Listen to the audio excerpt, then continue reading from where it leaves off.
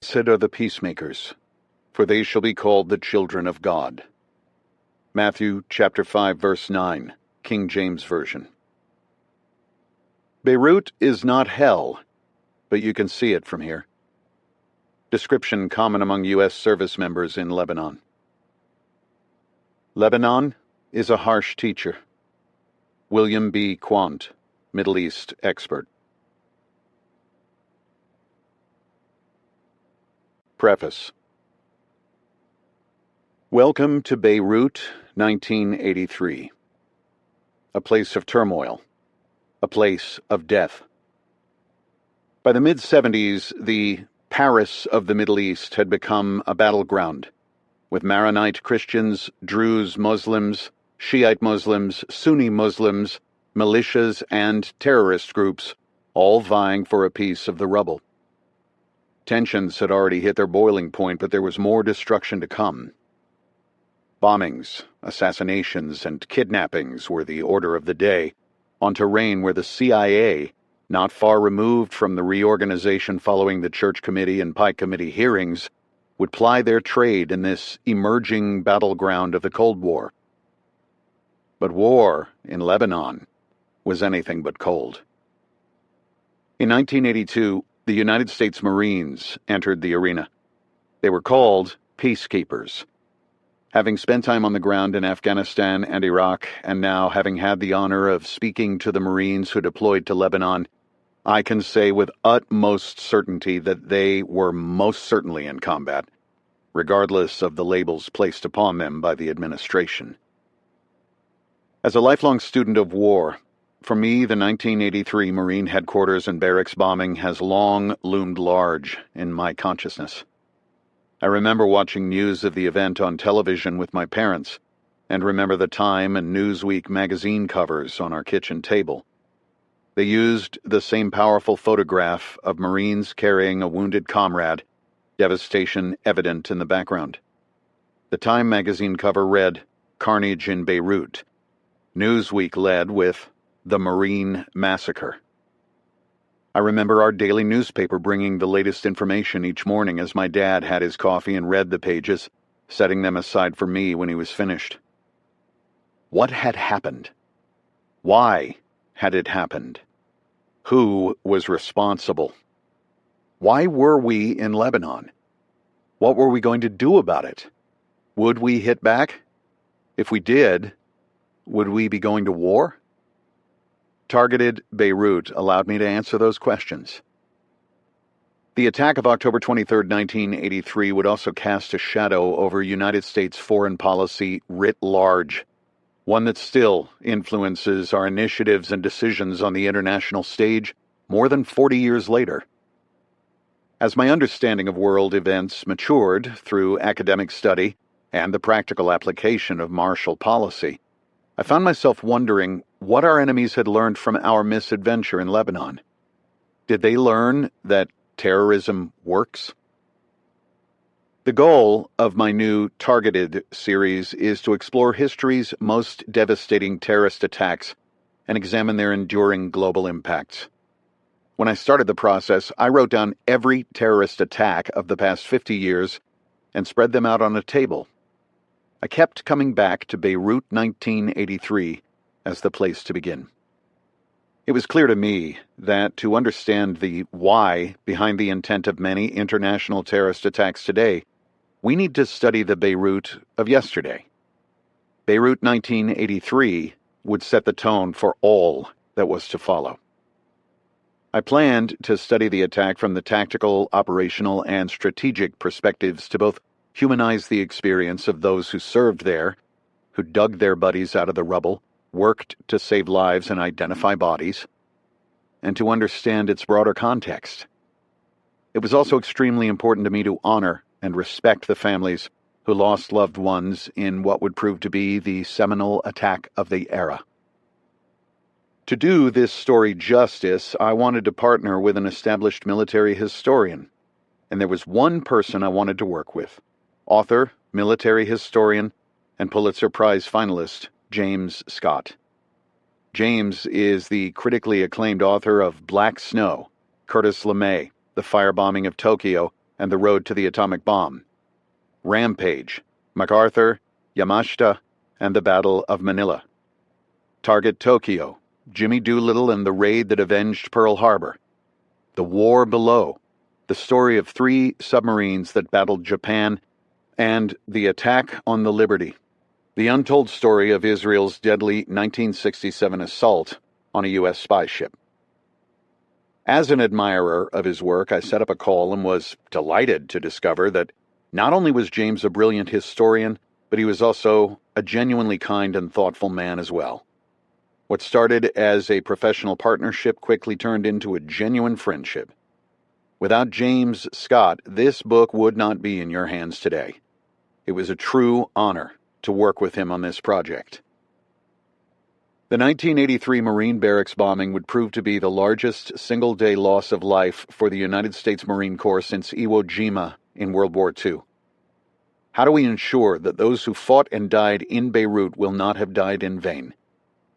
We learn. That is how we honor their memory. We remember them and their stories so that their experience in Lebanon will not fade from public consciousness. Targeted Beirut is for all of us. It is as much for citizens as it is for military flag officers and intelligence officials who advise elected representatives and lawmakers whose duty it is to effectively direct and control our military.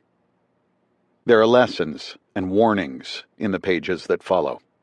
It is up to us to heed them and evolve them going forward into wisdom so that those who step up to serve our country in uniform or in our intelligence services will not have to relearn those lessons in blood.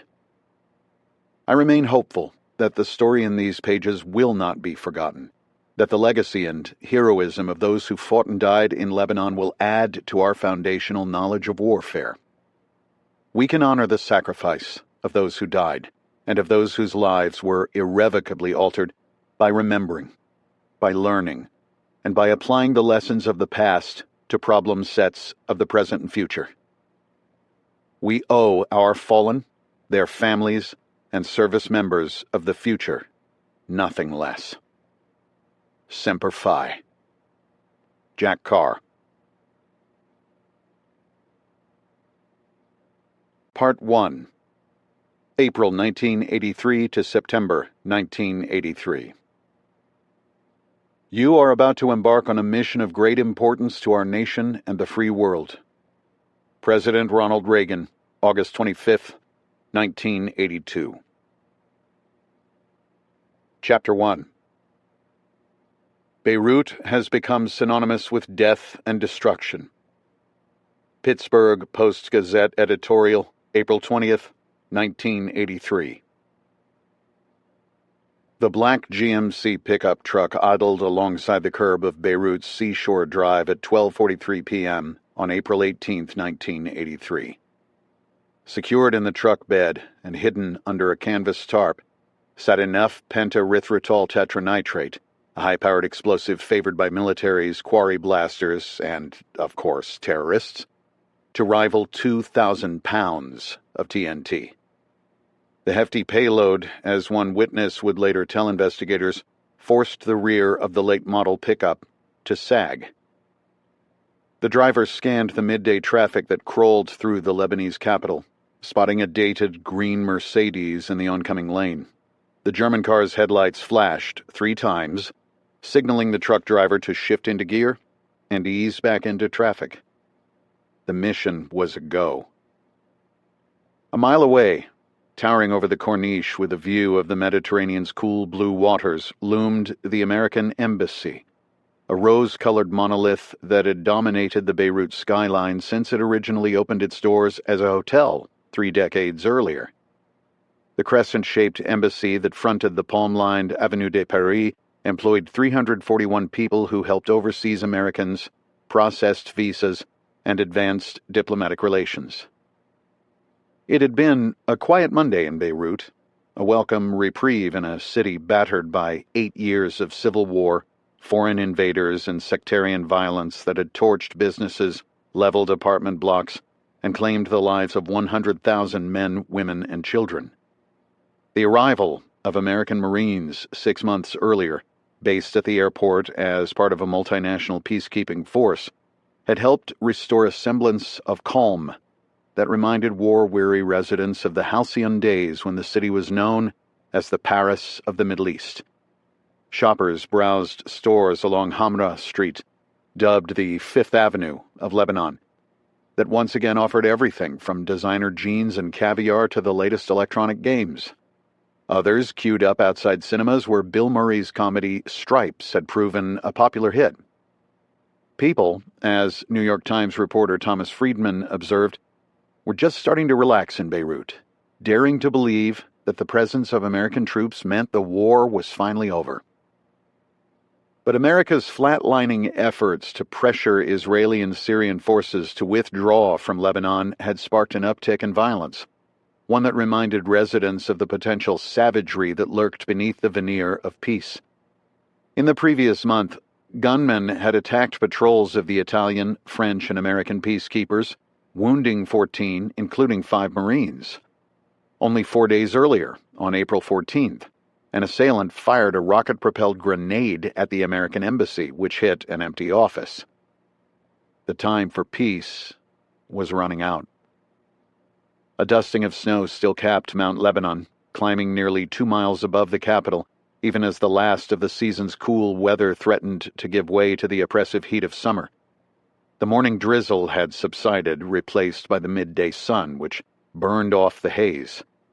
Locals in search of visas lined up outside the first-floor consular offices, which assisted an average of 150 people per day. Others strolled down the scenic seaside promenade. Up on the embassy's 6th floor, workers rolled out and installed new carpets. The day before, many of the embassy staff had participated in the Beirut Marathon, including General Services Officer Robert Essington, who had charged across the finish line in 4 hours and 2 minutes.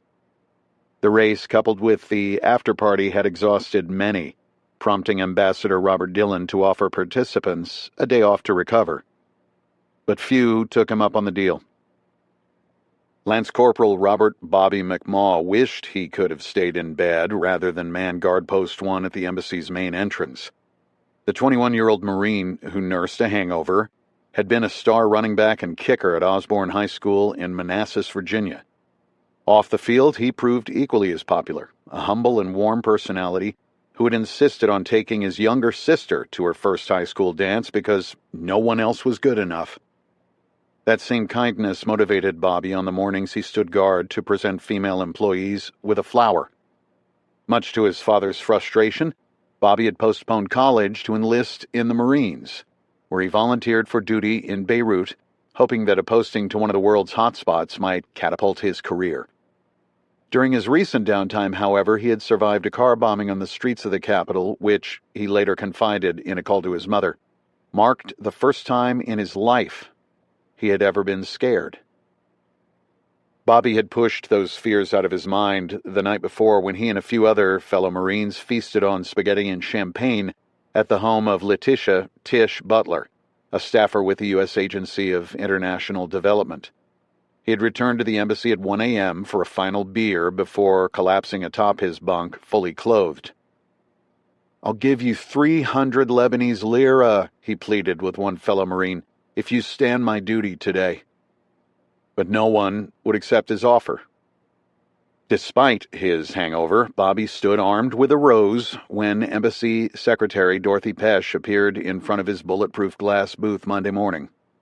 "How are you doing, Bob?" she asked. "I don't feel too good," he confessed. "You guys are going out too much," she chided him. The young Marine would have no doubt agreed. "Well," Pesch added, "maybe today will be a short day." The pickup truck closed the distance. Elsewhere in the embassy, Robert Ames of the Central Intelligence Agency huddled on the 5th floor with the embassy's spooks. The bespectacled father of 6 served as the clandestine agency's top Middle East expert, often tasked to personally brief President Ronald Reagan. At first glance, Ames appeared an unlikely intelligence officer. The 49-year-old Philadelphian, who stood 6 feet 3 inches tall, had grown up the son of a Pennsylvania steelworker. A basketball scholarship had earned him an education at LaSalle University, while a stint in the Army had introduced him to the world of signals intelligence. Over the years, as he pinballed between Yemen and Iran, Kuwait and Lebanon, he not only mastered Arabic but developed an unrivaled insight into the volatile region. Ames accomplished this while balancing time with his family in the Washington suburb of Reston, Virginia. He imitated Donald Duck's voice for his children, coached youth basketball, and liked to relax in his favorite rocking chair to the tunes of the Beach Boys. He was, as his wife Yvonne later said, the cornerstone of the family. Frustration in Washington over the president's apparent stillborn peace initiative for the region had landed Ames back in Beirut, where he had touched down the day before. The veteran operative had attended a dinner that night with his colleagues where the intractable reality cast a shadow over the evening. Those tensions had turned contentious Monday morning as Ames met with the agency's entire team. Station Chief Ken Haas, whose wife Allison brought him lunch most days, emerged from the session upset. He phoned her to pop by early where the couple ate a sandwich. She started to peel an apple, but her husband was too distressed to eat more. "I've got one more cable to write," he said. "I don't know how I'm going to do it. You go ahead and go home and take a nap, and I'll be home when I finish." Allison Haas rose and approached her husband, who grabbed her face with both of his hands and delivered a dramatic kiss, one she would remember for decades. "See you later," she said. Up on the 8th floor, Ambassador Dillon seized on the break in the rain to swap his business suit for workout clothes. One of his bodyguards waited for him to change while others prepared his convoy for the trip over to the American University of Beirut. His security detail would then close the field, allowing him to jog 3 miles around the track. The United States took the ambassador's safety seriously, and with good reason. During the Lebanese Civil War in 1976, assailants kidnapped and shot then-Ambassador Francis Malloy. 4 years later, gunmen in a speeding Mercedes ambushed Ambassador John Dean, though an armored limousine saved his life. But protecting the ambassador was far easier than securing the embassy, which operated out of a leased location with no setbacks in the heart of the congested capital. America had begun construction in 1973 of a more secure compound, but Lebanon's civil war had put that project on hold. In the meantime, the United States had invested $1.5 million to improve security, but only so much could be done to retrofit a decades-old hotel.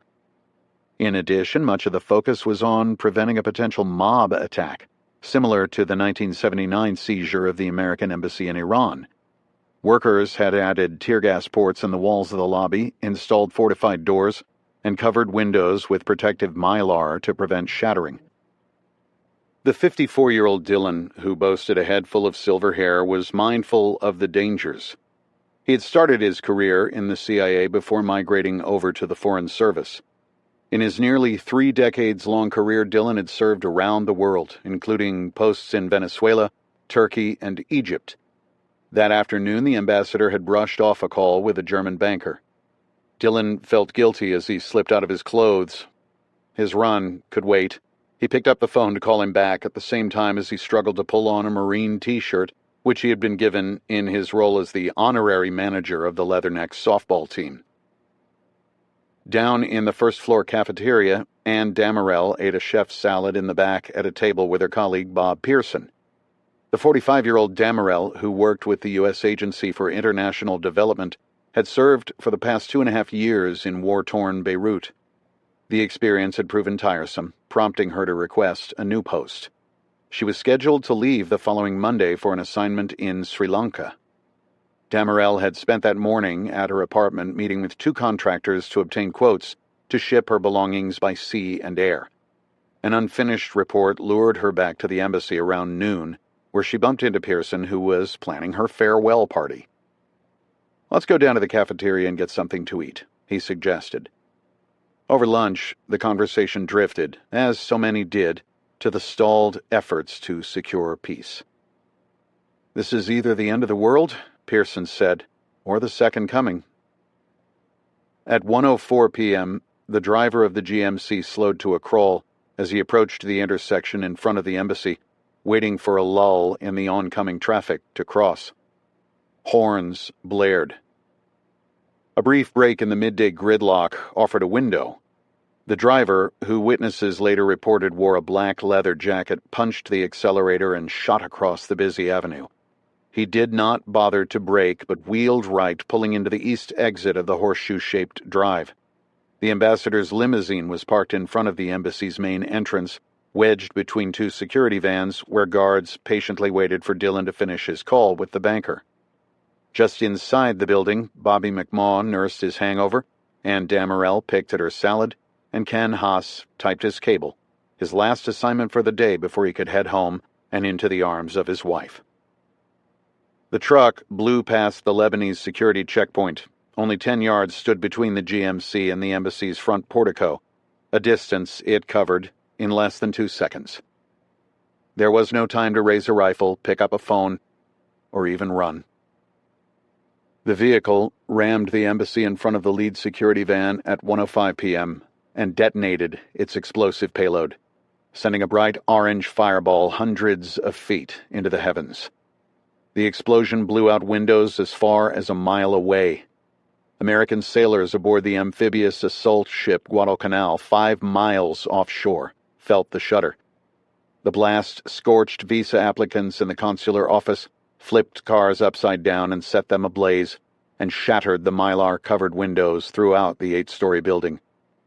The front of the embassy's center wing collapsed like a house of cards, burying the lobby under an avalanche of broken concrete, rebar, and splintered desks and file cabinets. The attack would prove to be not only the bloodiest assault on an American embassy, but the opening salvo in the nation's 4-decade war on terrorism. Everything, as one survivor recalled, went black. Chapter 2. I don't know how the hell I survived. John Reed, Public Affairs Officer, April 23, 1983. Sirens wailed. Black smoke curled skyward, blocking the midday sun and hiding the gouged front of the American embassy.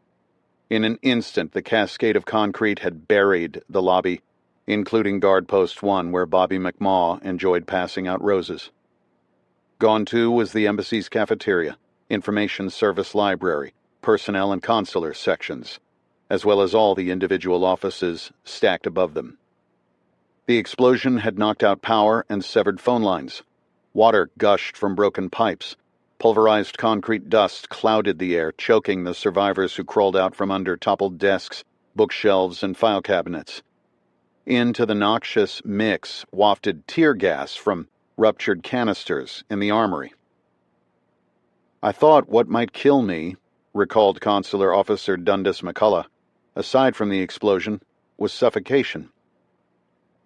Many never heard the blast, but felt only the sudden and violent shake of the building, reminiscent of an earthquake, followed by a rush of searing heat that hurled them to the floor, through walls, or in the case of Chief Warrant Officer Rayford Byers, out of a 5th-floor window.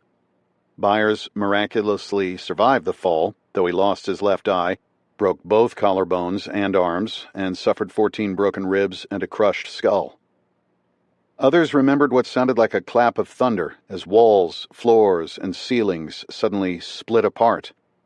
The explosion blew doors off hinges, tossed air conditioners across offices, and wrenched open safe doors, spewing classified documents into the air. Vaporized windows sliced up survivors and riddled them with shards of glass, including Robert Essington, who would later count more than 500 pieces embedded in his body. But that was only one of his problems. "Mr. Essington! Mr. Essington!" he heard his secretary holler at him in the immediate aftermath of the bomb. "Here's your ear." Survivors struggled to orient themselves in the dark and rubble-strewn landscape, one now filled with dangerous pitfalls, as Communications Officer Faith Lee discovered up on the 6th floor. "When I came out of the office, there was nothing there. You could see the sea," she recalled. "It had just been all blown away. I mean, it was just nothing." My God, she thought. How are we going to get out of here? Lee wasn't the only one. Corporal Ronnie Tumolo had just sat down to enjoy a lunch of rice with chili in the Marine mess hall when the terrorist's bomb exploded, showering him with glass. Seconds later, Tumolo's radio crackled with the voice of fellow Marine security guard Charles Pearson. "Holy shit, we've been hit big time," Pearson exclaimed. "React! React!" That was the code word for the Marines to grab their rifles and form up. Tumolo raced up the stairs to retrieve his gear from his room. When he arrived, he tried the door, only to find it wouldn't budge, no doubt a result of the blast. Tumolo took a few steps back and charged, ramming his shoulder into it, but again, the door held. In a final effort, he kicked the handle. "My bedroom door flung open," Tumolo said. "All I could see was the Mediterranean." The Marine stood in awe. Everything, he recalled, from my room down, was gone. Down on the first floor, Staff Sergeant Charles Light woke up after being thrown through a wall only to discover that the blast had robbed him of his boots. His solid oak desk, which had taken 7 men to install, was little more than splinters. The embassy's commissary and armory had erupted in flames. Rounds cooked off from the heat while smoke and tear gas permeated the air. Even though I'd been in that building for 9 months, I didn't know where I was, Light recalled. I couldn't orientate myself. The explosion had toppled walls and reduced the concrete support piers to rebar skeletons. The Marines stumbled through the rubble. "My hearing came back," he said. "I started hearing screams and moans and pleas for help." Light encountered a woman stumbling down the stairs from the second floor. The blast had left her face barely attached to her skull. Light comforted her amid the smoke and confusion, promising he could get her out of the embassy, even though he had no idea how. Through the smoke, the sergeant spotted an opening amid the debris.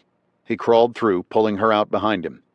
In the crescent-shaped driveway, Light spotted a severed leg from the ambassador's driver, Cesar Bathiard, who roasted just steps away inside one of the burning security vans. Bathiard's friend and fellow guard, Mohammed, used a rebar rod that resembled a crook to try to yank him from the vehicle, but he succeeded only in stripping away Bathiard's flesh. "Just as I looked at him," the sergeant recalled, his eyes popped out of his head. The guard's efforts were hopeless. Mohammed took out his pistol and shot Cesar between the eyes and killed him, Light testified. Put him out of his misery. Light grabbed the wounded woman and pulled her toward the corniche, a once peaceful coastal promenade. Bodies smoldered on the ground around them while others floated in the sea. The sergeant waved down a cab whose driver sized up the battered duo and tried to escape, no doubt wanting to avoid a bloody mess. Light flashed his handgun. The Marine helped the woman into the back seat and fished a wad of Lebanese cash from his pocket, which he tossed inside. "Mustashfa," he demanded. "Hospital." Up on the 8th floor, Ambassador Dillon's T-shirt, which he pulled over his head the moment the bomb detonated, saved his face when the window imploded in front of him. "Everything," Dillon said, "seemed to happen in slow motion." The wall behind his desk collapsed, burying his legs beneath a masonry slab that measured 5 feet long by 2 wide. Smoke, dust, and tear gas filled his office, convincing him initially that another rocket-propelled grenade had hit the embassy. Deputy Chief of Mission Bob Pugh, Secretary Dorothy Pascoe, and Administrative Counselor Thomas Barron charged in, covered with dust. Unable to lift the slab, the trio used a flagstaff to pry up the wall, allowing the ambassador to wriggle free. "We all started to cough and retch from the tear gas," Dillon said. "Someone vomited." The explosion had destroyed the embassy's central staircase, forcing them to climb down an alternative stairwell crowded with debris. On the descent, the group picked up other bloodied survivors. This was far worse, the ambassador realized, than a rocket-propelled grenade attack. "We were astounded to see the damage below us," Dillon recalled. With each second, the magnitude of the explosion became clear. In the back of the cafeteria, Anne Damerel felt heat like an oven the second the bomb exploded. She opened her eyes moments later to see blue sky. The ground floor cantina had absorbed some of the worst of the terrorists' blast. Damarel and her lunch partner Bob Pearson were the only two to survive. The blast had left Damarel with 19 broken bones, including one foot, both arms, multiple ribs, and her pelvis and scapula. "Relax," she told herself. "Just remain calm." Her wait was fortunately short. Within minutes, several rescuers found her, removing the debris that pinned her legs before lifting her up. Ambassador Dillon watched as the men carried her out to an ambulance. She looked, he recalled, like a piece of hamburger. "She's not going to make it," he thought. Students from the neighboring American University of Beirut were some of the first to arrive, along with several taxi drivers along the Corniche who offered to transport wounded to the hospital. French peacekeepers pulled up within minutes, cordoning off the area. The senior officer asked who was in charge. A staffer directed him to Bob Pugh, who had just escaped along with the ambassador. The officer saluted the deputy chief of mission. "May we enter your embassy?" he asked. Pugh welcomed them. Red Cross and Lebanese civil defense volunteers followed. Medical teams rushed inside to help free trapped employees and provide first aid. Lack of familiarity with the building handicapped rescuers. Those who were mobile attempted to exit what was left of the embassy, a challenge given the destroyed stairs and darkness coupled with the rubble and smoke. In addition, many embassy staffers suffered from cuts, broken bones, and shock. Some coughed and stumbled, others cried. Marine security guards in gas masks assisted. "People were walking like they were in a trance, like they were zombies," recalled Faith Lee. Everybody was traumatized. Public Affairs Officer John Reed echoed her. "It was chaos," he said. "Glass and blood were everywhere." The scene proved equally as frenetic outside. From the top floors, wrote Herbert Denton of the Washington Post, the screams and cries of trapped employees could be heard. Acrid black smoke from the embassy and at least 8 burning cars filled the air. Concrete chunks along with license plates and hubcaps littered the ground. Flying debris had sliced one of the trees in half while the searing heat melted a nearby traffic light. A Lebanese personnel carrier lay upside down in the surf where bodies and body parts bobbed in the water. An American security guard who suffered from shock paced out front. "It's gonna blow," he repeatedly hollered. "It's gonna blow." Ambulances and fire trucks converged on the diplomatic mission along with journalists, many of whom worked nearby. Rescue workers and passers-by began pulling limp and charred bodies out of the debris. Some carried out pieces of bodies on stretchers or wrapped in blankets, observed David Zucchino of the Philadelphia Inquirer. A man's torso was brought out on one stretcher and a man's leg on another. Blood and body parts smeared the ground. Some rescuers accidentally stepped on them. British journalist Robert Fisk with the Times watched a Red Cross worker use a bucket to scoop up remains. "We tripped over corpses," he wrote. "The roadway was slippery with water, glass and blood and other more terrible objects, which a team of Lebanese Red Cross men and women were shoveling onto stretchers." American Marines based 4 miles south at the airport rolled up in jeeps 20 minutes after the blast. Colonel James Meade, commander of American peacekeeping forces, immediately sized up the damage. "It was," he noted, "a catastrophic event." "1 platoon is not enough," the colonel radioed. "Send 2. French troops turned over control to the Americans, who guarded the perimeter and began a sweep of the building. One Marine outside watched rescuers bring out bodies. "Damn, damn, damn," he muttered. Another paced the ruins. "My buddy was in there," he said. "I can't find him." Moments after the blast, an anonymous caller phoned the Beirut office of Agence France Presse, the French wire service, claiming responsibility on behalf of the Islamic Jihad organization. A similar call was made to the Beirut newspaper Al-Liwa. Authorities assessed the Islamic Jihad organization to be a pro-Iranian Shiite Muslim group. The terror organization had previously taken credit for the recent grenade attack that wounded 5 Marines. "This is part of the Iranian Revolution's campaign against imperial targets throughout the world," the caller said. "We shall keep striking at any imperialist presence in Lebanon, including the multinational force." Throughout the afternoon, rescuers dug out the wounded and the dead. Over them all dangled the body of a man in a tan suit coat, whose legs were pinned between the concrete slabs of the 4th and 5th floors. The employee's head and arms hung down, dripping blood on the slabs below. Around 5 p.m., rescuers pulled out what would prove to be the last survivor, who had spent 4 hours buried under the rubble and rebar. He was, as one Red Cross worker told reporters, very glad to see us. Hundreds of onlookers crowded around the perimeter to watch, including families of local employees. The Lebanese military struggled to hold back distraught relatives. The more hysterical among them stood about screaming the names of their missing family members, noted Thomas Friedman of the New York Times, while others leaned against a wall, gripping handkerchiefs or a purse and weeping silently. Crews with Lebanon, Lebanon's largest construction contractor, brought in portable lights, generators, and bulldozers, which would allow rescuers to work throughout the night. Jackhammers rattled as darkness settled over the capital. With the giant floodlights, Time magazine observed, it looked like a scene from an apocalyptic disaster movie. Back in Washington, President Ronald Reagan was outraged by the attack, which he viewed as both vicious and cowardly. At 11:50 a.m. in Washington, or 6:50 p.m. in Beirut, Reagan stepped out into the White House Rose Garden to address reporters, flanked by Vice President George H.W. Bush. This criminal attack on a diplomatic establishment will not deter us from our goals of peace in the region. We will do what we know to be right, the president said.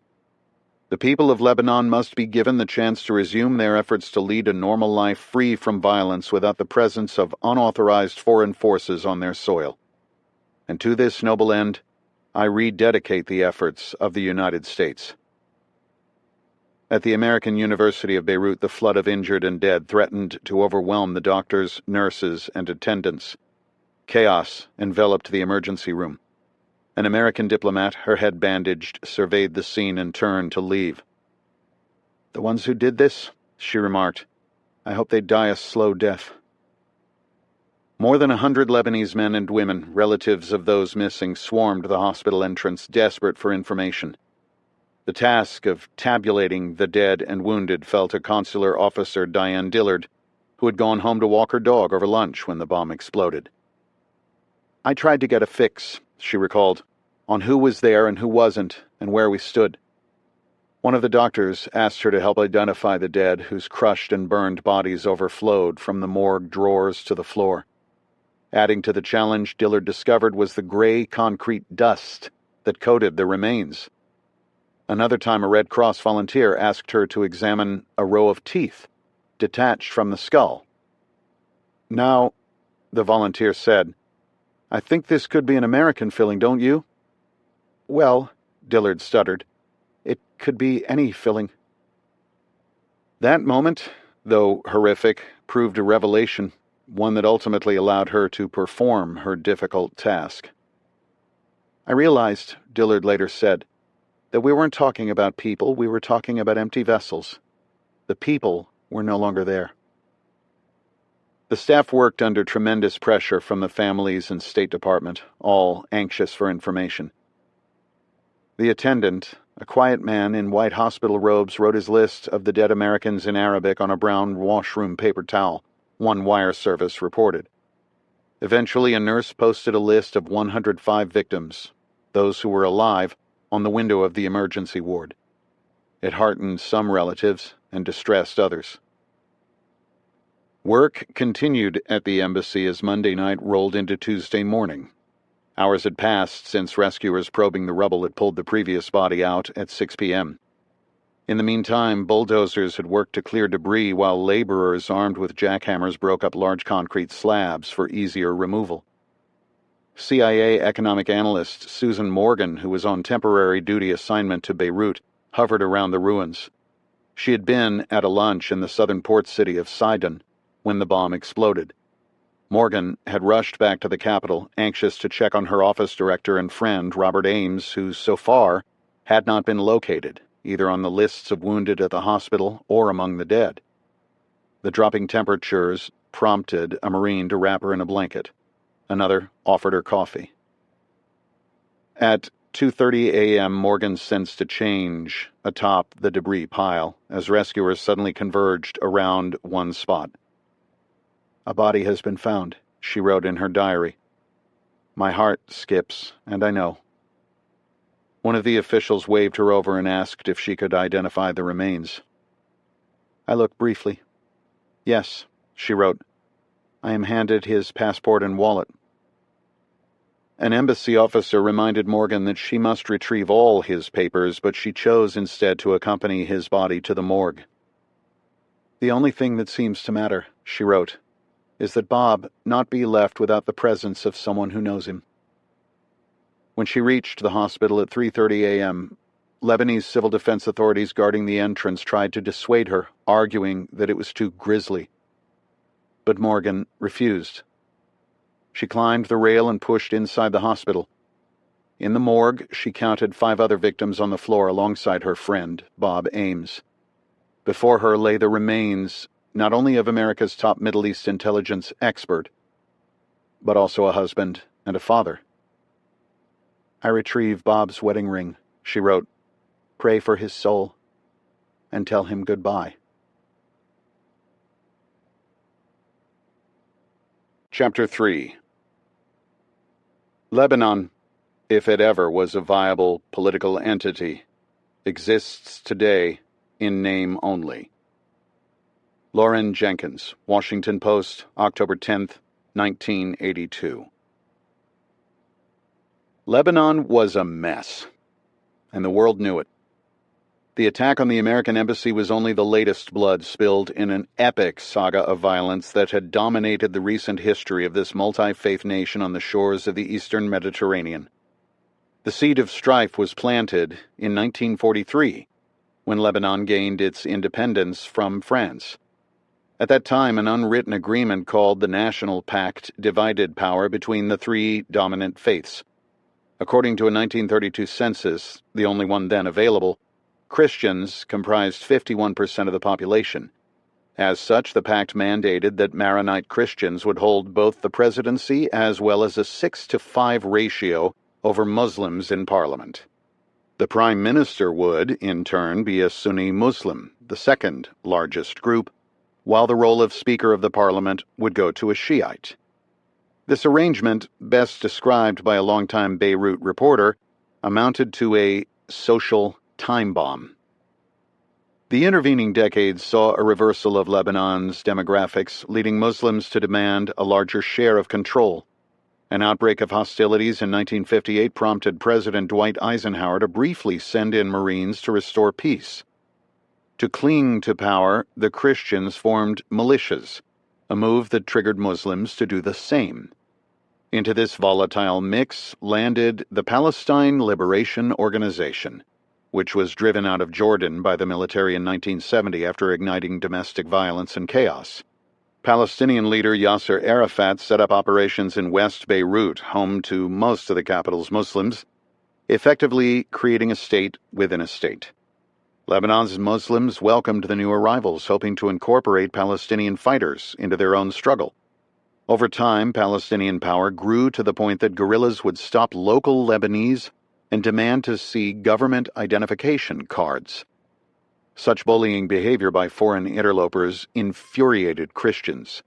That, coupled with Arafat's attacks on Israel, which only invited retaliatory bombings and raids that wreaked havoc in the capital, led Christians to demand that the army follow Jordan's example and expel the Palestinians.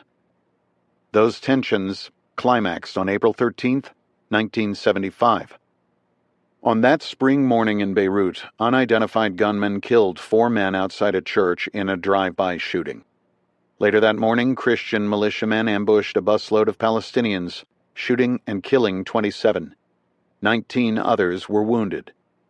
Those events sparked escalatory violence that led the Lebanese army to splinter along religious lines as the nation soon spiraled into civil war. The 19-month bloodletting would ultimately claim the lives of 60,000 men, women, and children, a staggering figure in a nation the size of Connecticut and home to just 3 million people. The fighting likewise ravaged Beirut, a once beautiful coastal city hailed as the Paris of the Middle East. Neither side won. The conflict ended only after 30,000 Syrian troops, backed by Saudi Arabian cash, stepped in as a peacekeeping force. The war not only devastated block after block of apartments, hotels, and businesses, but wrecked the economy and eradicated government services from law enforcement to the postal system. The country fragmented along religious lines. The Christian-led government and supporting militias, weakened by the civil war, controlled only East Beirut and a few Christian pockets in the nearby mountains. Muslim militias and the Palestinians held West Beirut and areas south of the capital toward Israel. Syrian forces, supported by the Shiites, dominated the coastal city of Tripoli as well as the eastern Bekaa Valley. Druze Muslims camped out in the Chouf Mountains, which peered down on the capital. The sheer scope of the catastrophe which has hit Lebanon, the Wall Street Journal opined, must be seen to be appreciated. Over the next several years, the nation struggled, its tenuous peace interrupted by periodic artillery barrages, bombings, and gunfire. Lebanon, as Defense Secretary Caspar Weinberger noted, had become a killing ground where the conflicting interests of Syria, Israel, and the Palestine Liberation Organization combined with local Lebanese antagonisms to produce a nightmare of epic proportions. Such fights were not always interfaith. Some of the worst violence involved rival Christian militias who battled for power, money, and territory. These militiamen, New York Times reporter Thomas Friedman colorfully observed, shunned religious vestments, preferring instead cologne, gold chains, and armored Mercedes-Benzes. They were Christians, the reporter quipped, like the Godfather was a Christian. By the summer of 1980, the Phalange emerged as the dominant Christian militia run by 32-year-old Bashir Gemayel, who had wiped out most of his rivals, including some who were tossed out of the upper-floor windows of a hotel. Gemayel was something of an expert, Friedman added, in gangland murders. In the struggle for Lebanon, Israel supported the Christians with money, weapons, and training, since both sides shared the mutual goal of destroying the Palestine Liberation Organization. The Israelis are terribly vulnerable to anyone who winks at them, Friedman wrote. But Gemayel didn't just wink. He whispered the idea that the two of them could reshape Lebanon and forge a peace treaty. Israel swooned. But the Palestinians were not the only ones who threatened Christian dominance. Syria's role in Lebanon was not purely altruistic, but part of President Hafez Assad's hegemonic dream to bolster his nation's regional dominance. In addition to land, Syria wanted to install a puppet government in Beirut, one that would diffuse Israel's growing influence. In the spring of 1981, Gemayel's Phalangist forces attempted to expand control to Zal, a largely Christian city and the capital of the Syrian-controlled Bekaa Valley. In response, Syria besieged the city, lobbing artillery and torching crops. Anxious to undercut Syria, Israel threatened to jump into the fray in support of the Christians. "We won't let them perpetrate genocide in Lebanon," declared Israeli Prime Minister Menachem Begin. On April 28, 1981, Israel shot down 2 Syrian helicopters.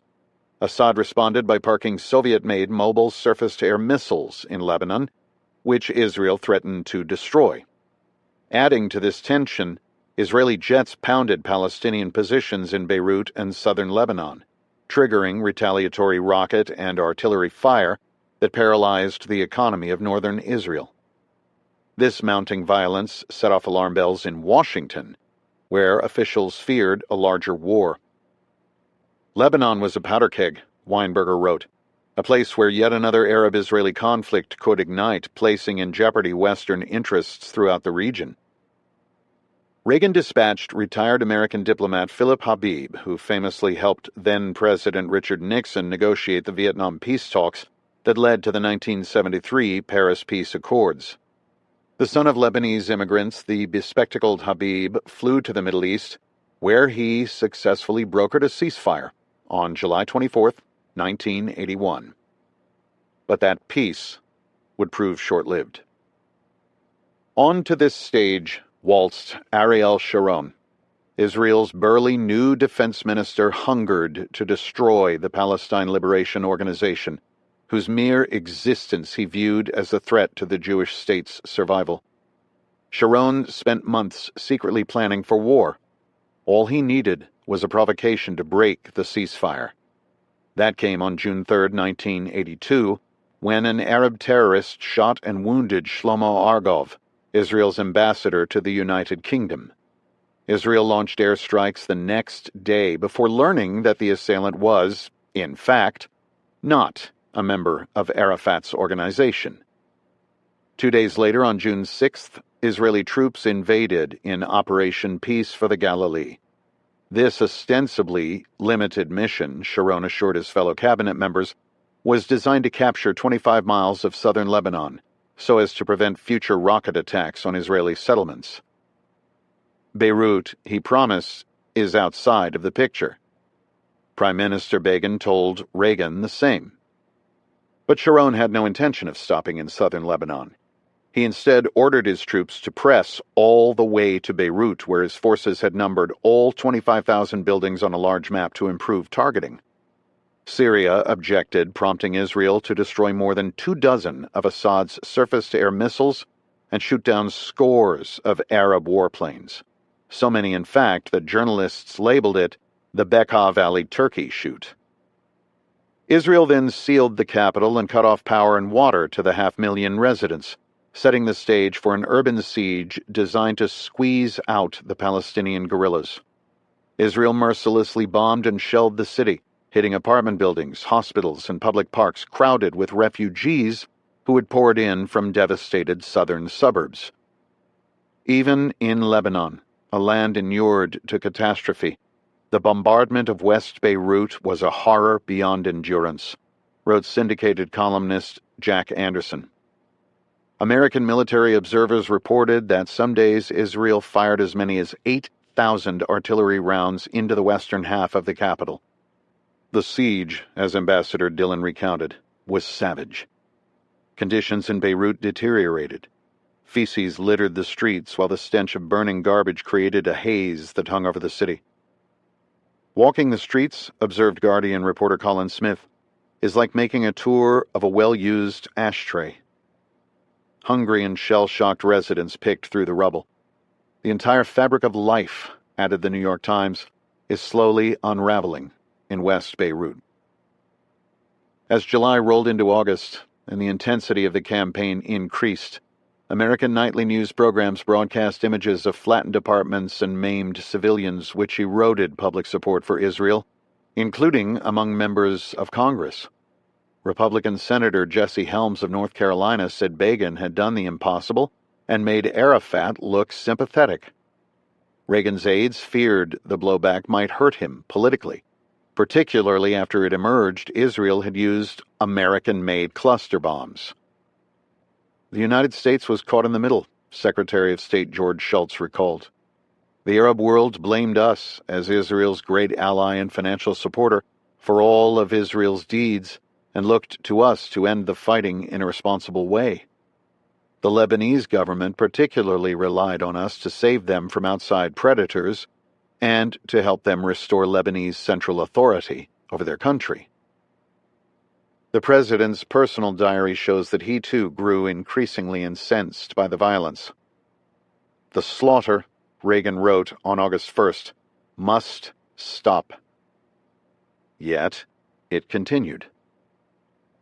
After Israel bombed Beirut for 11 hours on August 12th, Deputy Chief of Staff Michael Deaver stormed into Reagan's office. "Mr. President," he began, "I have to leave." "What do you mean?" "I can't be part of this anymore. The bombings, the killing of children, it's wrong," Deaver continued. "And you're the one person on the face of the earth right now who can stop it. All you have to do is tell Begin you want it stopped."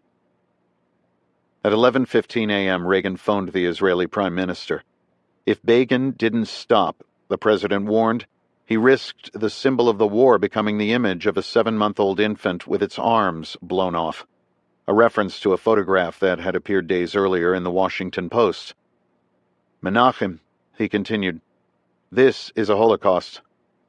"Mr. President," the Prime Minister bristled, "I know all about a Holocaust." "It has gone too far," Reagan insisted. "You must stop it."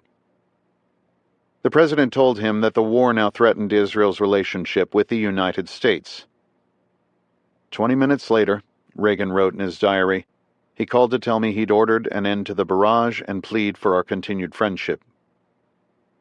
"I didn't know I had that kind of power," the President confessed to Deaver. The combination of Israel's attacks coupled with the failure of any Arab nations to intervene on his behalf convinced Arafat that, at long last, he needed to decamp from Lebanon.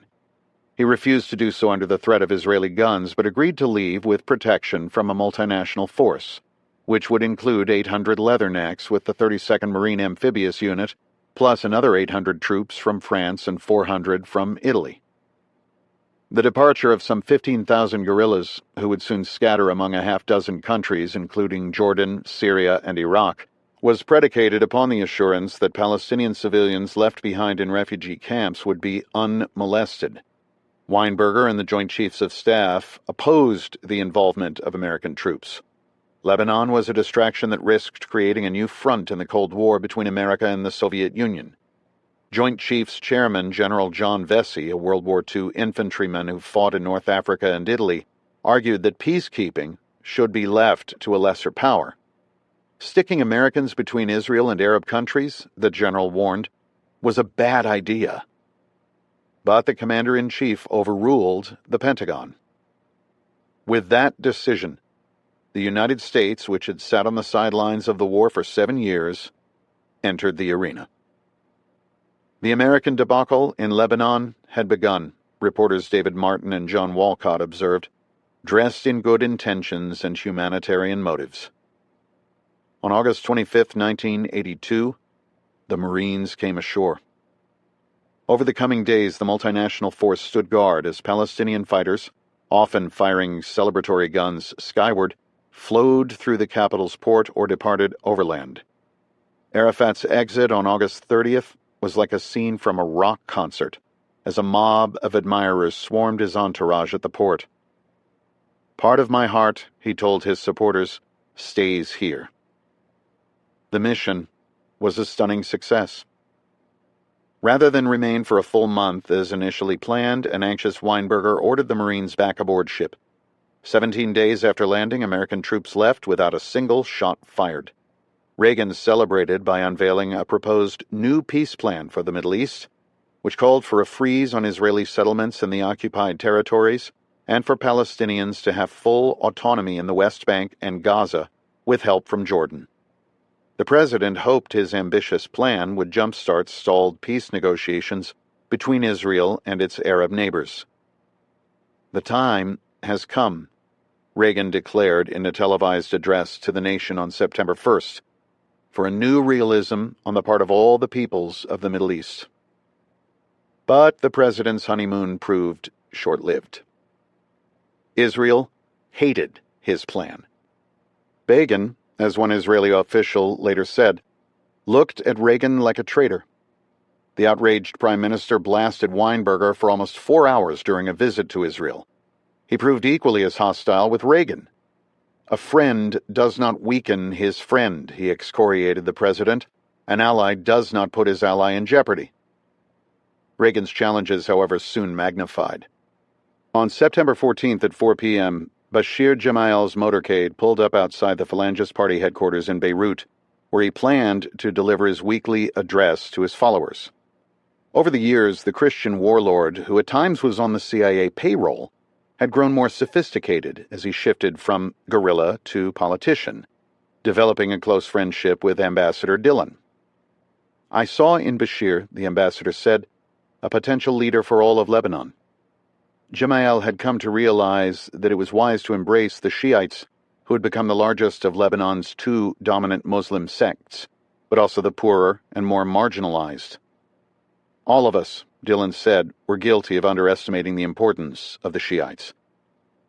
A few weeks earlier, Lebanon's parliament, with the help of generous bribes from Israel, had elected Gemayel president. His inauguration would take place in 9 days. In exchange, Gemayel had promised to evict any remaining Palestinians and bring peace at last to the border. Israel's exuberance over his election prompted a rebuke from Schultz. "You could crush him with your embrace," he warned. But it was not the Israelis who crushed him. Gemayel, who had survived 2 previous assassination attempts and had even lost his 18-month-old daughter in a remotely detonated car bomb attack, should have known to vary his routine. The day before Gemayel arrived for his weekly talk, 26-year-old Habib Tanius Shartouni of the National Syrian Socialist Party, and operating on orders from a Syrian intelligence operative out of Rome, had left a suitcase bomb on the floor of his sister's 3rd-floor apartment, directly over where Bashir held his weekly meeting. "Let me tell you a story," Gemayel began that afternoon. On an adjacent rooftop, Shartouni watched and waited. "When the statue of the late President Bishara el-Khoury was sculpted," Gemayel continued, "his sons protested that its face bore no resemblance to their father's portrait. In time, though, they grew accustomed to the statue and forgot that it actually looked nothing like the photographs in their homes. The same thing will happen now. The opposition will grow accustomed to the portrait of the new president, even though it didn't want him." At 4:10 p.m., Shartouni pressed the remote detonator, triggering a massive explosion that shook the city. The 3-story building imploded, each floor pancaking upon the next while littering the streets with the arms and legs of the more than 24 killed. Rumors swirled that Gemayel had survived, but as the hours slipped past, efforts to find him in local hospitals diminished. At 9:45 p.m., a Mossad agent, checking corpses in the morgue at the Hotel Dieu hospital, spotted a familiar wristwatch on a victim whose battered face was unrecognizable. The final proof of identification, Israeli historians Ze'ev Schiff and Ehud Ya'ari wrote, was found in the pocket of the blue suit, Bashir's white gold wedding ring. Gemayel's assassination outraged Israel, who saw his death as a grievous blow to their efforts to shape Lebanon. His assassination likewise left unfinished Sharon's plan to eradicate the Palestine Liberation Organization's remaining political infrastructure in Lebanon. Within hours of Gemayel's death, Israeli troops again rolled into Beirut, this time as part of Operation Iron Mind. The public rationale was to prevent the capital from descending into chaos, but Sharon had ulterior motives. Israeli forces surrounded the Palestinian refugee camps at Sabra and Shatila. Sharon was convinced that the camps, despite the evacuation of the Palestinian guerrillas, still held as many as 3,000 fighters, a fact Dillon later refuted. There were almost no adult males, the ambassador testified. There were elderly men, women, and children. Sharon met with leaders of the Phalange militia who were outraged over the assassination of Gemayel. He instructed them to go into the camps and root out terrorists. "I don't want a single one of them left," Sharon instructed. On the night of September 16th, Phalange militiamen crept into the camps. To assist in the operation, Israel fired 81mm illumination flares and later dropped others by plane. The militiamen then went door to door, massacring the inhabitants, a slaughter that would carry on for 36 hours. Word of the violence soon trickled out. On September 17th, British reporter Robert Fisk ran into his Washington Post colleague Lauren Jenkins, who was on the phone in the lobby of the Commodore Hotel, home to many foreign journalists. "Fisky," he said, "something's going on in the camps." Reporters arrived the next day only to be greeted by millions of flies. With handkerchiefs pressed over their mouths, the journalists navigated through the carnage. "When we had seen 100 bodies, we stopped counting," Fisk recalled. "Down every alleyway there were corpses, women, young men, babies, and grandparents, lying together in lazy and terrible profusion where they had been knifed or machine-gunned to death. Many of the dead had been shot, including men found lined up alongside walls with their hands and feet bound. Others bore signs of torture and trauma. Reporters observed women with their skirts hiked up and legs spread apart. One man had been castrated. Children populated the dead, including one infant still cradled in the arms of its deceased mother. The bullet that had passed through her breast had killed the baby too, Fisk wrote. Someone had slit open the woman's stomach, cutting sideways and then upwards, perhaps trying to kill her unborn child. Her eyes were wide open, her dark face frozen in horror. Jesus Christ, Associated Press photojournalist Bill Foley repeated. Friedman of the New York Times was horrified by the violence, which he observed had spared no creature, including horses so riddled by gunfire that their bellies had burst open. Friedman poured his anguish out into a 4-page spread in the New York Times that would later earn him the Pulitzer Prize in international reporting. Sabra and Shatila was something of a personal crisis for me, the Jewish reporter wrote. The Israel I met on the outskirts of Beirut was not the heroic Israel I had been taught to identify with. The murderers had made a hasty effort to bury some of the dead with bulldozers, but failed to finish the job, which Fisk discovered when he ascended what he thought was an earthen berm. I could see a man's head, a woman's naked breast, the feet of a child, he recalled. I was walking on dozens of corpses which were moving beneath my feet. Those efforts only complicated the challenge of tallying the dead, which Red Cross officials estimated ran between 800 and 1,000 people. All of us wanted to vomit, Fisk concluded of his visit. We were breathing death, inhaling the putrescence of the bloated corpses around us. News of the massacre, which landed on the cover of Time magazine, horrified American leaders. Morris Draper, who served with Habib as special envoy to the Middle East, dictated a message to Sharon. I have a representative in the camp counting the bodies. You should be ashamed, he said. The situation is absolutely appalling. They're killing children. You have the field completely under your control and are therefore responsible for that area. Secretary of State Schultz agreed. I was shaken and appalled, he said. So too was Reagan, who channeled his anger into a statement he released about the atrocities. All people of decency must share our outrage and revulsion over the murders, which included women and children.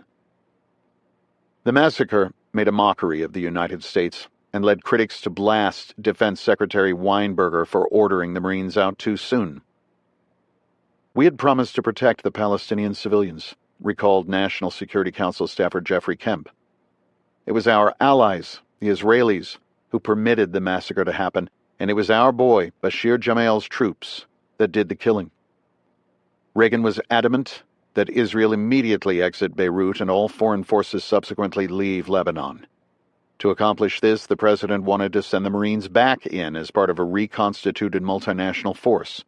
Schultz supported the plan, but Weinberger and the Joint Chiefs of Staff once again objected. We shouldn't be the Beirut Police Department, Weinberger cautioned. Reagan disagreed. I recognize your concerns, the president told those who opposed the mission. But we have no choice now but to go back in and restore order. In an address to the American people on September 20th, the president declared that the time for talk had passed. The world now needed action. The participation of American forces in Beirut will again be for a limited period, he said, but I've concluded there is no alternative to their returning to Lebanon if that country is to have a chance to stand on its own feet. The first mission of American military forces had been to oversee the withdrawal of the Palestine Liberation Organization, an operation that had a clear objective. But now, what precisely was the new mission? And without a defined goal, what would define success? No one knew. We didn't have a solution to the problem, Ambassador Dillon admitted, and we turned to the Marines. Chapter 4.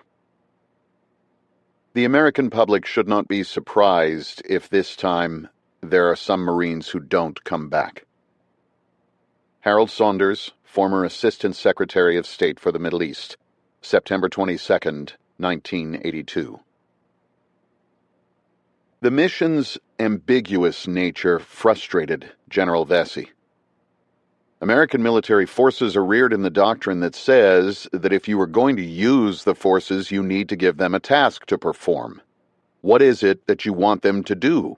Vesey said. We never got a sufficiently defined task that either we or the forces on the ground really understood. Weinberger echoed the general. The multinational force had no mission, no rules of engagement. They weren't even allowed to protect themselves, the defense secretary recalled. It was, I thought, a very wrong enterprise from start to finish. The only consolation was that most thought the mission would be of limited scope and duration. We figured that once we got over our feeling of guilt and a little bit of law and order was established, the Marines would be withdrawn, Vesey added. That was the fundamental wrong assumption in Lebanon, that things were going to get better. On September 29, 1982, the Marines returned. The role of the Leathernecks, officials spelled out in orders, would be one of presence. The Marines would provide a stabilizing force, a buffer between warring factions. What is presence? Colonel James Meade, commander of the Marine Force, asked at the time. They don't teach that at the War College. The colonel confided his confusion in Lieutenant General John Miller, commander of the Fleet Marine Force Atlantic. Jim, the general replied, the reason they didn't tell you what to do is because they didn't know what the hell to tell you to do. Lebanon's instability and history of violence alarmed some members of Congress. A lot of us are holding our breath, said Republican Senator Ted Stevens of Alaska. We're going right into the fire on this one, where revenge, revenge, revenge is the order of the day, added Senator Henry Scoop Jackson, a Washington Democrat. The same day Marines landed, Reagan fired off a letter to Congress, a requirement under the War Powers Resolution anytime American troops deploy. In his vague two-page report, the president wrote that the Lebanese government had requested the presence of the Marines. Troops would serve as an interposition force, so as to support the Lebanese government and military in restoring peace. Reagan could not specify how long the Marines would remain in Beirut, but he promised that it would be a limited operation. In carrying out this mission, the American force will not engage in combat, the president assured lawmakers. There is no intention or expectation that U.S. armed forces will become involved in hostilities. On October 28, 1982, a month after the Marines returned, Reagan defined his twin objectives in National Security Decision Directive No. 64, a secret document titled Next Steps in Lebanon. The president's primary goal was the withdrawal of Israeli, Syrian, and Palestinian forces. The second was to strengthen the Lebanese government under the leadership of newly elected President Amin Gemayel, the older brother of the slain warlord. That would require rebuilding Lebanon's military so it could maintain peace and defend its borders. I recognize that there are substantial risks in these undertakings which will confront our forces and those of our friends, Reagan wrote. However, mindful of the recent tragic history of this traditionally friendly country and the opportunity which now clearly exists to further the cause of peace between Israel and all its neighbors, we cannot let this historic moment pass. The president's new goals went far beyond providing just a presence. America now planned to resurrect a country wrecked by years of war. It was a wonder, Draper recalled, that we had established for ourselves such an ambitious aim, which was nothing less than the removal of all foreign forces from Lebanon and the establishment of a stable country. It was a road filled with potential landmines, particularly since the central government controlled at best barely a third of the country, with the rest carved up between Israel, Syria, as well as various militias. Furthermore, in supporting the Christian-led government, America was, in essence, picking sides, a potentially dangerous proposition in a nation torn by religious strife. The safety of the Marines depended upon American neutrality. And how they fared would hinge on Amin Gemayel. America had handcuffed its fate to the newly elected president, a 40-year-old political lightweight and playboy with perfect hair who was also a corrupt and notorious womanizer.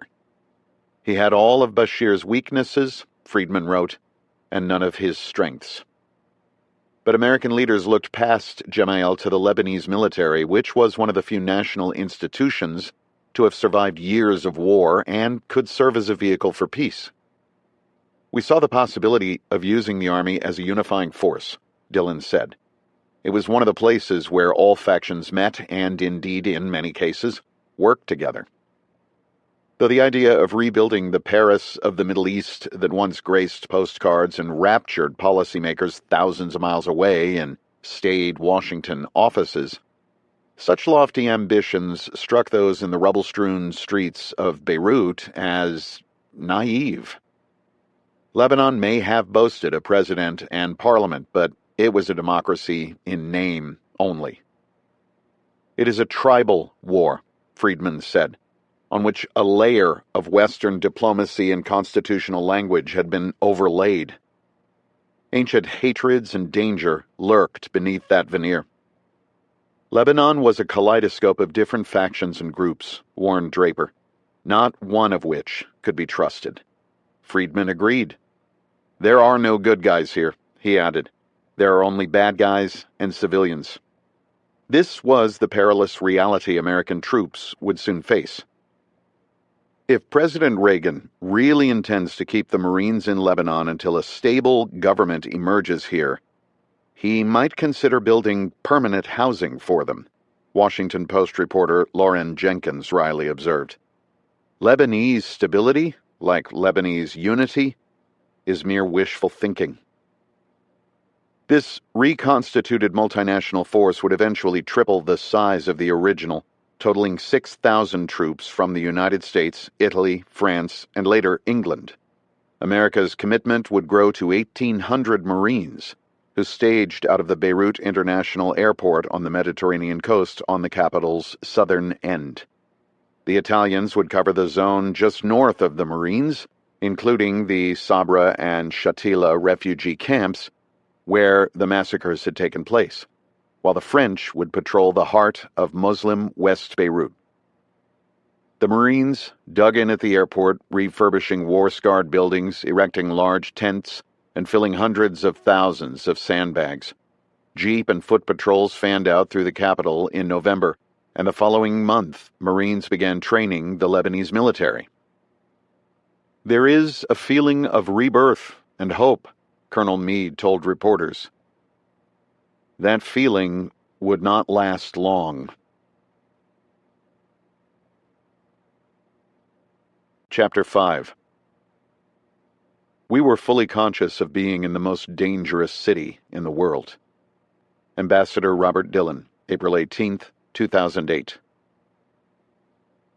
At 6:30 p.m. on April 23, 1983, Marine One touched down on the tarmac at Andrews Air Force Base in the suburbs of Washington. The gray skies and drizzle that greeted President Reagan as he emerged from the helicopter reflected the somber occasion of his visit. The President and First Lady were there that Saturday evening to honor and pay respect to the flag-draped caskets of the Americans killed 6 days earlier in the embassy bombing, an attack that had outraged the President.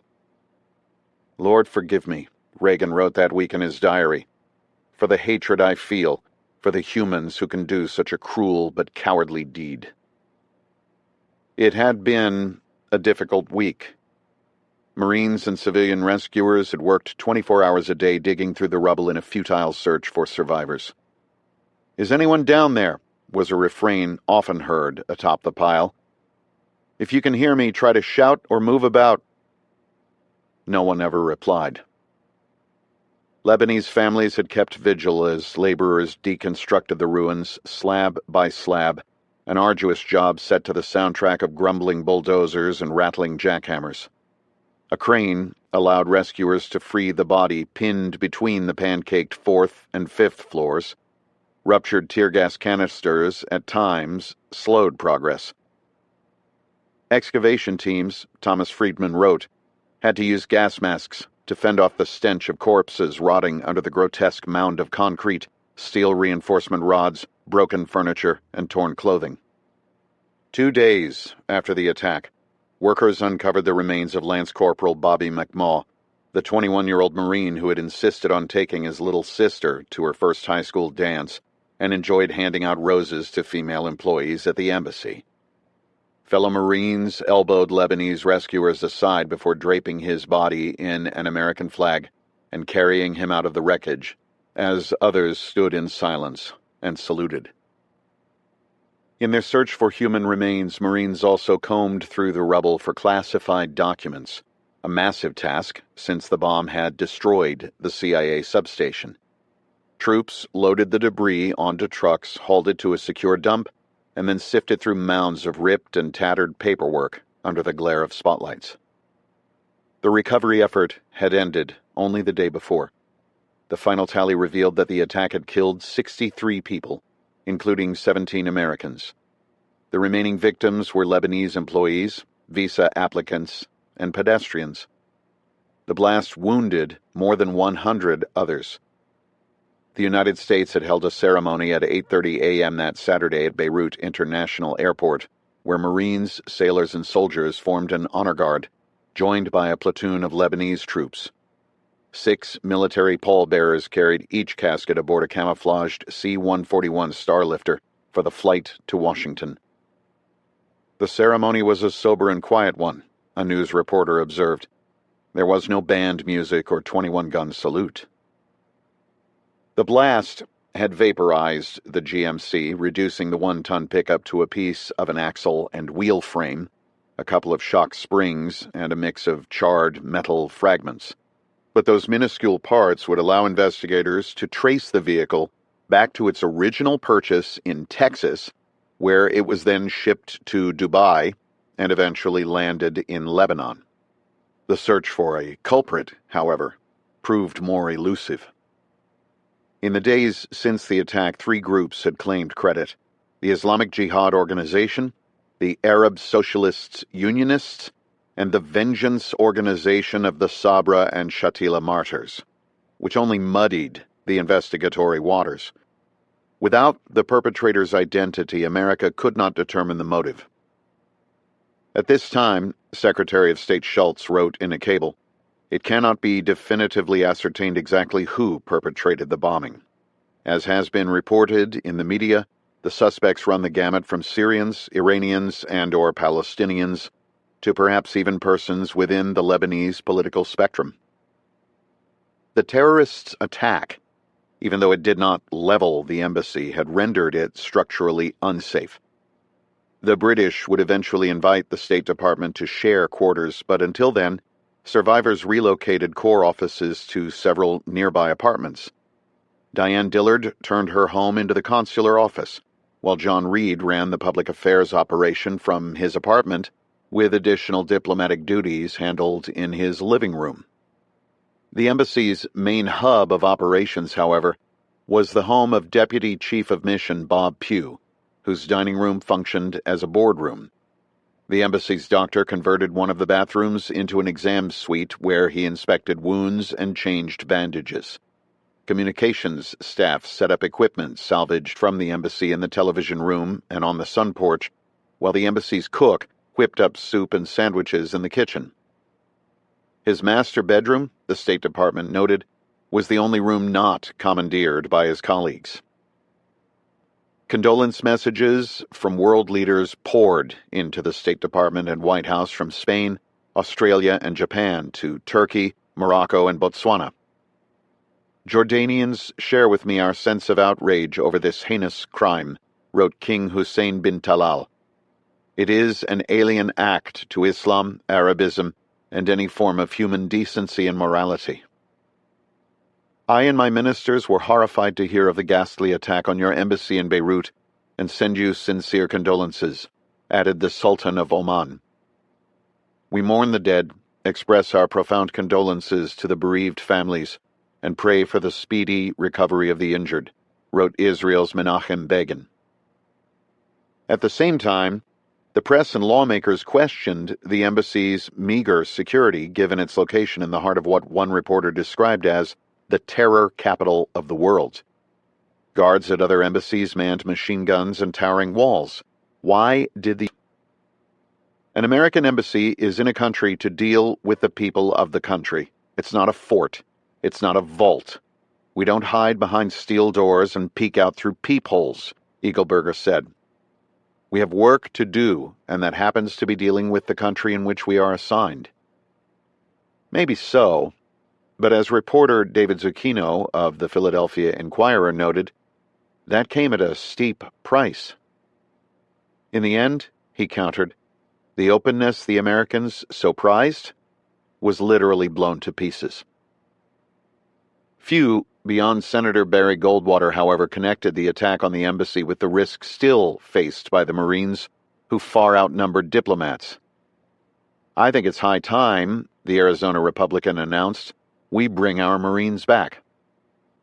His comments, however, drew scorn. Like Reagan, many felt America needed to stay the course. Columnists and editorial pages in towns and cities nationwide echoed the opinion of the Arizona Republic, one of the top newspapers in Goldwater's backyard. If the Marines were to bug out now, the paper argued, the result could be catastrophic. Lost in the magnitude of the tragedy was the realization that a tectonic shift had occurred in domestic Lebanese politics in the last 6 months, one that would become clear in the months ahead. At the same time, dangerous foreign forces capable of extraordinary violence conspired to unleash terror. These dueling influences would soon haunt the United States. While slain leader Bashir Gemayel had realized the importance of building bridges among the impoverished Shiites who made up roughly a third of Lebanon's population, his brother and successor did not. President Amin Gemayel viewed the Shiites, as Ambassador Dillon observed, as low-class savages who could be ignored. He inflamed tensions by ordering the army to bulldoze Shiite shanties in southern Beirut, a move that alienated Nabi Berri, who commanded the powerful militia Amal. Berri was not a traditional thuggish warlord. He was an attorney by trade, a fan of John Wayne westerns, a green card holder, and a frequent visitor to the United States, where his first wife and 6 children lived in Michigan. The Shiites were not the only sect Gemayel offended. He likewise clashed with Walid Jumblat, who headed the Druze Progressive Socialist Party, another Muslim militia.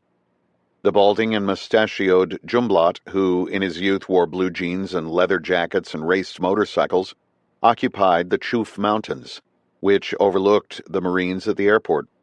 Similar to Berri, he, too, had been open to dialogue before Gemayel, like a political wrecking ball, obliterated any foundation on which to build national unity. Gemayel failed to realize that by destroying those potential relationships, he created an opportunity for Syria to exploit domestic divisions and doom any hope of national reconciliation. If there were any in Lebanon's Muslim community whom Gemayel did not alienate, I didn't know of them, Friedman quipped. Gemayel's pig-headedness soon became America's liability. But rival factions were only one threat to Lebanese stability. Ayatollah Ruhollah Khomeini, the Shiite religious leader who rose to power in Iran in 1979, saw an opportunity amid the chaos of Lebanon. He sent an army of 800 elite Revolutionary Guards into the Syrian-controlled Bekaa Valley, turning an old army base at the Sheikh Abdullah Barracks into a terrorist incubator. Iranian guardsmen fanned out through the impoverished Shiite communities in southern Lebanon, attending mosque, giving speeches, and recruiting disenfranchised young men. These efforts had produced 2 homegrown Shiite terror organizations. The first was Islamic Amal, led by Hussein al-Musawi, a former chemistry teacher who had become frustrated with Berri and started his own, more radical group. The second was the Islamic Jihad Organization, one of the three groups to claim credit for the embassy bombing, commanded by Imad Mughniya, a Beirut University dropout who had fought with Yasser Arafat during the Lebanese Civil War. These two Iranian-backed organizations would soon be known simply as Hezbollah, or the Party of God. The attacks in recent weeks on patrols of Italian, French, and American peacekeepers were the first clues of the violence ahead. The embassy, as it would later become clear, was the real wake-up call. You could, Draper recalled, smell the change in atmosphere all over Beirut. Even in a city known for bloodshed, the bombing had stunned locals, both for the choice of the target as well as the magnitude of the explosion. The American embassy, Red Cross volunteer Diala Ezzedine lamented, was always a symbol of security. A sense of gloom and foreboding began to creep back into public life, as many sensed that the nation's newfound peace was slipping away. It is unfortunate that whoever is the target, Lebanon is the victim, said Elie Salem, the nation's foreign minister. Sometimes, added popular arts promoter George Zaini, I feel we are doomed. This was the stark new reality Reagan faced, though did not yet grasp, as he stepped down onto the tarmac at Andrews Air Force Base under gray skies and drizzle. The evening's memorial marked the first of several scheduled tributes that would occur in the days ahead to honor America's slain diplomats and intelligence officers and staff. More than 3,000 people would attend a public service at noon on April 26th at Washington's National Cathedral. 3 days later, the CIA planned a private memorial at the agency's headquarters. The State Department, in turn, would host its own on May 6th. The President and First Lady climbed into a black limousine which spirited them to nearby Hangar 3. A large American flag hung on one wall of the cavernous building.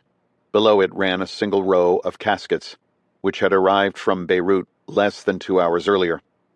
Wreaths made of red and white chrysanthemums fronted each flag-draped coffin. More than 150 wives, children, and parents of those killed in Beirut filled 3 rows of folding metal chairs, watching as the President exited the limousine followed by the First Lady. The Commander-in-Chief slowly proceeded down the row of caskets before taking his seat in the front, joined by Secretary of State Schultz and his wife, Helena. Following an opening invocation, the United States Air Force Band played the battle hymn of the Republic.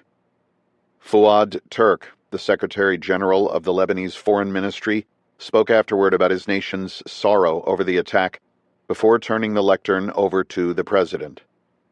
Reagan began with a deep breath, one picked up by the microphone. There can be no sadder duty for one who holds the office I hold than to pay tribute to Americans who have given their lives in the service of their country, he said. You here today, the families of these honored dead, I want you to know I speak for all Americans when I say that we share your sorrow and offer you our heartfelt sympathy. We are in your debt and theirs. Silence settled over the hangar, interrupted only by the occasional click of a camera shutter or the shuffle of feet in the audience. Corralled in the back, news reporters focused on the families, noting that several wiped away tears. These gallant Americans understood the danger they faced, and yet they went willingly into Beirut, the President continued. And the dastardly deed, the act of unparalleled cowardice that took their lives, was an attack on all of us, on our way of life and on the values we hold dear. We would indeed fail them if we let that act deter us from carrying on their mission of brotherhood and peace. Reagan reiterated his earlier statement that the attack would not deter America from its mission in Lebanon. Let us here in their presence, he concluded, serve notice to the cowardly, skulking barbarians in the world that they will not have their way. Let us dedicate ourselves to the cause of those loved ones, the cause they served so nobly and for which they sacrificed their lives, a cause of peace on earth and justice for all mankind. The Air Force Band played the national anthem, after which the President greeted the families, which overwhelmed him, At one point he pulled his pocket square from his suit jacket to wipe his nose. Nancy Reagan trailed a few steps behind, offering hugs and kisses. It was a moving experience, the president confided in his diary. We were both in tears. I know all I could do was grip their hands. I was too choked up to speak. The experience haunted him afterward when he walked through the doors of the Washington Hilton Hotel for the White House Correspondents' Dinner, a normally jovial affair. When he approached the lectern and looked out across the ballroom filled with 2,000 attendees, Reagan realized he simply couldn't do it. The afternoon had depleted him. Nancy and I had another sad journey that we had to make before coming here tonight, he said. I just don't feel, coming as we did from Andrews Air Force Base, I could stand up here. If you'll forgive us, we'll just hold on to the script and take a rain check, and I'll keep it for next year. Chapter 6. All our eggs seem to be in one fragile basket. Representative William Dickinson, October 18, 1983. Secretary of State Schultz returned the following afternoon to Andrews Air Force Base, where he boarded a 13-hour flight for the Middle East. The embassy bombing had highlighted the glacial pace of negotiations to remove foreign forces from Lebanon and jumpstart the president's stalled peace plan for Israel. The process had become so bogged down that spring that National Security Advisor William Clark urged Reagan to bring in famed diplomat Henry Kissinger. Others in the intelligence community questioned whether it might be best to bypass a fruitless mediation and bring the Marines home. A policy of quiet disengagement from a losing venture would enable the president to avoid being identified with Gemayel's fate, one analyst urged. Amin's hold on power is exceedingly precarious, and he is likely to be unseated or dispatched to his maker well before the year's end. But America welcomed a challenge. Against such odds, senior diplomats Phil Habib and Morris Draper pinballed between Beirut and Jerusalem, eventually establishing a basic framework for a deal, though several difficult issues remained.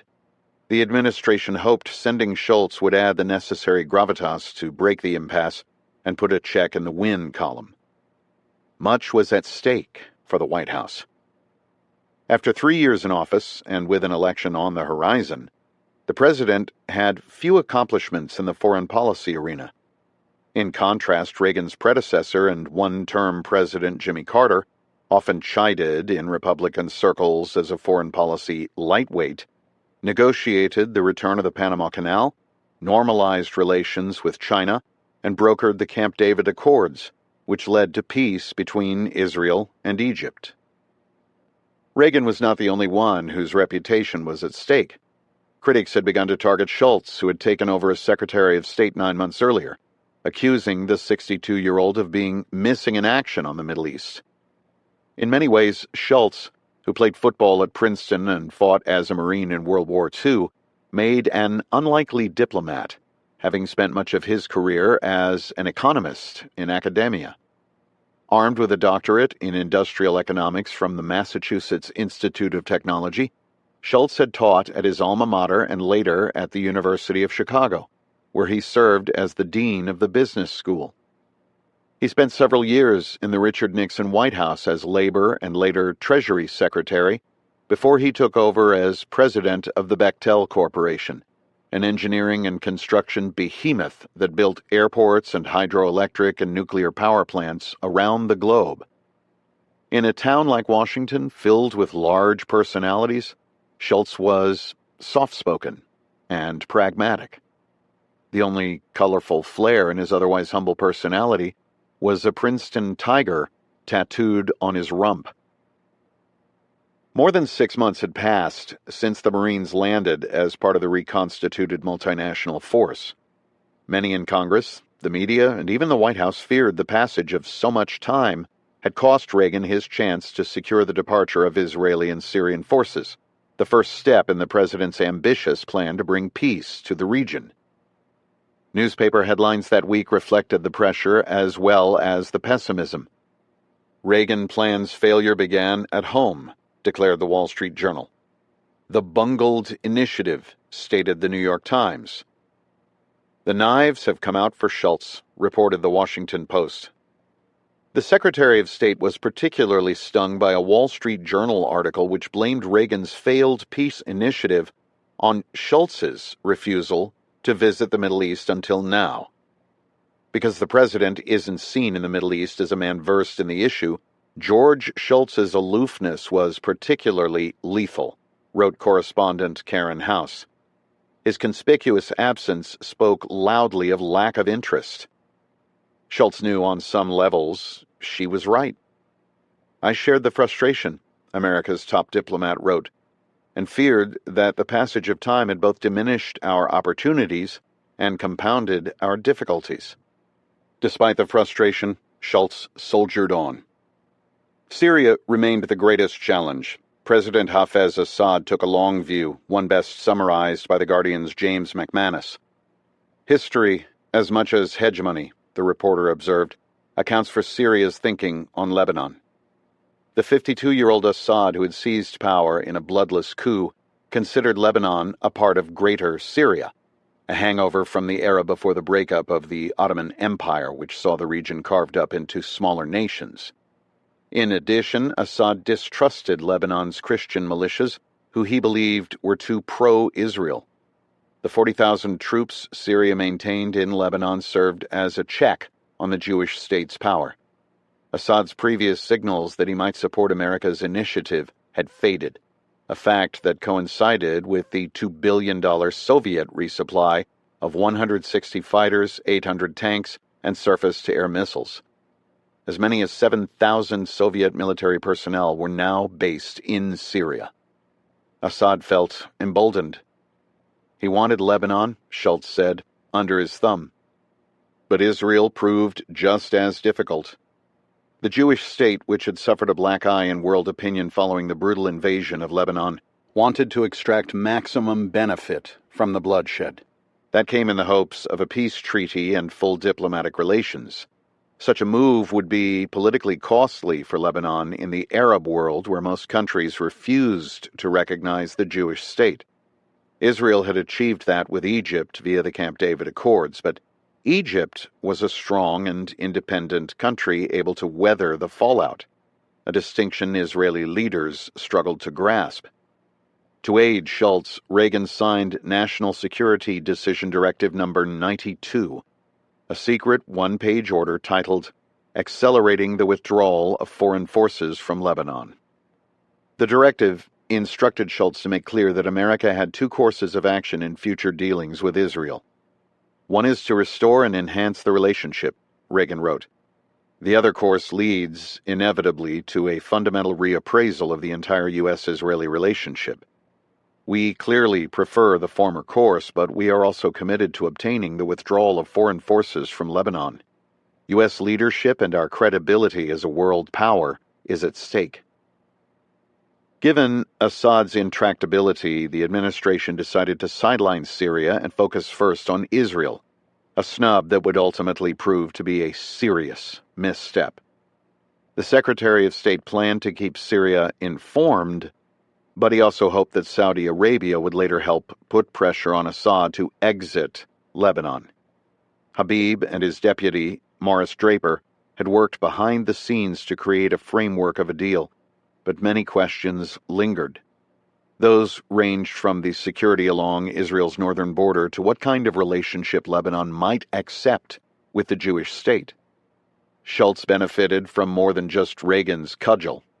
Sam Lewis, America's ambassador to Israel, confided in Schultz that Israel's continued bloodletting was taking a toll. The mood in Israel, he told the Secretary of State, is turning sour about Lebanon. Schultz arrived in the region with no plan in hand on how to bring the two sides together. His first stop was Cairo, where he met with Egyptian President Hosni Mubarak and America's ambassadors in the region. He flew to Israel for a listening session with Begin, followed by one in Beirut with Jamal, the latter of which afforded him a chance to visit the wrecked embassy. It's simply incredible, he told reporters, to see such enemies of peace. The Secretary of State shuttled back and forth between the two capitals, chipping away at each side's concerns with the skills acquired during his days as a labor negotiator.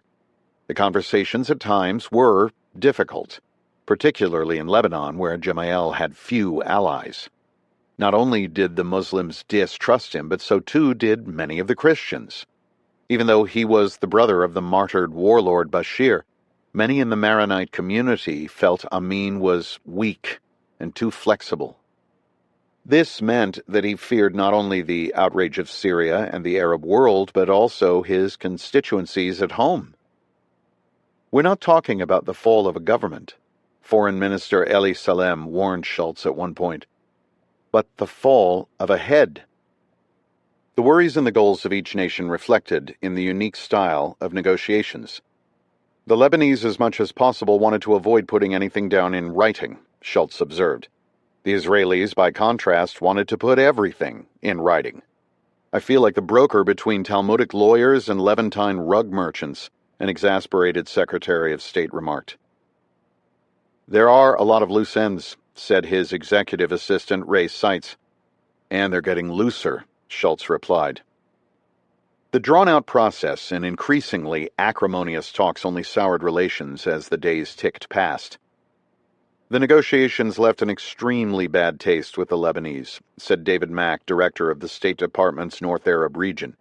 Rather than gaining more trust in the Israelis, the Lebanese came to have less. That was also true for the Israelis. Even with seemingly insurmountable challenges, an agreement eventually emerged, albeit one far less ambitious than Israel wanted. The proposed plan declared an end to the state of war between the two nations. Israel would agree to withdraw its forces, but in a secret side deal with the United States, was required to do so only if Syria also left. Security along the southern border, which was a major concern for Israeli leaders who feared attacks on northern settlements, would be handled by Lebanon, but there would be periodic joint patrols by both nations. Lebanon balked at full diplomatic relations with Israel, but agreed to allow liaison offices. On May 6th, 12 days after Schultz had lifted off from Andrews Air Force Base, Israel's cabinet voted 17-2 to approve the deal.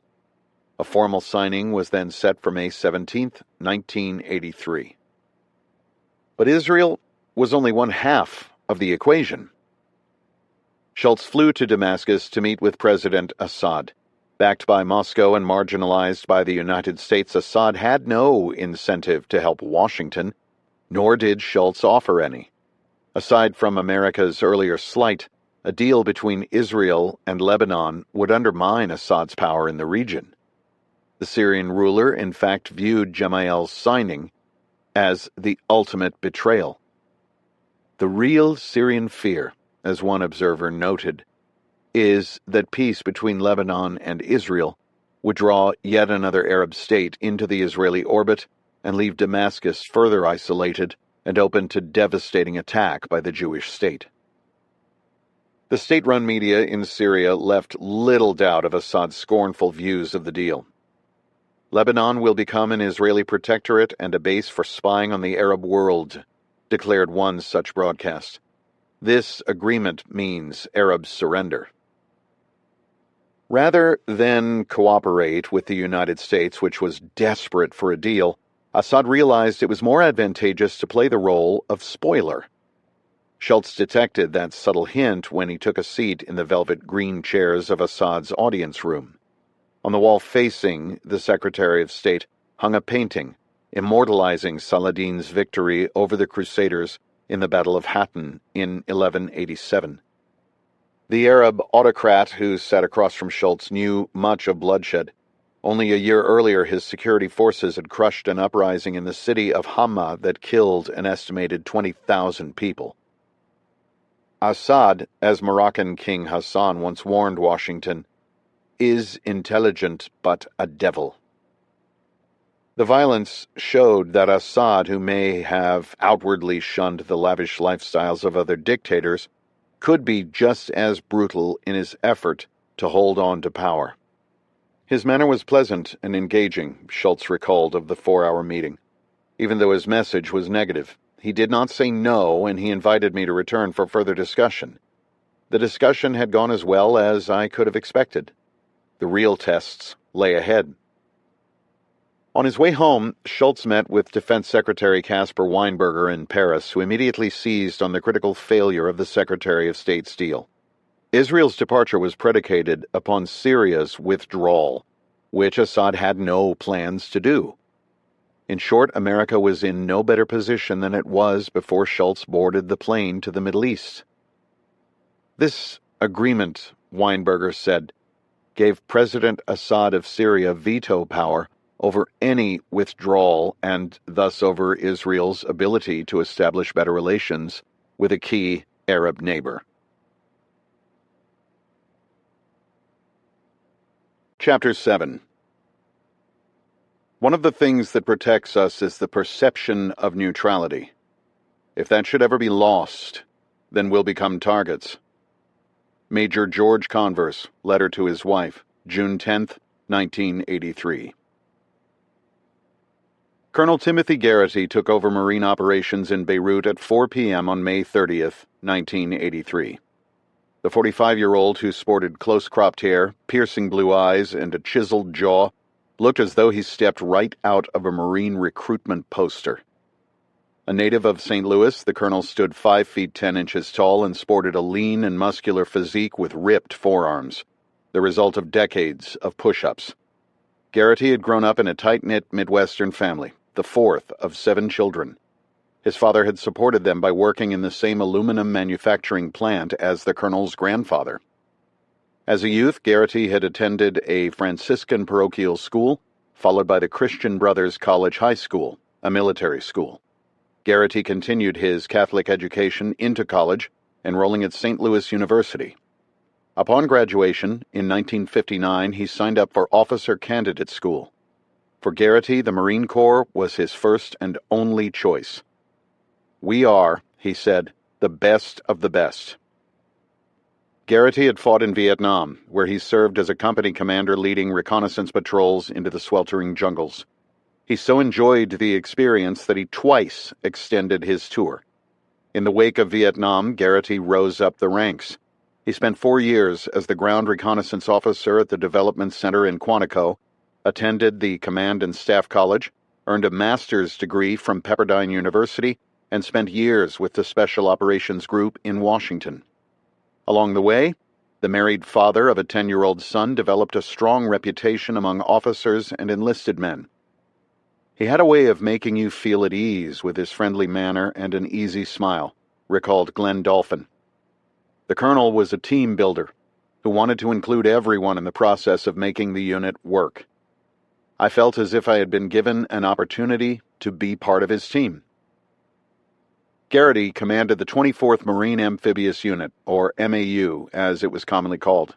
Such units are often referred to as the sharp end of the spear, a relatively small force of 1,800 Marines who are forward deployed on ships and able to respond quickly to in extremis contingency operations. A typical amphibious unit consisted of 4 elements, including a command component, ground force, air arm, and a service support group. In Beirut, Garrity's ground force, known as a battalion landing team, was made up of the 1st Battalion, 8th Marine Regiment, under the command of Lieutenant Colonel Howard Larry Gerlach.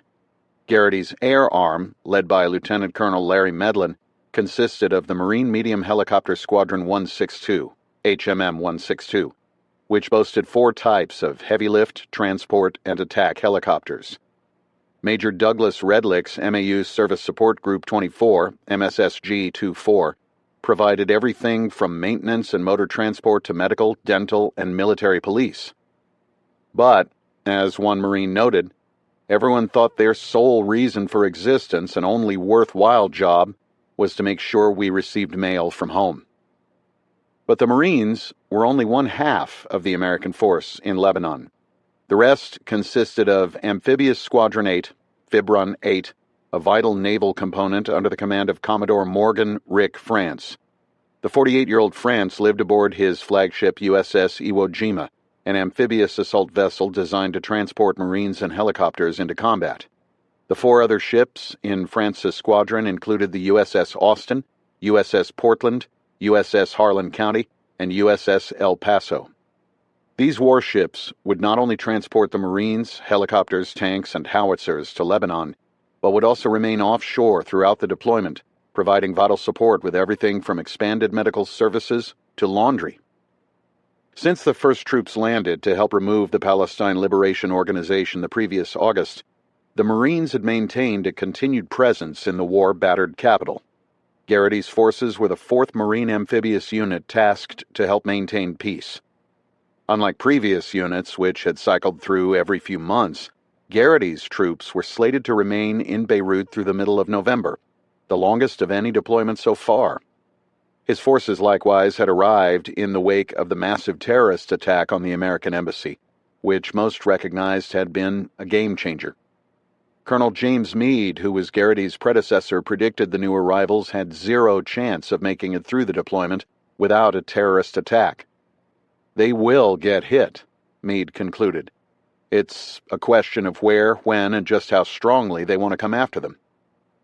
Meade's comments were not news to Garrity. The colonel, who sat with the Marine Corps historian on the eve of taking command, was asked what he believed would be his biggest challenge. Terrorism, he declared. That's what I think is the biggest problem we're going to face. The Marines had come over in Commodore Francis' flotilla, departing the North Carolina port at Morehead City on May 11, 1983. Garrity had used the 3 weeks at sea to prepare his men, providing briefings on everything from Lebanon's history and culture to the latest intelligence and terrorist threats. A tape of those talks was then played on the shipboard television, which made an impression on many, including Second Lieutenant Maurice Huckel. While we're here, the 25-year-old wrote his family, this thing is going to come to a head. Aside from lectures, troops cranked out push-ups and sit-ups and jogged laps around the deck. I gave up smoking on ship, 19-year-old Lance Corporal Bill Stelpflug wrote his sister. I still chew tobacco and cuss, so don't worry about me. Others listened to music, played cards, and watched movies, including The Shining, which was featured one night in the Austin's wardroom. The Navy even hosted boxing tournaments. I had never actually witnessed a boxing match. Dr. John Hudson, a lieutenant assigned to the Marines, wrote his wife. These sailors and Marines are ferocious. They honestly love a good fight, too. The prospect of foreign adventure excited many who were fresh out of high school and had seen little of the world beyond family vacations and boot camp. Stelpflug couldn't believe the Navy steamed right through the infamous Bermuda Triangle. I never knew the ocean was so big and wild, he wrote in a letter. I have seen waves 20 feet high. The Atlantic's beauty drew his attention again in another letter. The water is so blue, it is incredible, he wrote. Bluer than blue. 18-year-old Private Henry Linkilla likewise marveled at the Rock of Gibraltar, which guarded the entrance to the Mediterranean. Let me tell you, he wrote his mother, that sucker's big. As the ships closed in on Lebanon, the realization of the danger ahead crystallized. Lance Corporal Bruce Hollingshead captured that in a letter, noting that many gathered a few days before arrival for a religious service on the flight deck, complete with communion. We are all nervous, he wrote. I and everyone else did a lot of praying. On May 28th, the Marines reached Lebanon, the dark silhouette of the coastline visible along the eastern horizon. Can you believe where I am? I can't get over it, Hudson wrote his wife. Never in a million years did I think I would be in the Middle East. The Leathernecks sloshed ashore the next day under the spotlight of news cameras and a barrage of questions from reporters. I felt, Linkilla wrote, like I was in a freak show. The troops settled in that day at Beirut International Airport along the Mediterranean coast on the capital's southern end. The first Marines to occupy the airport in September 1982 had found the area littered with tens of thousands of pieces of unexploded ordnance left over from 8 years of war. Explosives teams tasked to clear the area would later tally 125 types of munitions from 19 countries. Beyond unexploded ordnance, the airport, as Garrity and his predecessors all realized, was tactically unsound, consisting of low ground bordered on the south and east by the Chouf Mountains, an area occupied by various militias and the Israelis who had pulled out of the capital. We were, as one American general quipped, in a goldfish bowl. But the Marines were there not to fight. They were to serve only as peacekeepers. The colonel's headquarters consisted of a 2-story concrete building that had once housed the airport's firefighting school. A couple of old fire trucks sat rusting out back, riddled with gunfire and shrapnel holes, reminding Operations Officer Major George Converse of the ambushed vehicle in which outlaws Bonnie Parker and Clyde Barrow met their demise. Marines converted the half-dozen truck bays into offices and living quarters, filling them with cots and mosquito nets. A former classroom with pink walls was adorned with maps and would serve as the Combat Operations Center, where service members would man phones and radios and track events in the city to build a common operating picture for senior leadership. Garrity moved his personal quarters to a room upstairs connected by a spiral staircase, which he shared with his executive officer. On the wall of the first-floor officers' club hung a plaque given by Major General Alfred Gray, the commander of the 2nd Marine Division. On it was printed a verse from the New Testament's book of Matthew, which would serve as a guiding principle for the Marines. "Blessed are the peacemakers," it read, "for they shall be called the children of God." The battalion landing team took over a 4-story concrete building that once housed Lebanon's Aviation Administrative Bureau, though in more recent years it was controlled by the Palestine Liberation Organization, the Syrians, and the Israelis, who had used it as a field hospital. The bulk of Gerlach's forces, which consisted of Alpha, Bravo, Charlie, and weapons companies, would man outposts around the airport while his headquarters and support staff moved into the building. Commonly referred to as the BLT, the building was located a few hundred yards southwest of Garrity's headquarters. The battle-scarred structure featured a central atrium that ran from the ground floor to the roof, the type common in some hotels, encircled by balconied hallways that led to former offices that would serve as barracks for 350 troops. "I half expected," one Marine joked, "to see a fountain bubbling in the large open center." That resemblance no doubt led to the creative plywood sign that dangled out front of the sandbagged entrance. "Welcome to the Beirut Hilton. Military discounts available." Years of war had shattered all the windows, which Marines covered with plastic sheeting to keep out the blowing wind, rain, and sand. But drafts proved only one of the building's many problems. "It is infested by rats," Staff Sergeant William Pollard complained in a letter. "There is dirt everywhere." Linkilla echoed him in a note to his mother. "You ought to see where I live," the private wrote. "A big, half-burnout building that smells like shit." Accommodations consisted of cots and salvaged or homemade furniture with portable toilets and showers set up in tents outside. "Everything here you have to jiggle. The lights, the radio, the whole 9 yards," Sergeant Mikot Kamara wrote in a letter to his family. "I shower out of a pail of cold water every morning. I've got wet clothes strung all over the room. It's great. Really great." Few made out as well as Dr. Hudson, who moved into his 4th-floor room to find that the previous occupant had gifted him a desk, bookcase, 2 chairs, and a rug. "Most of the Marines are living in tents around the grounds of the airport," he wrote to his wife. "Their existence is pretty pitiful. Compared to them, I have it great." The Mediterranean served as a natural western boundary for the airport. A string of outposts and checkpoints formed a perimeter that encircled the other 3 sides, enclosing an area of about 8 square miles. One of Gerlach's infantry companies manned a position south of the airport near the tip of the runway. Another was stationed east of the tarmac along the perimeter road, while a 3rd company occupied the library at the Lebanese Scientific and Technical University northeast of the airport. Throughout deployment, Gerlach would periodically rotate the companies. The Marines set up Charlie Battery with its 155mm howitzers to the north along the main airport highway. Interspersed between the rifle companies were various outposts, including 7 checkpoints jointly manned by Marines and members of the Lebanese armed forces. These were positioned at important intersections of nearby roads, as well as along the main airport highway. Anywhere from 4 to 15 Marines joined local forces, though the task of searching cars and questioning drivers fell to the Lebanese. "All in all," Converse observed, "I guess we're pretty secure." Troops settled into a routine. The cooks rose long before dawn to prepare the first of two hot meals of the day in the ground floor mess hall of the battalion landing team headquarters. Breakfast usually featured eggs, bacon, grits, and sausage patties, while dinners ranged from spaghetti and meatloaf to pork roasts and steaks. Lunch, in contrast, consisted of a field ration. Marines could enjoy 2 beers a night while dirty fatigues were sent out to the ships to be laundered. The medical operation was run by Dr. Hudson, a 28-year-old physician who was aided by about 50 Navy corpsmen.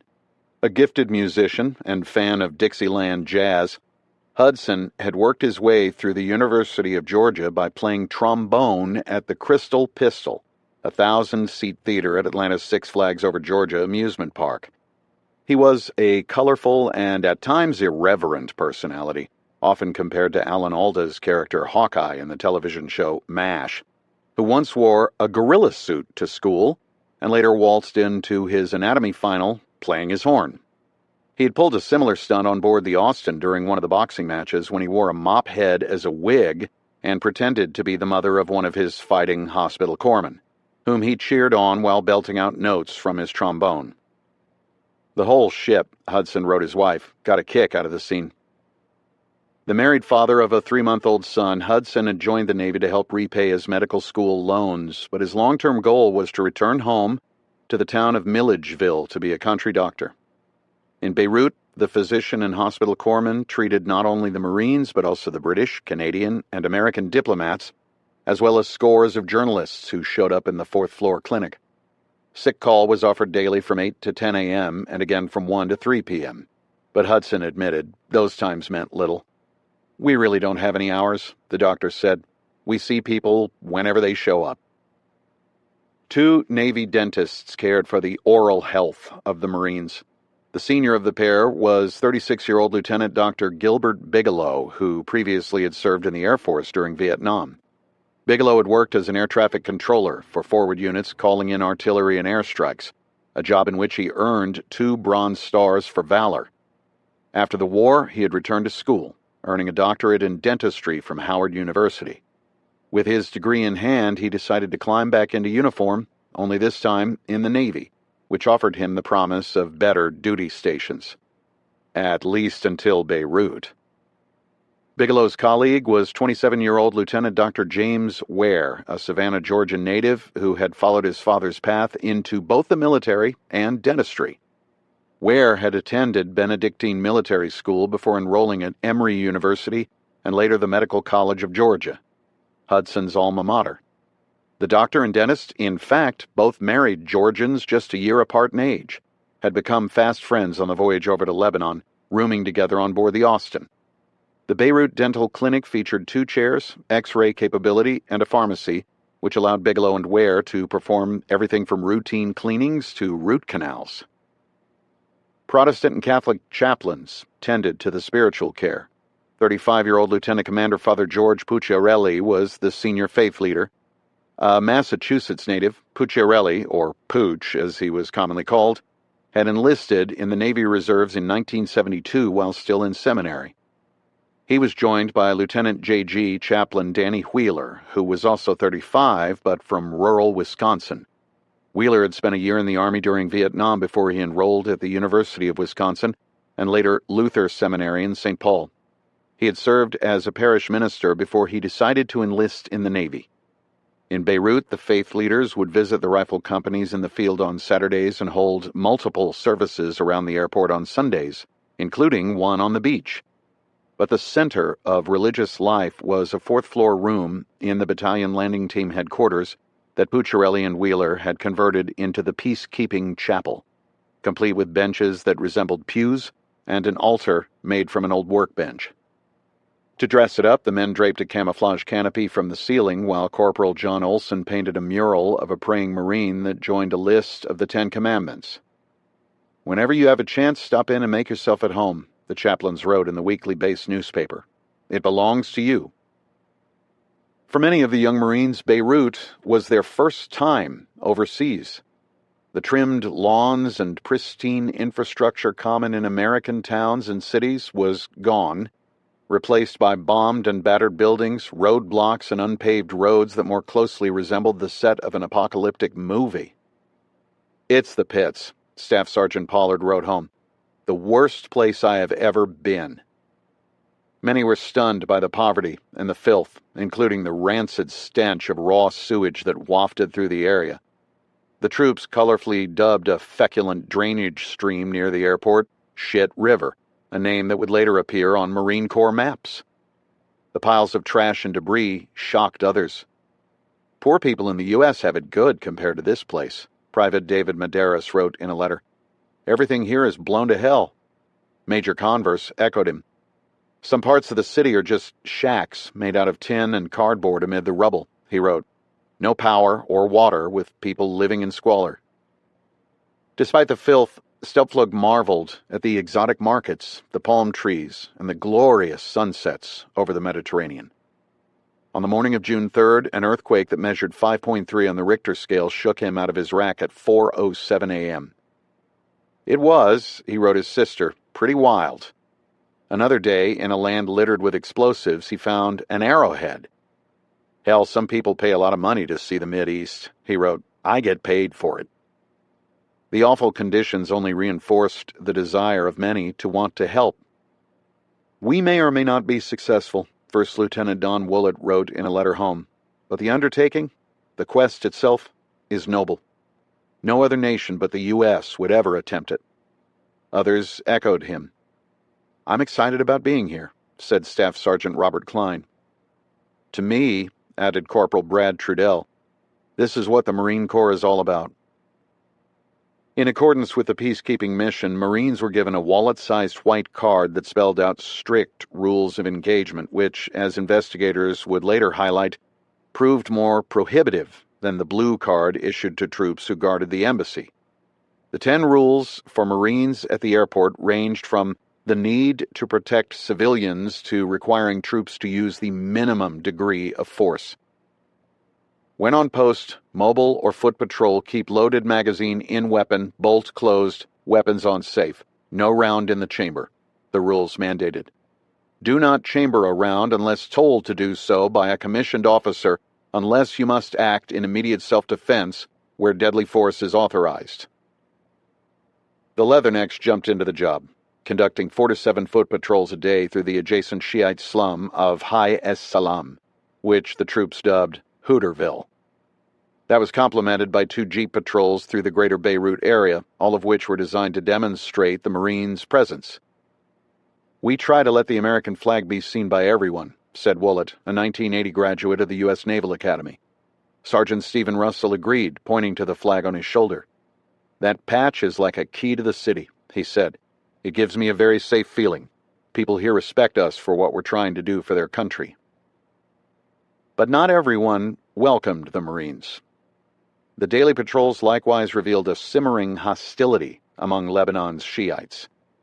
In Hooterville, Marines spotted posters of the Ayatollah Khomeini. Other times, young men made jeering and degrading gestures, or sent children out to harass the Leathernecks, knowing that the Marines would refuse to engage.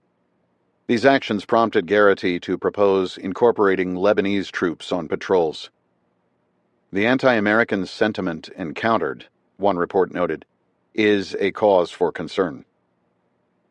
In addition to patrols, Marines guarded the airport complex, the British Embassy, and the Duraford building, the latter 2 home to America's displaced diplomatic operations, only now with enhanced security. Barriers are being constructed in front of the embassy buildings to improve external security, one update noted. Attempts to forcibly breach the barriers will be immediately responded to with fire. The Marines who took over guard duty at the embassy found it humbling. "It had a sobering effect on all of us and made us realize that this whole thing was for real," one said. "It makes us take our jobs more seriously." Beyond patrols and guard duty, troops investigated and blocked tunnels under the airport, as well as liaised with French, British, and Italian forces. The Marines demonstrated an amphibious assault on the beach for French non-coms and officers, offering tours of American landing craft. Others participated in familiar fire exercises and combined parachute operations with member forces and Navy SEALs. Marines instructed Lebanese mechanics in the fundamentals of diesel engines, troubleshooting fuel systems, and preventative maintenance. Embassy political officer Ryan Crocker, who survived the terrorist attack, briefed Marine officers. So too did Deputy Chief of Mission Robert Pugh, who stayed for dinner. Dr. Hudson delivered a lecture on snake bites and how to evaluate, identify, and treat them.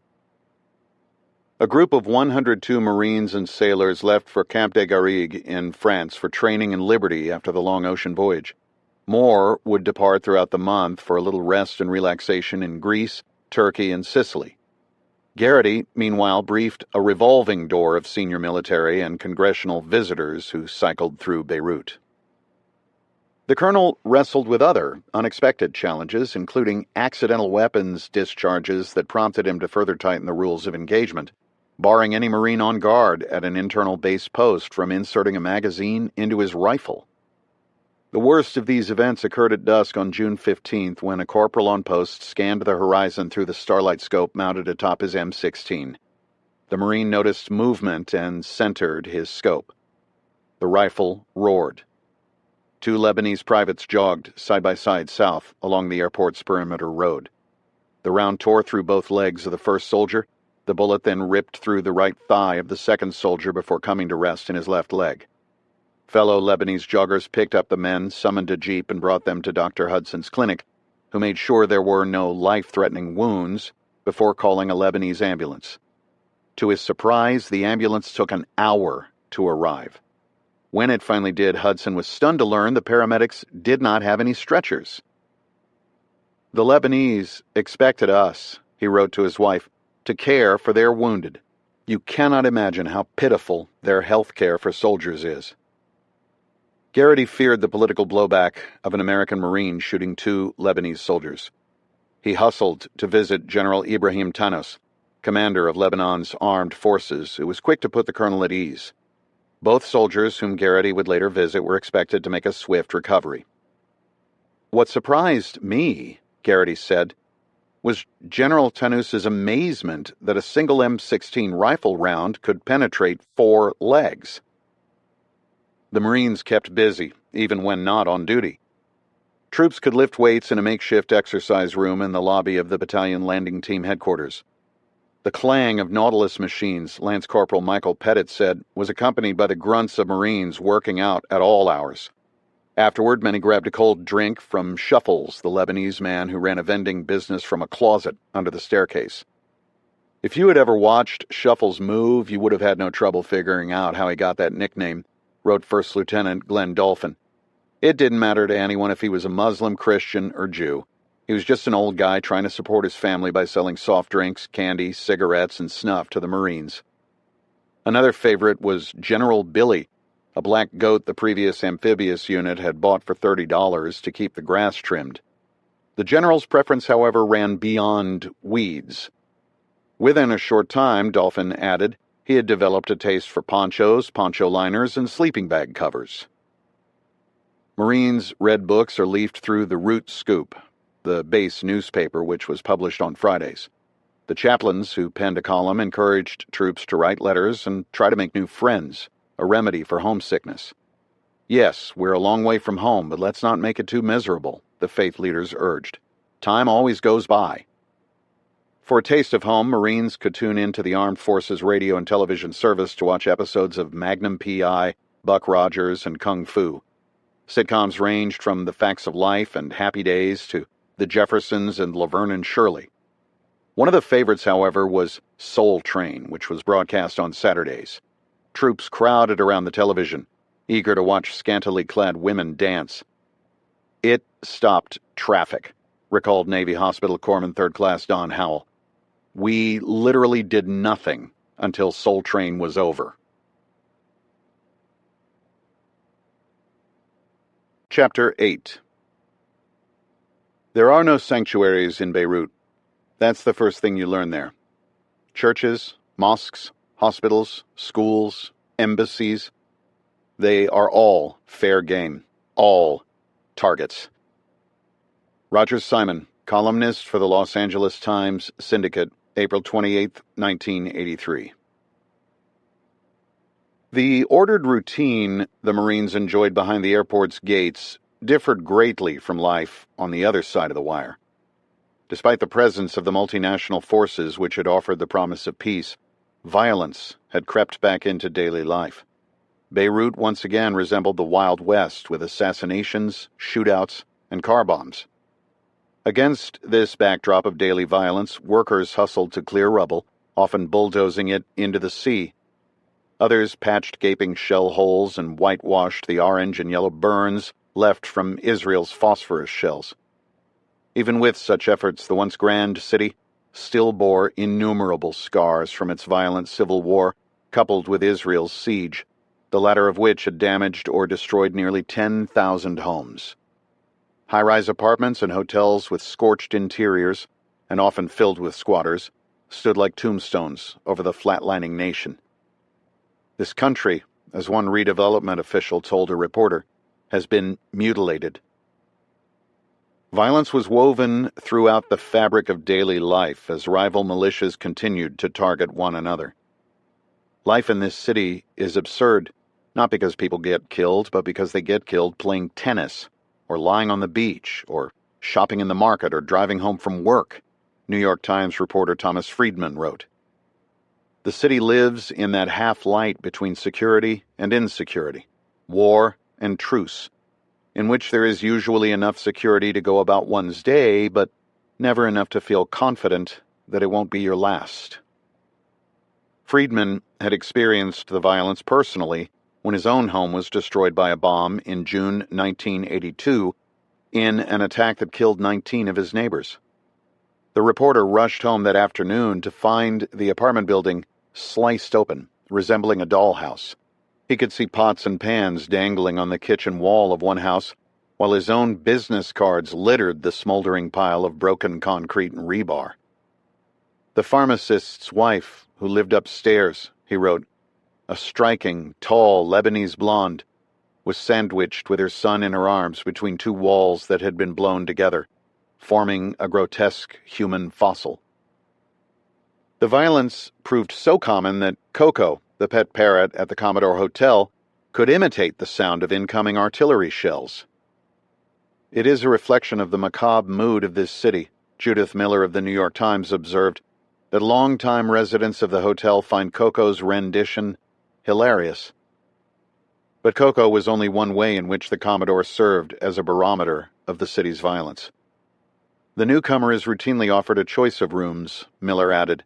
Would she prefer the shelling side of the hotel or the car bomb side? Residents coped by popping prescription anti-anxiety medicines that were sold over the counter in Lebanon. People ate Valium like candy, recalled CBS News correspondent Larry Pintack. Fighters needed its calming effect on the front lines. Businessmen needed it to help them face each day. Students needed it to get through classes. Children suffered the worst as the widespread violence prompted many to wet the bed or wrestle with chronic diarrhea. In a macabre sign of how warped life had become in Lebanon, youth often played games in the streets, pretending to plant car bombs. Kids, 5 or 6 years old, talked about what they would do if they grew up, Pintack added. They quickly learned that dying of old age in their country was considered an accomplishment. The insecurity of life in Beirut reflected in advertisements for shatterproof window coatings. Anytime, any place an explosion can happen, companies warned. Shopkeepers placed barrels or boulders, sometimes even box springs, outside stores to guard against car bombs. Locals learned to keep their windows open so that when a bomb exploded, the glass was less likely to shatter. Grocery stores stocked bread, water, and canned food, along with snacks like sweets and nuts. Beirutis, Friedman observed, talk about violence the way other people talk about the weather. The headlines in the world's newspapers highlighted this steady stream of violence. Beirut hotel torn by blast, trumpeted the Los Angeles Times. Man driving bomb-laden car kills 2, added the Washington Post. Sense of doom pervades Beirut, concluded the Philadelphia Daily News. The car bomb proved the most terrifying for many.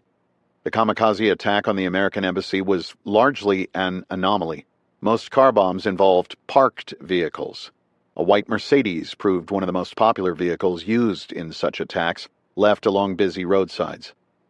Snipers and shelling never bothered me, said author Lena McDaddy, but booby-trapped cars? That is what really scares me. If I am in a traffic jam, I get hysterical.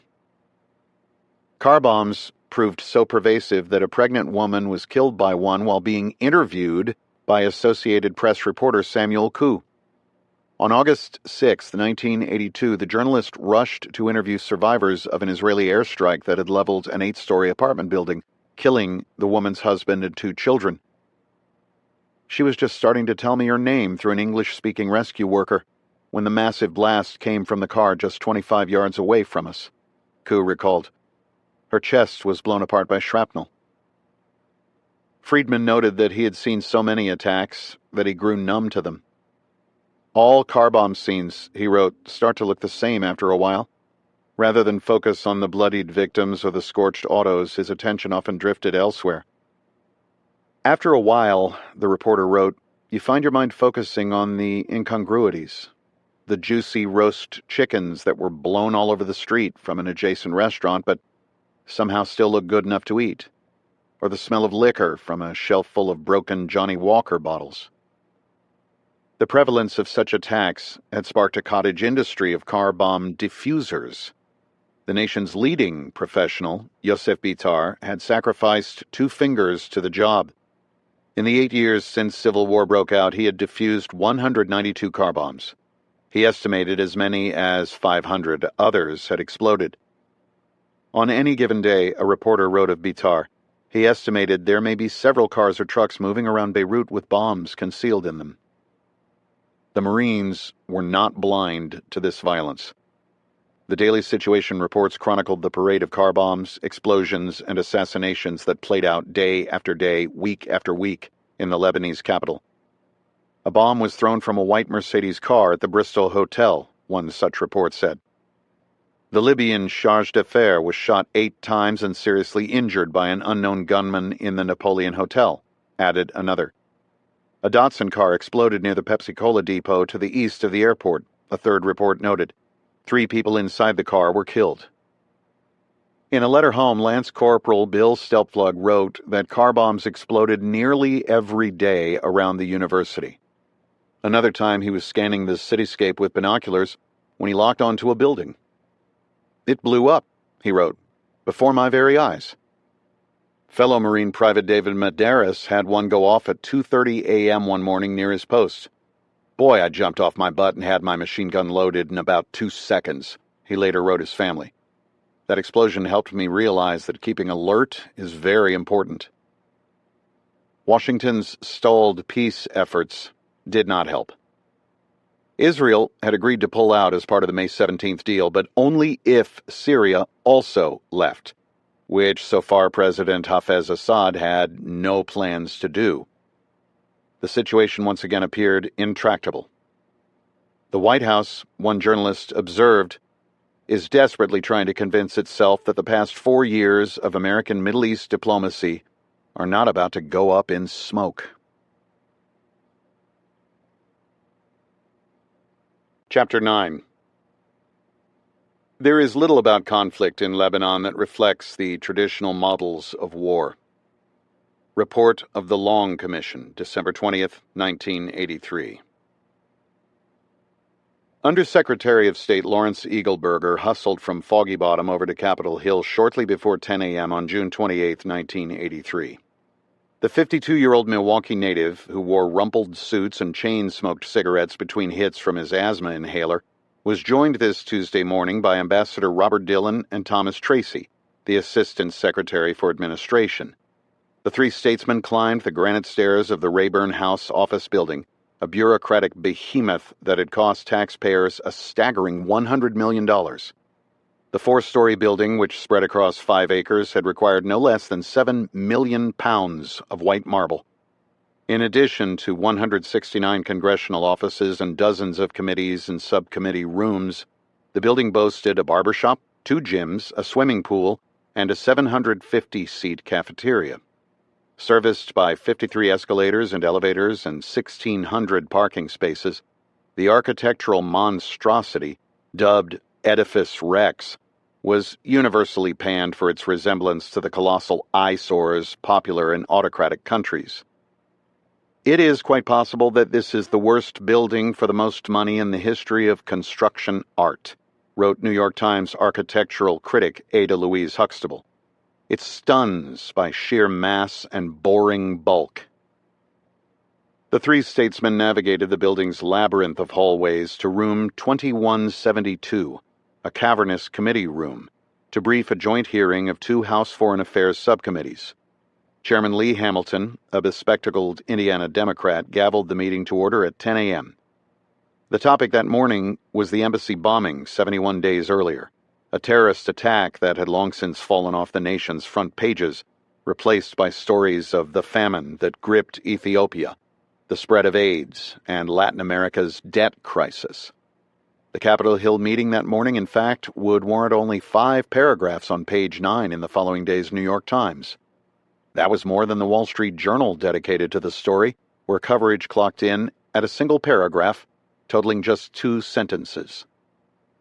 Before the committee was a request for $30 million to provide temporary space for America's diplomats as well as pay for a new permanent embassy in Beirut.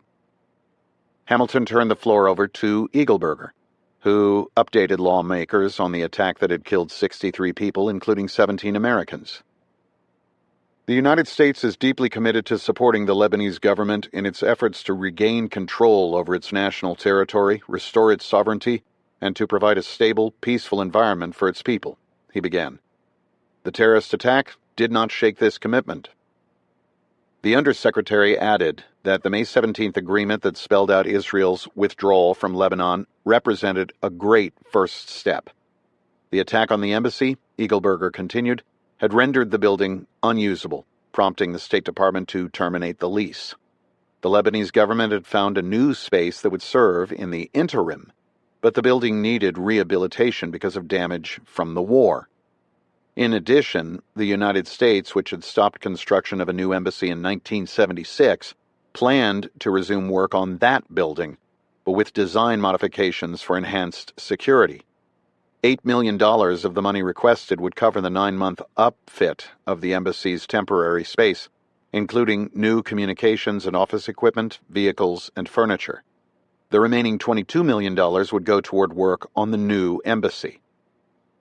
The tragic events of the April 18th bombing only highlighted the lengths to which terrorists will go to accomplish senseless acts against those who do not share their beliefs, the Undersecretary concluded.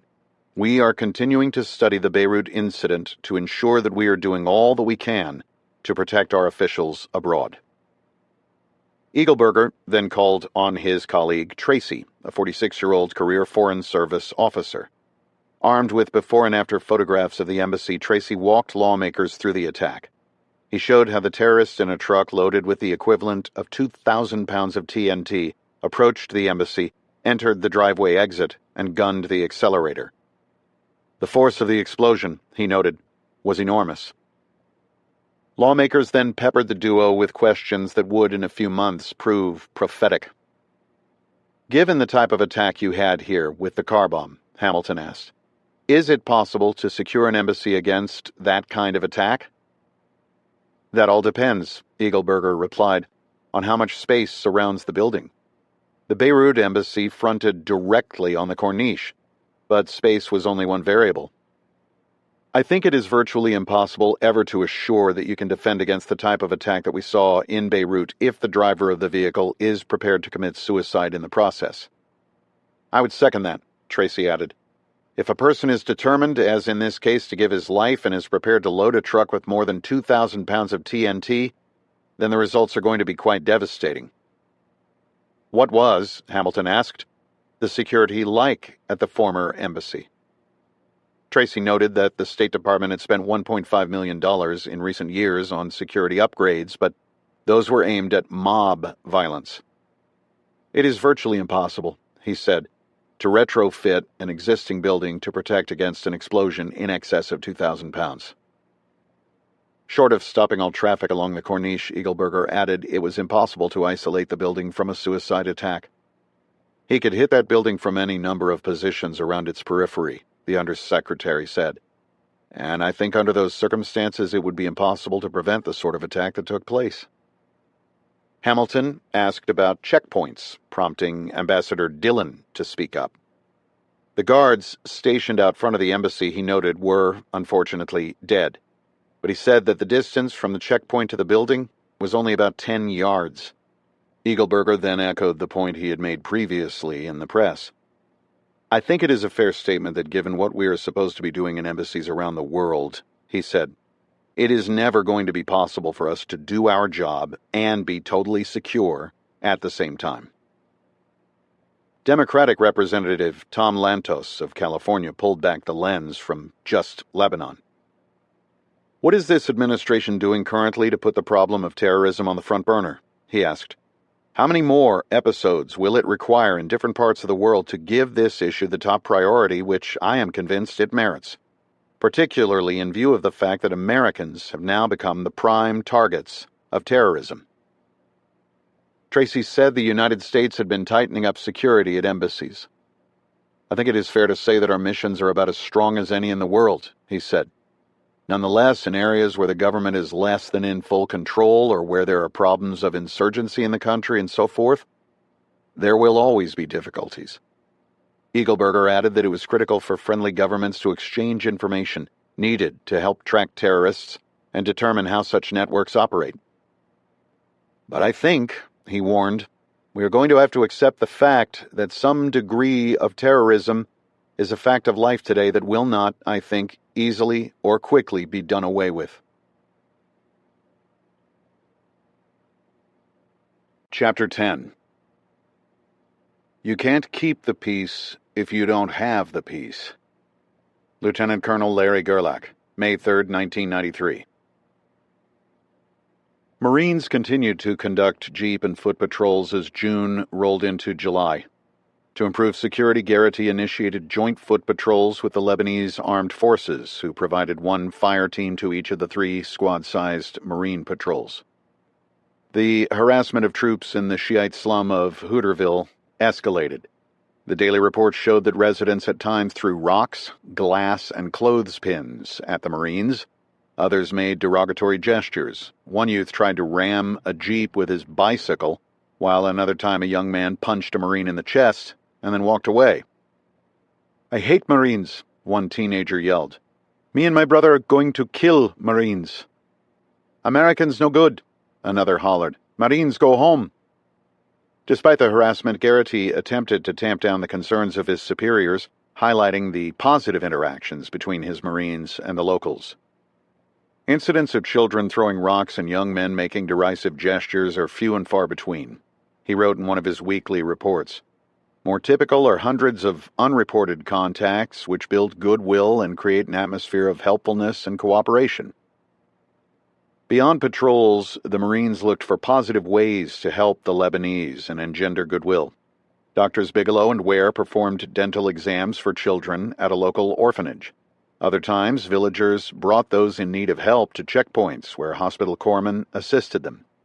In early July, troops installed a playground in the Shiite village of Burj al-Barjina, just north of the airport. The Lebanese government donated the land. Villagers cleared the trash, built a fence, and installed lights. The Marines then erected the red, white, and blue set, which included 2 swing sets, a merry-go-round, seesaw, and a monkey bar. I loved doing this, said Corporal Maurice Colbert, the main welder on the project. I love all the kids, so it was for a worthwhile cause. The result today was worth all the effort. I just wish we could put a playground at every corner, added Sergeant Kim McKinney. Such moments of happiness served as an important counterbalance to the extreme deprivation the Marines experienced in the slums. A trash run to the dump would haunt Lance Corporal Michael Pettit. Before the truck even stopped, a dozen children swarmed the trailer, picking through the garbage for scraps of food. I felt sorry for the children, he wrote. They were filthy. Ulcerated sores oozing pus dotted the legs of one boy who couldn't have been more than 8. Another was missing a hand. His bright eyes gleamed as he salvaged an unopened package of cocoa powder from the heap. In a column in the Root Scoop, First Lieutenant Miles Burdine encouraged any Marine who felt sorry for himself to visit Hooterville. Look at the faces of the children and realize the death, destruction, and poverty many have experienced, he urged. For some, it is all they know and possibly all they will ever know. Corporal William Gaines, Jr. captured a similar sentiment in a letter. Many people don't realize that these are people like you and me, he wrote. They have families, husbands, wives, children. They feel fear, happiness, joy, and sadness. They are real, no better, but no worse than us. Garrity continued to emphasize training, including inserting Marines by air for patrols, so as to practice helicopter operations. Troops conducted additional parachute jumps and cross-trained on weapons with other multinational forces. The French practiced amphibious operations on Green Beach in front of the airport, while the Italians welcomed the Leathernecks on mobile patrol to drive through their live fire range to simulate ambushes. The men dismounted, returned fire at the dummy attackers, recovered a simulated casualty, and withdrew while maintaining covering fire, the monthly command chronology observed. It is a realistic event and has provided the Marines with a good confidence-building exercise. Troops continued to help Lebanese soldiers with basic infantry skills and air assault techniques. Lebanese officer candidates enjoyed a tour of the battalion landing team headquarters and the Iwo Jima. Garrity presented certificates to the top 30 graduating soldiers out of a class of 280. Many of the Marines, however, privately scoffed at the poor skills of the Lebanese recruits. If things got tough, Pettit said, we'd be on our own. Like the blind leading the blind, added John Dalziel. The colonel liaised with fellow commanders of the other multinational forces to swap information. His July 9th meeting with Italian Brigadier General Franco Angioni proved particularly instructive. Angioni, who had been in Beirut longer than any other multinational leader, oversaw one of Beirut's most volatile areas, home to Palestinian refugee camps at Sabra and Shatila. The typical Lebanese response, he noted, to any disturbance was brute force. Troops would descend upon an area, conduct mass arrests, and haul off scores of individuals with no concern for legal rights. Interrogations proved equally as harsh. Rifle butts to the face were common, as were 2 or 3 policemen beating a suspect into unconsciousness, Garrity recalled. This was conducted on women and children, as well as men. Angioni convinced the Lebanese to dial back such tactics, which earned the respect of locals and was vital to the safety of his forces. He feels that this balance has been maintained due to the high degree of neutrality evidenced by his soldiers, Garrity said. He feels that, should this trust be lost, his men will become targets in the interfactional fighting. Beyond meetings and training, the colonel sent Marines off on liberty trips to Turkey and Sicily. News reporters accompanied troops on patrols while Garrity sat for media interviews. At the same time, the colonel juggled the continual parade of American military and congressional leaders, including Secretary of State George Shultz and, later in the month, Joint Chiefs of Staff Chairman General John Vesey. Too many VIPs, Major George Converse complained in a letter. All are going in a dozen different directions, seeing a dozen different things. All have to be briefed, protected, transported, and coddled too.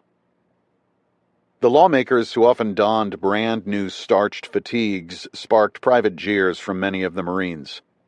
The congressmen loved to parade around the compound in their new uniforms, Pettit recalled.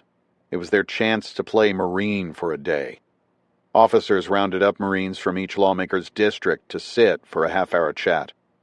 I wonder, Dolphin asked, how many millions of dollars were spent on travel and per diem on something that a $20 telephone call could have accomplished just as well?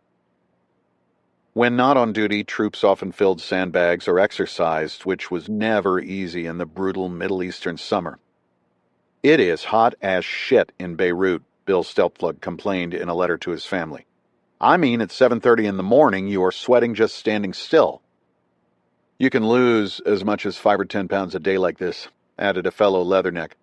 But like they say, it is better to sweat in war than it is to bleed.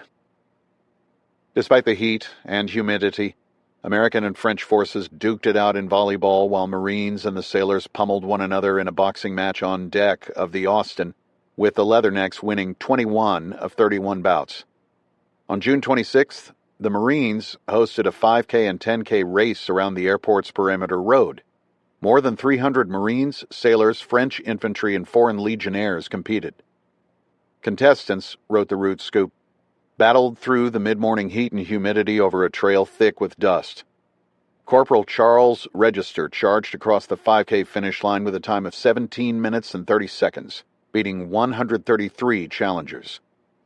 First Lieutenant Ronald Bashowski snatched victory over 174 others in the 10K with a time of 33 minutes and 44 seconds. The Naval Academy graduate feared the SEALs would beat him, but he led the race at the halfway point. I felt real good about a Marine finishing first because the day before the French killed us in volleyball, he said.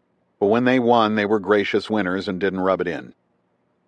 That competition was followed on July 4th by the Independence Day Run for Peace Marathon, an event created by the Battalion Landing Team's Weapons Company. 36 Marines running in pairs logged 1.5 miles each, waving American and Lebanese flags, which represented the two countries working together.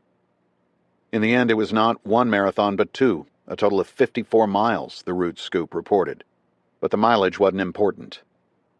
Corporal Dan Joy, who helped organize the run, said he wanted to show that the United States stood behind Lebanon. "We have a great opportunity here," Joy said of the mission. "We see it in the faces of the little kids when we drive through town." Others celebrated the national holiday with a barbecue at the Beirut Hilton that featured hamburgers, hot dogs, cold melon, and cake. The Navy hosted its own celebration aboard the Iwo Jima for 500 visitors, including American diplomats and fellow members of the multinational force who feasted on spare ribs and beer and enjoyed a performance by Lebanese folk dancers.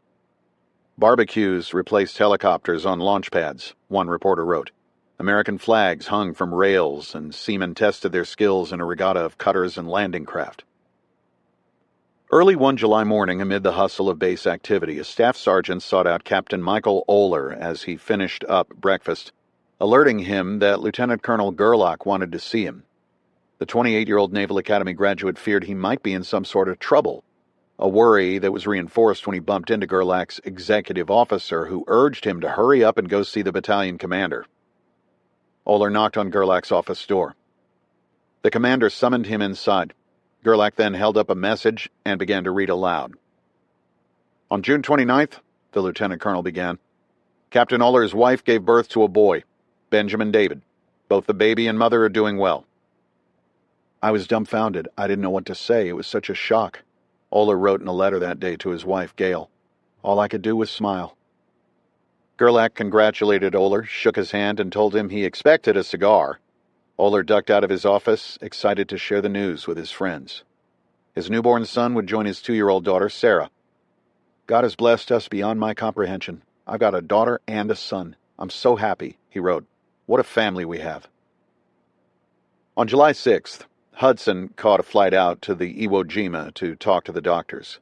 He could not get a helicopter back until that afternoon, so he went to the wardroom for lunch, which proved a bad idea since the pudgy physician was trying to shed a few pounds. "How do you want your steak?" the cook asked. "I couldn't believe it," Hudson wrote. "I had an air-conditioned environment, tablecloth, silverware, no flies, decent company, and a delicious meal. I had a sirloin steak, tender and well done, broccoli, fried rice, homemade bread, tea, real Coke, butter. I blew my diet and went back for seconds. I've not had that good a meal since I left the States." Garrity enjoyed his own escape one afternoon when he visited Lebanese troops learning to operate the 155mm howitzer. The training site was up in the mountains east of Beirut, an area under Christian control that boasted cooler temperatures and reminded him of southern France. While at the site, the colonel spotted what appeared to be a fortress perched atop a towering mountain peak. His Lebanese escort explained that it was a 13th century abbey, one whose roots stretched back to the era of the Crusades.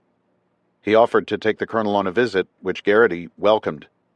The abbey's strategic location offered Garrity a view east of the Syrian-controlled Bekaa Valley. To the west, he could see the blue of the Mediterranean. The majestic scenery, the colonel recalled, was breathtaking. The abbot offered him a tour of the monastery. "I felt," Garrity said, "like a student in a graduate course of the history of the Middle Ages taught by a scholar. The colonel soaked it up. He saw the stone beds covered with hay mattresses that the monks called home, as well as the library, filled with ancient texts in Latin, Arabic, and Hebrew. On the return trip to Beirut, Garrity wrote, I had a strange feeling that I had spent part of the day in a Middle Eastern time capsule reflecting the beauty, turmoil, and tragedy of Lebanon today. The colonel was not the only one to break away. The Marines and sailors at times visited the destroyed former embassy along the Corniche, including Hudson, who stopped by with dentists Jim Ware and Gil Bigelow. He mailed his wife a slide photo of him in front of the ruins. It is unbelievable, he wrote, how much destruction occurred in the building. Those brave enough ventured inside the battered building, climbing the dark and rubble-strewn staircases where terrified and bloodied diplomats had fled amid the smoke and tear gas. Troops peeked inside offices with toppled furniture or stared out through the gaping holes at the sea. First Lieutenant Neil Morris paused before a table still covered with food from lunch that day. Several noted the rust-colored stains that dotted the floor and walls, which resembled dried blood. First Lieutenant Mark Singleton swiped a stack of stationery with the logo of the United States Embassy. Others grabbed coffee cups and dishware emblazoned with the diplomatic logo. Lance Corporal Tim McCoskey used a sledgehammer to pound for half an hour on a safe he found, only to crack it open and discover it was empty. Lance Corporal Emmanuel Simmons and several other Marines loaded up a truck with tables, chairs, and even a file cabinet to decorate their room. The experience, as many of them would later recall, was haunting. It smelled, Simmons said, like death. At night, the troops watched the factional fighting that lit up the mountains as tracers painted the heavens. Singleton chowed down on hot dogs and Coke as one such battle unfolded. It was, he remembered, like watching the Super Bowl.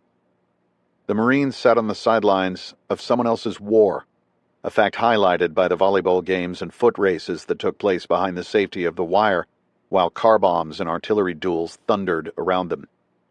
Many tried to capture the experience. The other night, the fighting was incredible, Bill Stelpflug wrote. Boom, boom, rat-tat-tat, rat, boom, kirker, boom. Get the idea? Jim Ware actually recorded sounds of the fighting. So too did Corporal Blaine Cosgrove.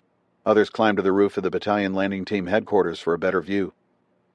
We watch nightly firefights, then see the destruction in the daytime. Grant McIntosh, a special agent with Naval Investigative Services, wrote his family. They put on one hell of a light show, but you have to stop and remember that there are people on the receiving end of those tracer rounds. As the weeks crawled past, homesickness infected some of the troops. Those who did not go on patrols felt like prisoners trapped behind the airport gates. The men worked 6 days a week only to escape into reruns of Mork and Mindy and Hee Haw. For many, mail served as the only tangible connection to home and the lives and loved ones left behind. Chaplain Danny Wheeler noticed the struggle his young flock faced. My parish in Beirut was in flux, he said. The men were having all the usual problems of growing up. They were unsure. Wheeler spent his days driving around in a jeep to visit the rifle companies dug in along the airport perimeter. How are you doing? He would ask. We're making it, was a common refrain. Watch out for each other, the chaplain reminded them. Hudson likewise struggled to assimilate. The battalion surgeon was a decade older than many of the Marines and had little in common with them. Unlike other officers, he had no interest in a professional military career. Beirut was a pit stop on his road home to Milledgeville, nestled along the winding Oconee River, where he planned to sew stitches, set broken arms, and treat colds as a country doctor. This place is such a strain on people, he wrote his wife. No wonder Marines are so weird. More than anything, however, Hudson missed his wife, Lisa, and infant son, Will, whose photos he stared at daily. I cannot believe how adorable and precious he is, Hudson wrote of his son. I love to look at his pictures and see all the joy he has. Lisa mailed him cassette tapes with recordings of Will cooing and giggling. Hearing their voices, he felt, was almost like being home. At the same time, Hudson felt guilty for leaving Lisa alone during the difficult first few months of nursing an infant. I pray you are tolerating this situation graciously, he wrote in one letter. I'm sorry that I ever got myself into this situation, he added in another. Please don't hold it against me." In the top right-hand corner of each letter, Hudson kept a tally of how many days he had been on the beach versus how many he had left. "I love you and Will so much," he wrote. "We'll be a family again someday." The repetitive nature of the work exacerbated the struggle. "Some people at night," Lance Corporal John Allman wrote to his mother, "go off behind the trees and shout out all their feelings to keep from going crazy." Other Marines, like Lance Corporal Davin Green, tried to find the positive in the experience. "The sea is pretty. We watch the sun come up and go down. We see whales and sharks. It seems like the sea never ends," he wrote his sister Sharia. "But I still miss home. I miss you too, sis. I sure wish you were here with me, but I'm all right." Private Henry Linkilla's letters revealed an 18-year-old who straddled the line between adolescence and adulthood, an experience made all the more difficult by being in Beirut. "I may be your kid," he protested in one letter, "but I'm also a goddamn man." Other letters, however, showed the hard-charging Connecticut youth who liked to drink and fight still missed the warmth of family. "As you can probably tell, I am depressed and thinking about home a lot," he confessed. "I would give anything to be back home with you right now." Linkilla's homesickness, like so many others, manifested itself in a disdain for the dust, the heat, and the boredom of Beirut. "I hate this place," he wrote in one letter. "This place really sucks," Linkilla added in another. "I wanna go home," he scrawled in big letters across an entire page. The young Marines wrestled with distance not only from parents, but also from girlfriends and wives. To help, Wheeler and Father George Pucciarelli started a pre-marriage counseling class that would run Thursday nights for a month, beginning at 7:30 p.m. in the Peacekeeping Chapel. But that did little to ease the suffering of those who feared an unfaithful spouse. "Thank God I'm not married," Bill Stelpflug wrote home. "There's some pretty little 18, 19-year-old wives in Jacksonville causing their own hate and discontent in Beirut. Some don't write and some write the wrong things. The NC Center for Abused Women may have some business." Such concerns faded on the morning of July 22nd. Marines manned checkpoints around the airport that Friday. The public affairs team passed out the latest issue of the Root Scoop, which included a rundown on promotions and courts-martial, as well as a feature story on parachute practice and advice from the chaplains reminding troops not to worry too much. "Keep looking forward in hope," the faith leaders urged. Up in his fourth-floor clinic, Dr. Hudson prepared to put a cast on the broken arm of an enlisted man, while over in the Marine Amphibious Unit headquarters, Lieutenant Glenn Dolphin listened as a boombox blared Molly Hatchet's "Flirtin' with Disaster." At 10:30 a.m., the first 122mm Katyusha rocket hit. Up in his clinic, Hudson froze, wondering if the Lebanese might be undergoing explosives training. When the second round hit, he wrote, "Everyone knew we were being bombed. It was a very humbling experience." The doctor forgot about the cast, scooped up his helmet and flak jacket, and headed for the basement, which housed both the shelter and the enlisted men's club. It sported several wooden picnic tables and a real bar with stools, Pettit recalled. There were even a couple of archaic video games in one corner. Dolphin likewise grabbed his gear and rushed to the Combat Operations Center, where Garrity and his senior aides hovered over the radio operators. More rounds rained down on the airport, a mix of Katyusha rockets and 120mm mortars. The ground shook and a hard shockwave passed upward through everything and everyone, Dolphin recalled. The wave could be felt through the soles of your feet, up through the core of your body and into your head. I especially felt the vibrations from the shockwave in my chest and lungs. "We're being shelled!" people hollered. "Get in the holes!" Hudson galloped down the 5 flights of stairs to the basement, where he encountered the first casualty, Lance Corporal Morris Dorsey, Jr., who was headed up to the clinic to find him. Dorsey had been outside by the mess tent washing cookware when a $50 piece of metal dug into the skin above his left shoulder blade. Hudson treated him right on the stairs. "I pulled the shrapnel out with my bare hands," he wrote. "The piece of metal was still hot, and it also caused a burn on the Marine." The duo then headed down to the basement shelter, where Dorsey confided in the doctor that he was scared. He wanted me to reassure him that he was okay, which he was. Hudson said, "I didn't even want to put a Band-Aid on." After 15 minutes, the attack ended. The all-clear signal came 45 minutes later. Marines emerged from foxholes, bunkers, and shelters. 11 122mm rockets and 120mm mortar shells had hit the airport. The attack killed 1 Lebanese civilian and wounded 7 others, along with 3 Lebanese soldiers. In addition to Dorsey, Lance Corporal Donald Locke and Petty Officer First Class Kenneth Densmore suffered minor shrapnel wounds. Hudson treated the 2 leathernecks. "Both of these Marines," he said, "now have a new viewpoint on life." The doctor then headed back to the 4th floor to finish the cast. Only this time he wore his helmet and flak jacket. "I definitely did not get depressed today," he later wrote his wife. "I was too scared."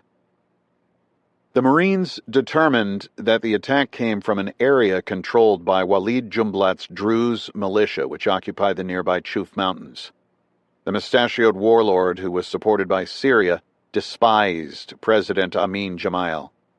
The Druze, the Marines therefore assumed, had likely overshot a nearby Lebanese armed forces training camp and hit the airport. Despite the close impacts, and that it was well known that Walid Jumblat hated our guts, the Druze were going to get the benefit of the doubt, Dolphin said. Marines did not return fire. The attack reinforced for Garrity the daily threats and challenges his force faced.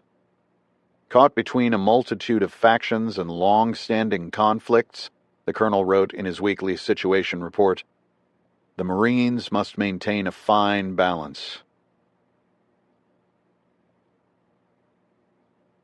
Chapter 11. The Lebanese, seeing the outside momentum toward a Lebanon solution fade, seemed to be turning to each other with guns in hand. Washington Post editorial, July 31st, 1983. Hours after rockets and mortars drove Marines into bunkers, Lebanese President Amin Gemayel prepared to meet face-to-face with Ronald Reagan in Washington. Secretary of State Schultz had recently returned from his second trip to the Middle East, trying to salvage his May 17th deal for foreign forces to leave Lebanon. Israel planned to pull back only from the suburbs of Beirut and the nearby Chouf Mountains, a move that was not designed to help Lebanon, but rather to secure a more defensible position farther south and decrease casualties. The Jewish state refused to vacate the Bekaa Valley in the east unless Syria also exited. With its stockpile of new weapons, Syria still had no intention of leaving. Like a fisherman after a very bad day, one Western diplomat noted, Schultz tried one last cast and caught nothing.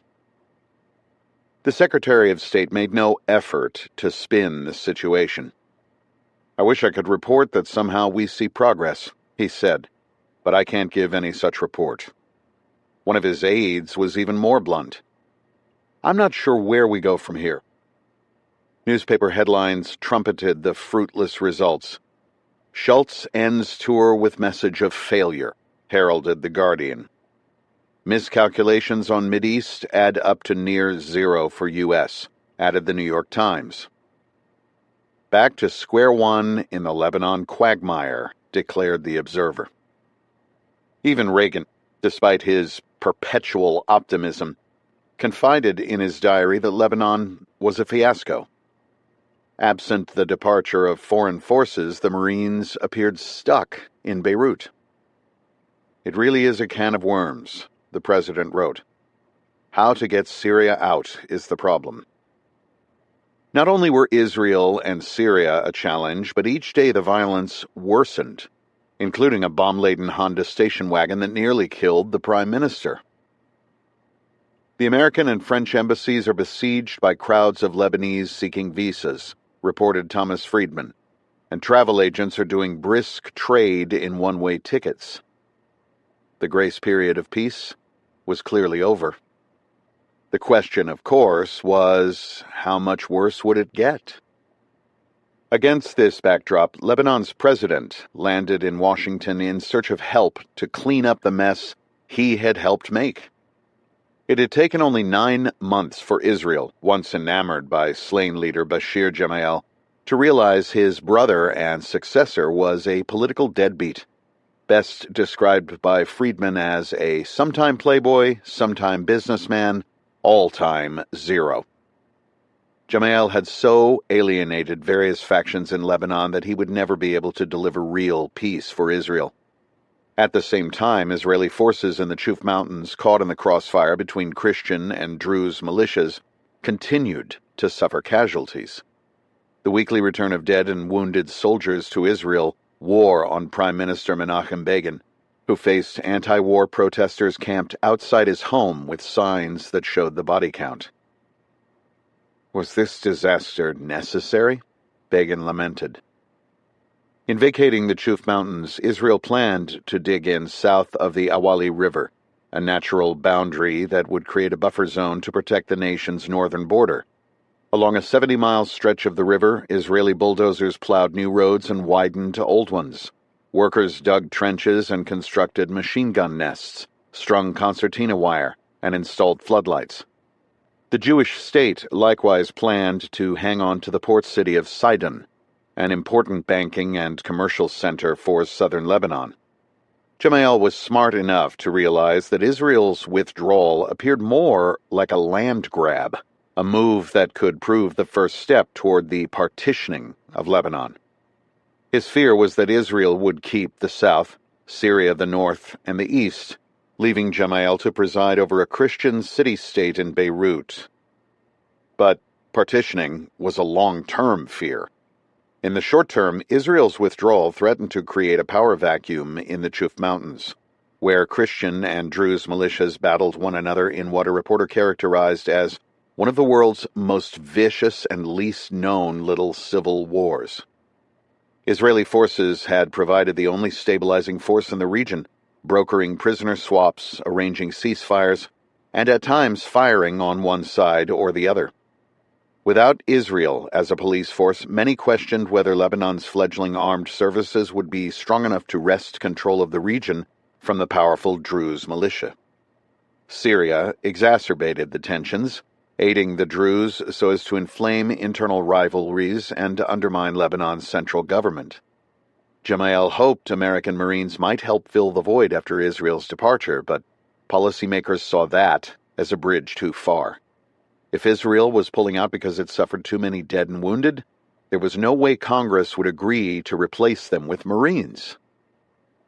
Gemayel's problems, however, ran even deeper. Few political observers believed the attack on the airport the same day Gemayel planned to meet with Reagan was a coincidence. Most suspected it was a warning, one that Washington would be wise to heed. Syria and its Lebanese allies, The Guardian quoted one observer, are telling the president that he does not even control greater Beirut. Despite the political bruising Schultz endured on his failed Middle East trip, coupled with Syria's obstinance and Gemayel's plummeting power, not to mention the terrorist bombing of the embassy just 3 months earlier, none of Reagan's declassified briefing papers raised the question of whether the United States should look for an exit. America had made the decision to back Gemayel, and that would continue. Our support for him, Schultz advised the president on the eve of his meeting, is absolutely essential in the rough days ahead. The administration would invest America's full faith and credit to prop up a flawed politician who, one senior White House aide observed, possessed none of the leadership qualities necessary for governing a stable country, much less one so riven by factional strife. This was the shaky foundation on which Lebanon's political house of cards now rested. National Security Advisor William Clark warned Reagan that Gemayel needed America's help to rid Lebanon of foreign forces, or else his regime would likely collapse. For better or worse, Clark warned, we will be seen as largely responsible for events in Lebanon. With that, Reagan welcomed Gemayel, dressed in a white suit and a tie that matched his perfectly coiffed jet-black hair, to the White House at 11:33 a.m. The two leaders posed for pictures in the Rose Garden, chatted in the Oval Office, and enjoyed lunch in the state dining room. That afternoon, despite the evidence of a brewing storm in Lebanon, Reagan publicly embraced Gemayel. I'm impressed with the progress he and the government and people of Lebanon have made in rebuilding their country. It's my belief that energy and perseverance will triumph in the end," he concluded. "Lebanon can count on our support." Chapter 12. The world must have been simpler in the days of gunboat diplomacy. President Ronald Reagan Diary, August 10th, 1983. To salvage the disaster in Lebanon, and on the same day he welcomed Gemayel to the White House, Reagan appointed Deputy National Security Advisor Robert McFarlane as his new special envoy for the Middle East. The 46-year-old McFarlane, who answered to the nickname Bud, would replace veteran diplomat Philip Habib, whom Syria had refused to work with after Schultz's failed first round of negotiations back in May. McFarlane came from a long line of public servants. His grandfather served as a Texas Ranger, while his father represented the Lone Star State in Congress and later worked as an attorney in the Justice Department's Antitrust Division. McFarlane graduated from the Naval Academy and joined the Marines, where he served 2 tours in Vietnam, a disillusioning experience that shaped his worldview. He blamed the media, pandering generals, and weak politicians for America's defeat in the jungles of Southeast Asia, lessons he would bring to Lebanon. What was clear, he said, was that because of political restrictions, we were not using our superior firepower to win the war. After the war, and in what would prove another transformative experience, McFarlane served as a military aide to former National Security Advisor and Secretary of State Henry Kissinger. McFarlane lionized the mercurial diplomat and political theorist, devouring all his books and articles. The experience, however, proved demanding as well as revelatory. Not only did he often work up to 15 hours a day, but he also witnessed the bare-knuckle politics of Washington, where his boss frequently disparaged colleagues and wielded deceit as a political tool. Working for such a complex, conspiratorial man, I found it hard at times to maintain my moral compass, McFarlane wrote. It was a 4-year course in political hardball. McFarlane unfortunately drew the wrong conclusions from his boss's behavior, which would later lead to his own downfall during the Iran-Contra affair. Ultimately, what he sought to do, and frequently did achieve, transcended the dishonesty and cynicism of his methods, McFarlane said of Kissinger. It was a classic case of the ends justifying the means. Despite his idolization of his former boss, McFarlane was no Kissinger, and deep down he knew it. In a town like Washington, where pedigree mattered, McFarlane was plagued by insecurity, believing his middle-class upbringing and service academy education made him a lesser intellect than his Ivy League peers. It did not help that his own boss and role model had earned his undergraduate degree, master's, and doctorate from Harvard. Following in Kissinger's wake, reporters Martin and Walcott observed, was a little like living in the shadow of a brilliant, successful father. Even McFarlane's hobbies, he loved to tap dance and play the banjo, seemed pedestrian and folksy in a town where power brokers wore black ties and gowns to the Kennedy Center for Theater and the Opera. His perfect salt-and-pepper hair and wardrobe of conservative dark blazers could not hide his self-doubt, which reflected in his demeanor. He spoke in a monotone which made him sound like a student who wasn't sure the answer he was giving was the right one, the 2 reporters added. And he often lapsed into academic and military jargon which seemed more calculated to impress than inform the listener. His personal ambition to rival, if not surpass, his former mentor, coupled with his hangover from Vietnam, guided his actions. McFarlane saw the military as an underutilized instrument in America's tool chest, a hammer that politicians had been too hesitant to swing since the defeat in Vietnam. The problem of Lebanon, he believed, demanded just such a solution. The former lieutenant colonel, whose refrigerator was emblazoned with a Semper Fi sticker, argued American leaders had blown the chance 9 months earlier to expel all foreign fighters from Lebanon, Israel's drubbing had wiped out much of Syria's air force and surface-to-air missiles, providing the United States a perfect chance to follow the advice of W.C. Fields: never kick a man unless he's down. But American leaders had dallied, giving the Soviet Union valuable time to rearm Assad. McFarland likewise had advocated that America skip the peacekeeping mission and send in a much larger force of several divisions, an idea that appalled Weinberger and the Joint Chiefs of Staff, who rejected the plan for fear it could devolve into a major war. My arguments and those of others who thought as I did were overruled or ignored, McFarland chafed. As a result, a fragile but golden opportunity was lost.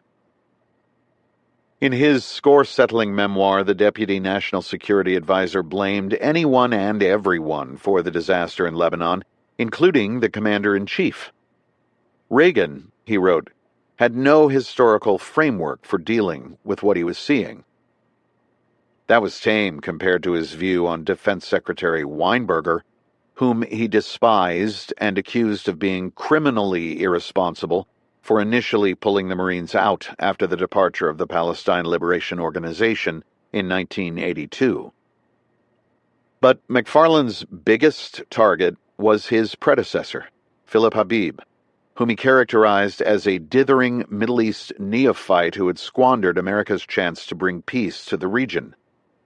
That was a harsh rebuke of a 3-decade public servant who had, in fact, created the framework for the Camp David Accords and successfully negotiated the departure of Yasser Arafat and the Palestine Liberation Organization a year earlier, a feat that prompted Reagan to award him the Presidential Medal of Freedom. When it came to the Middle East, McFarland wrote, all Phil really knew was what he had learned growing up in a Lebanese-American family in Brooklyn. He had no depth in the Middle East. He had no experience dealing with Arabs or Israelis. Nor had he ever been a man with strategic breadth, able to analyze American interests regionally, not just in Lebanon. As a consequence, he misread everything.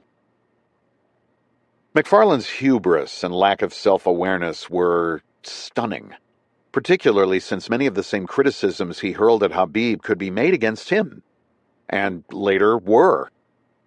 Unlike Habib, McFarland spoke no Arabic, nor did he speak Hebrew. McFarland, likewise, was neither a professional diplomat nor a negotiator. He had spent much of his White House career as a policy wonk and second-chaired to National Security Advisor William Clark. Yet, this was whom Reagan now depended on to resurrect America's flatlining peace initiative, and on whose success, or failure, rested the fate of the Marines. On the eve of his appointment, the White House had dispatched McFarland to the Middle East to test the waters over whether America might re-engage following Shultz's failed second trip. On July 12th, 4 days after the Secretary of State had returned, McFarland climbed aboard a Gulfstream III to London, where he met with Wadi Haddad, who served as Gemayel's national security advisor. He then flew to Saudi Arabia to see King Fahd, who agreed to try to help persuade Syria to exit Lebanon. From Riyadh, McFarland traveled to Damascus, taking a perch on the same velvet green furniture where Schultz had recently sat. To his surprise, President Assad rambled on about the insignificance of human life in the cosmos. 1 hour passed, then 2. Throughout the monologue, McFarland's eyes drifted up to the painting of Saladin's men with curved and bloodied swords who towered over the defeated crusaders. "Tell me," Assad said through an interpreter as he leaned forward. McFarland perked up, anxious for a practical shift in the conversation. "How do you account for the Bermuda Triangle?"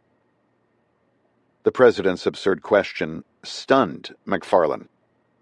"My mind raced," he recalled, trying to identify a strategy in this perplexing choice of subject and the Syrian leader's enigmatic manner. I had thought, listening to his existential rumination on the meaning of life, that perhaps his goal was to present an image of patience and of a sense of responsibility for his country and his people. But the Bermuda Triangle? I had to pinch myself. McFarlane rattled off the various theories he had read over the years to explain the mysterious loss of ships in the waters between the North Carolina coast and the British island of Bermuda. Assad nodded. "But they are not satisfactory," the president replied. "I believe there is something more extraterrestrial to account for this." After 3 hours of such meditations, the Syrian leader at last raised the issue of his history with previous negotiators. Assad announced that he had always liked Kissinger, whose diplomatic shuttles a decade earlier had brought him to Damascus, where he made time to visit museums and the marketplace and experience Syrian culture. The president hoped he could engage that way again with another American negotiator. McFarlane seized the opportunity to explain Reagan's goals for the Middle East, including his hope for a better relationship with Syria. Assad said he would welcome future conversations. 6.5 hours after I had arrived at the presidential palace, McFarlane recalled, I finally took my leave. McFarlane had his work cut out for him. After Reagan's July 22nd announcement of his appointment, McFarlane spent the next week preparing his team before taking off again on August 1st for the Middle East. His first stop was Beirut, where he settled into Ambassador Robert Dillon's residence, which would serve as his headquarters. He met the following day with Gemayel. In addition to the removal of foreign forces, McFarlane recognized that internal rivalries were a major problem.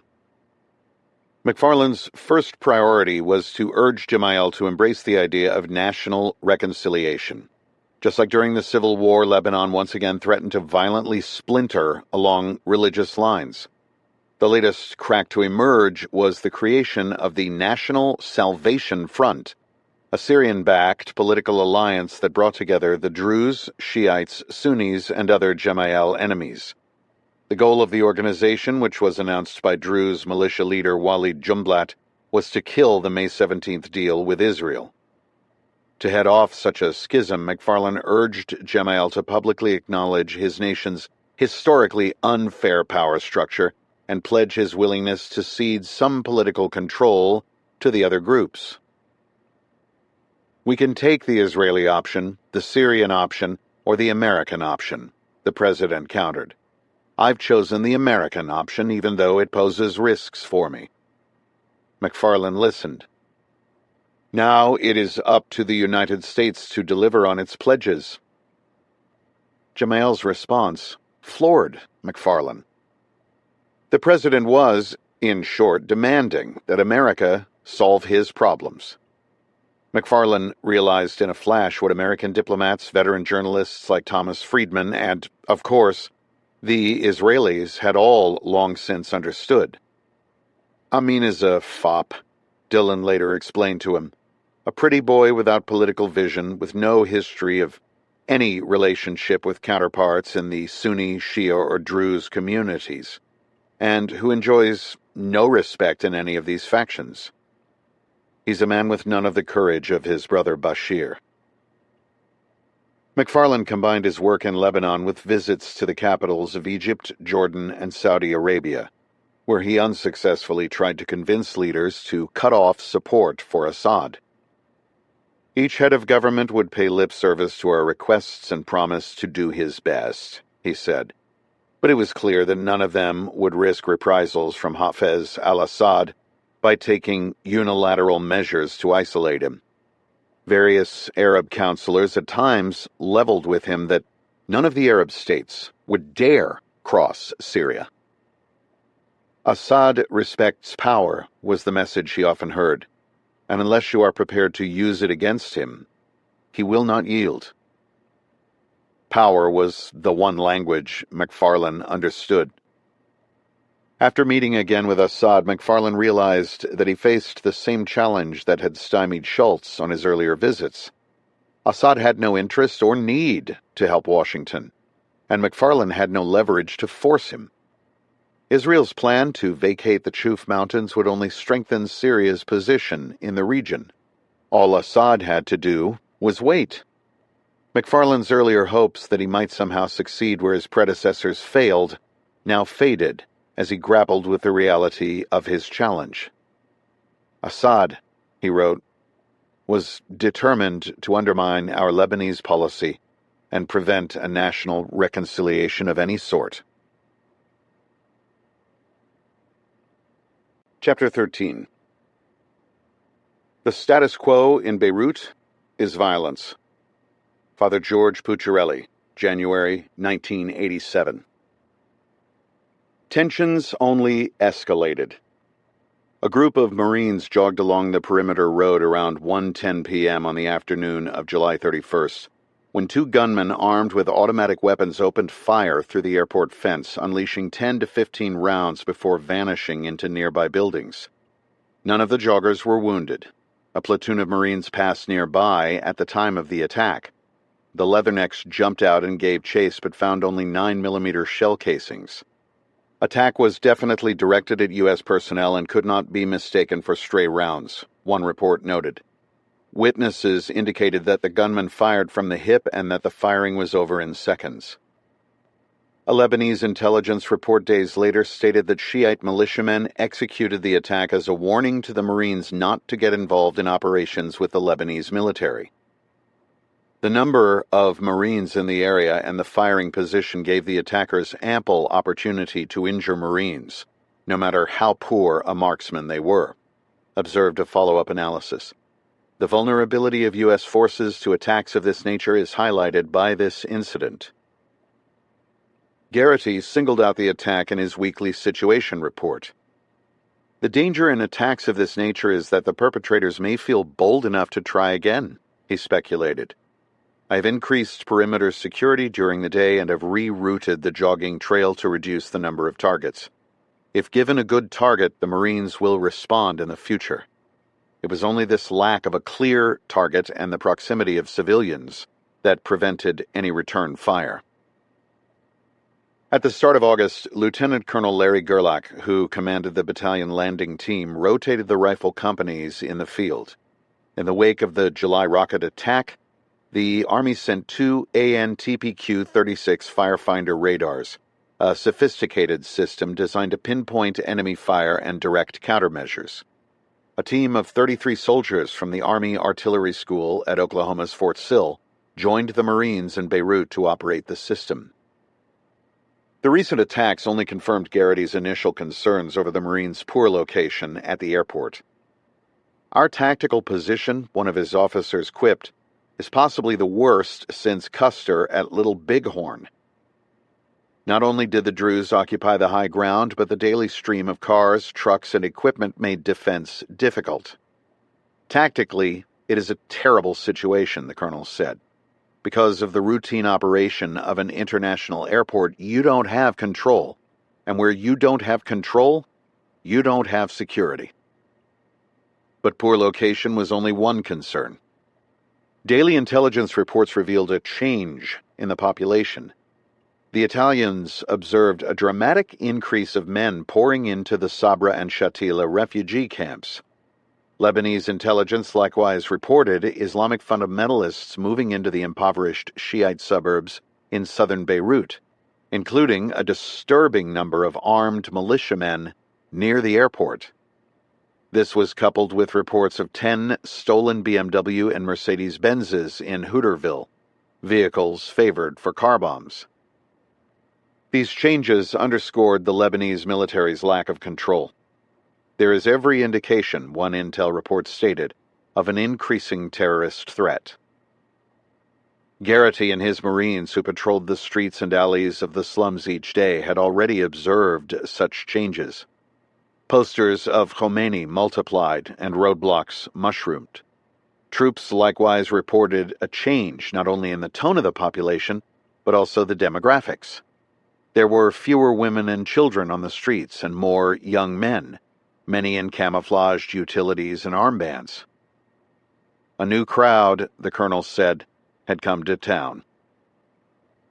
These ominous changes were set against the backdrop of the continued fighting in the mountains above the Marines, which illuminated the skies with tracers as machine guns rattled and artillery thundered.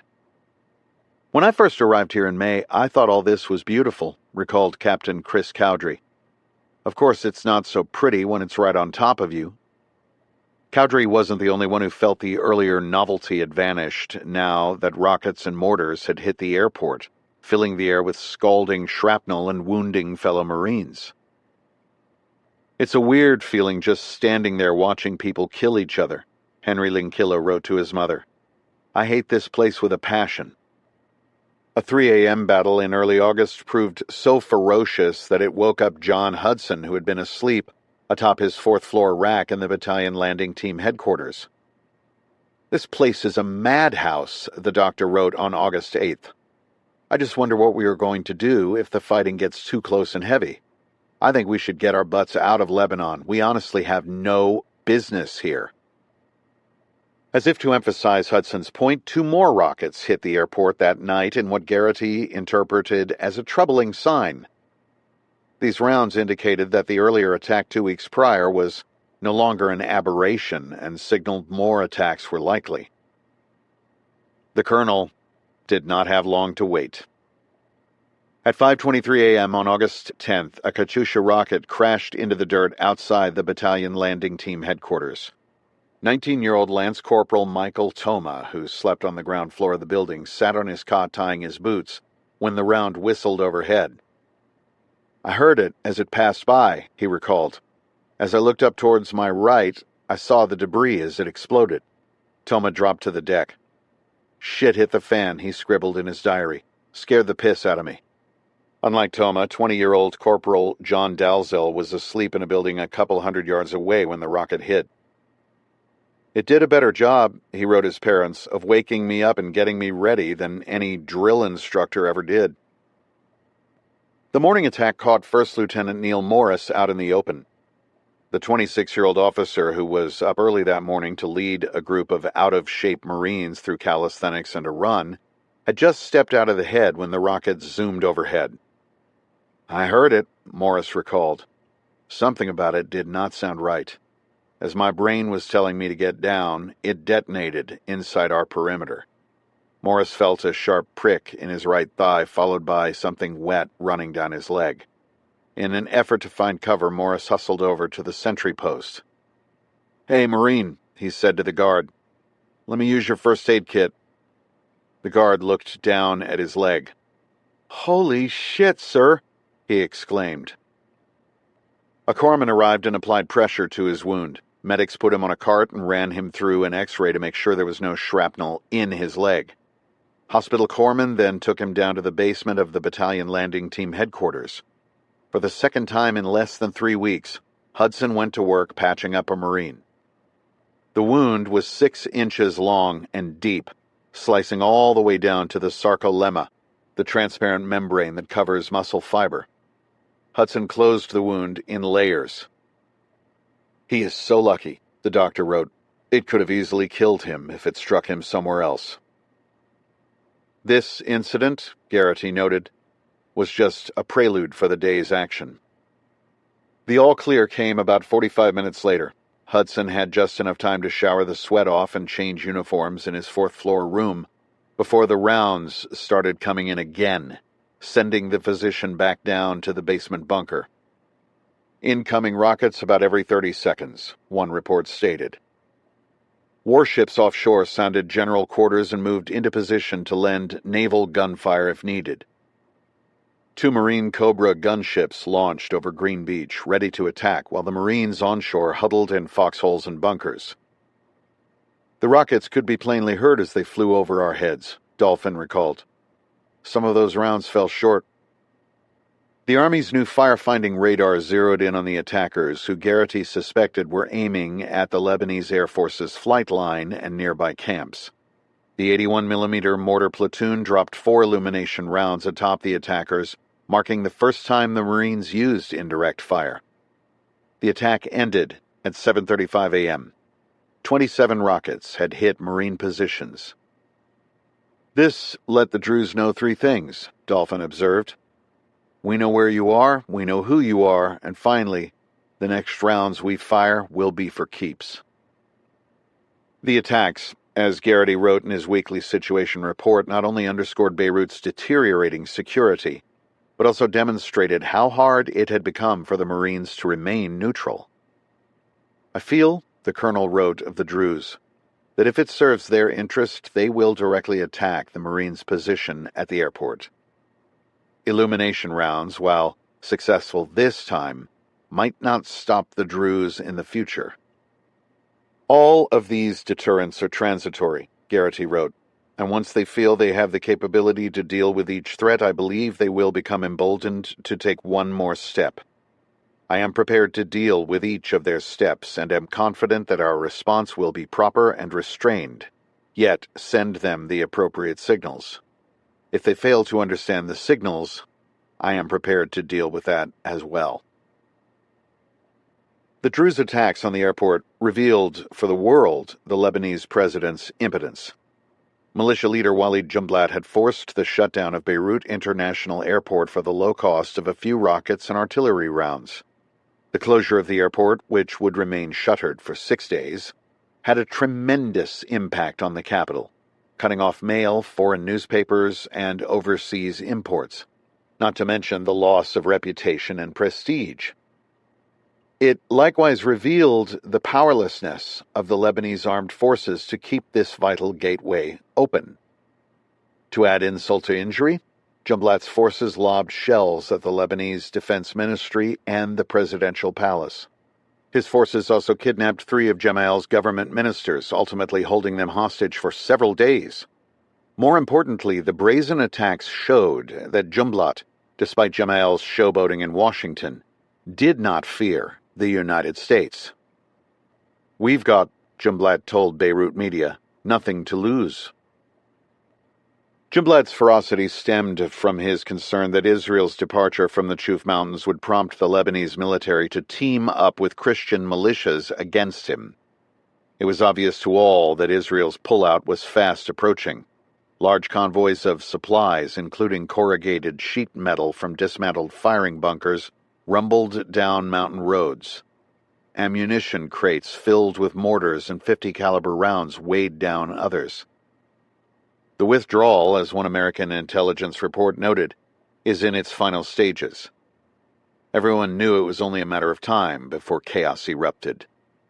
"When the Israelis pull out," Hudson wrote his wife on August 12th, "I'm afraid everything is going to go to hell."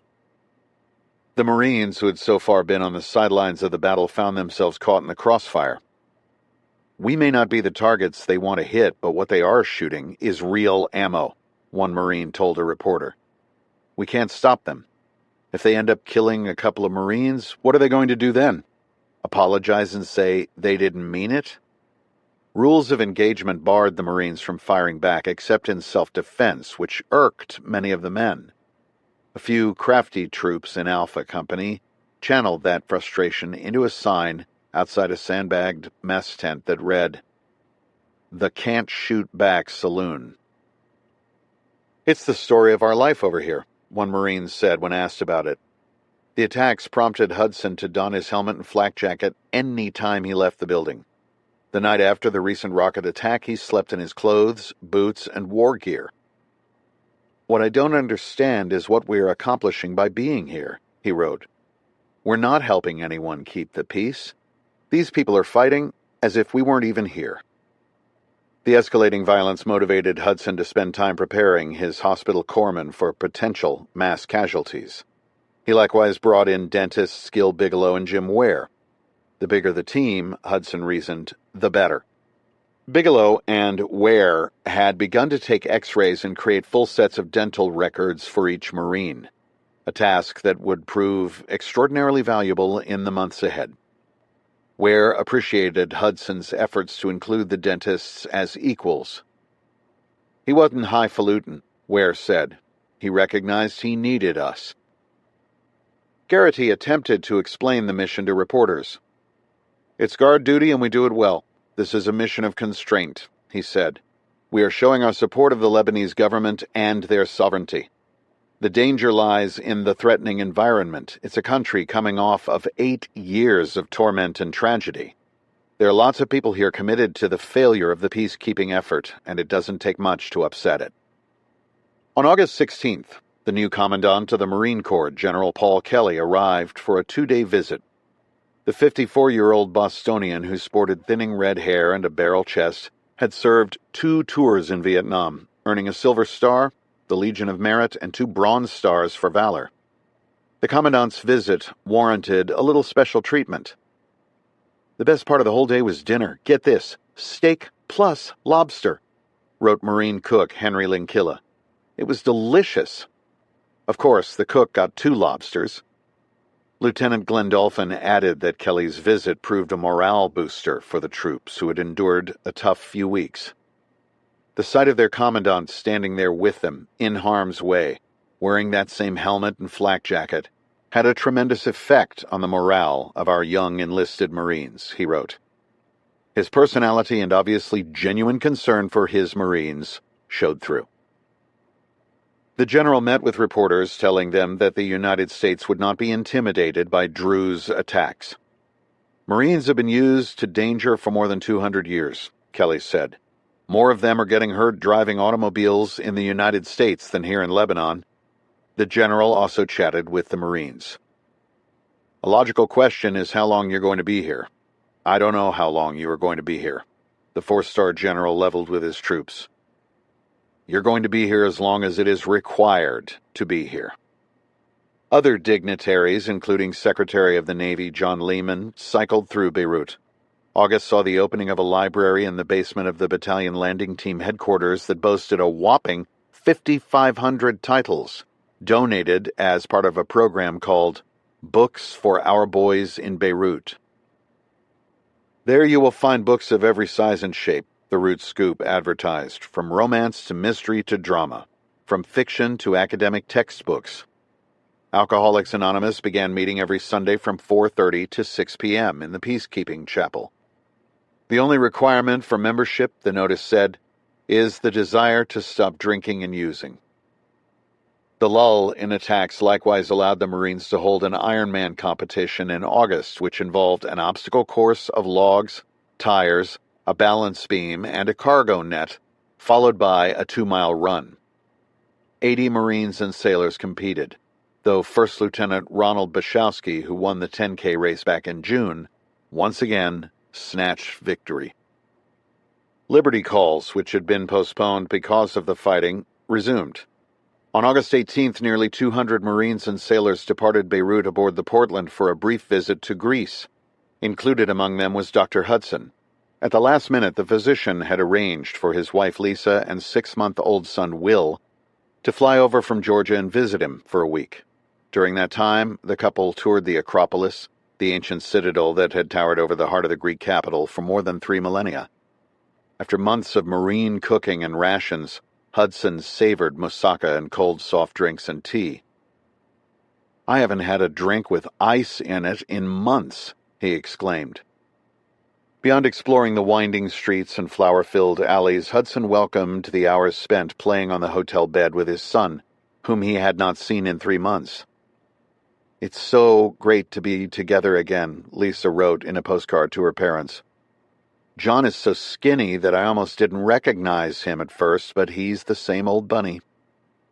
Lisa did not ask him about Beirut, nor did he offer any details.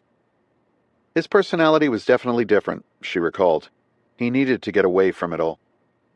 The days passed quickly until the time arrived for him to leave.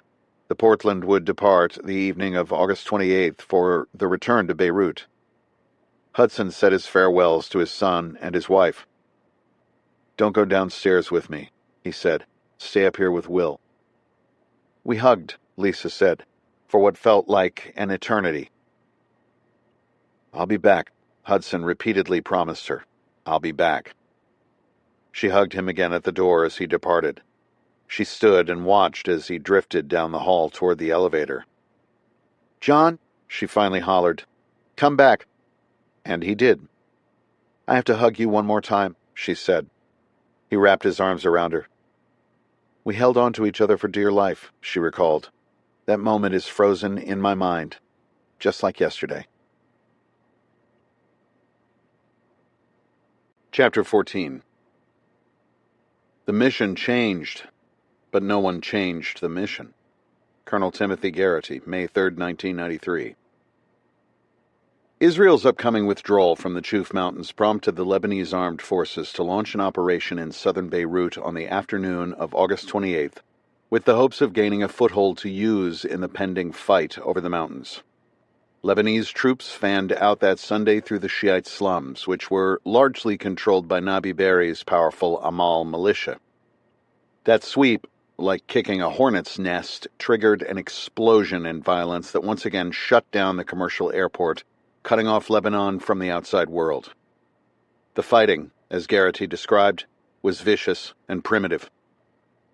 The battle that afternoon, which involved mostly small arms fire and was initially concentrated around the village of Burj al-Barajina, spread to nearby Hooterville. By 5:05 p.m., the intensifying fire moved closer to the airport and positions held by the Lebanese armed forces. The battle reached Checkpoint 69, a Marine combat outpost manned by 30 members of Bravo Company and a dozen Lebanese soldiers. The outpost came under intense small arms fire, one reporter wrote. The Marines and soldiers returned fire with M16 and M60 machine guns. The firefight lasted for about an hour and a half. It was the first direct attack on a Marine position. Across the airport, Marines went on alert, slipping on helmets and flak jackets. Others jumped into bunkers as tracers zinged over the headquarters building. The fighting finally slowed around 7 p.m. and largely tapered off a half hour later. Fighting continued in the distance, one report noted that night, but it's quiet around the airport. That peace would not last long. The Lebanese military encircled Burj al-Barajina and Hooterville, triggering a renewed outbreak in fighting the following morning of August 29th. From 6 a.m. onward, Marine units across the airport came under fire, ranging from small arms and heavy machine guns to rocket-propelled grenades, mortars, rockets, and even howitzers. In accordance with the rules of engagement, Marines returned fire with the minimum level of force. The battle, meanwhile, migrated north into the French and Italian sectors of Beirut, while the Druze militia joined the fight, raining artillery around the airport from positions up in the mountains.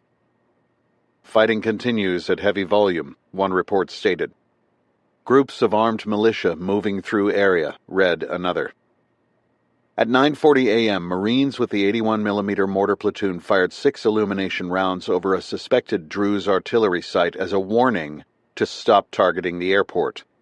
Only minutes later, Staff Sergeant Alexander Ortega Jr., who was with Alpha Company along the airport's eastern perimeter, ducked into a platoon command post tent in search of radio batteries for troops on the line. Second Lieutenant Donald Losey followed him, checking to make sure his Marines were under cover amid the attacks. At 9:44 a.m., a Druze mortar crashed into the command post tent, followed seconds later by another round. The scalding shrapnel killed Ortega instantly and mortally wounded Losey, who would survive only a few moments before he too succumbed to his injuries.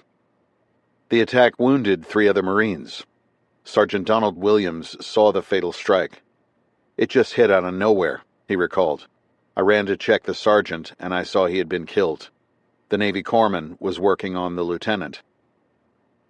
America had suffered its first combat deaths in Beirut. First Lieutenant Mark Singleton, who was friends with Losey, was about 300 yards away at the time of the attack. Shrapnel from another strike had wounded Singleton and several of his men. The lieutenant heard the tragic news crackle over the radio.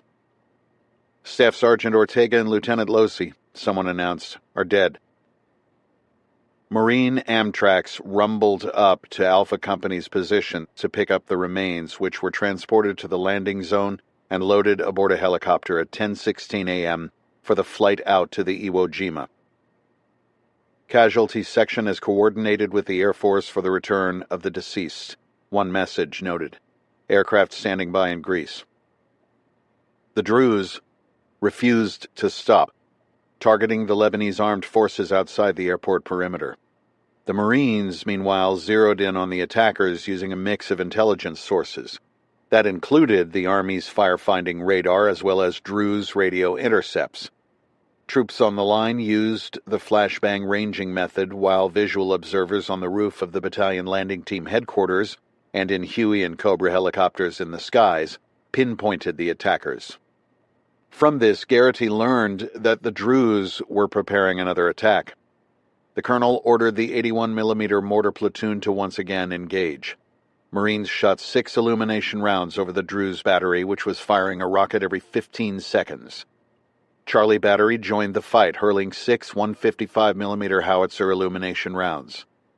But the Druze continued to fire. The USS Belknap, a guided missile cruiser that steamed offshore, fired 2 illumination rounds from its 5-inch gun over the target area at 11:30 a.m.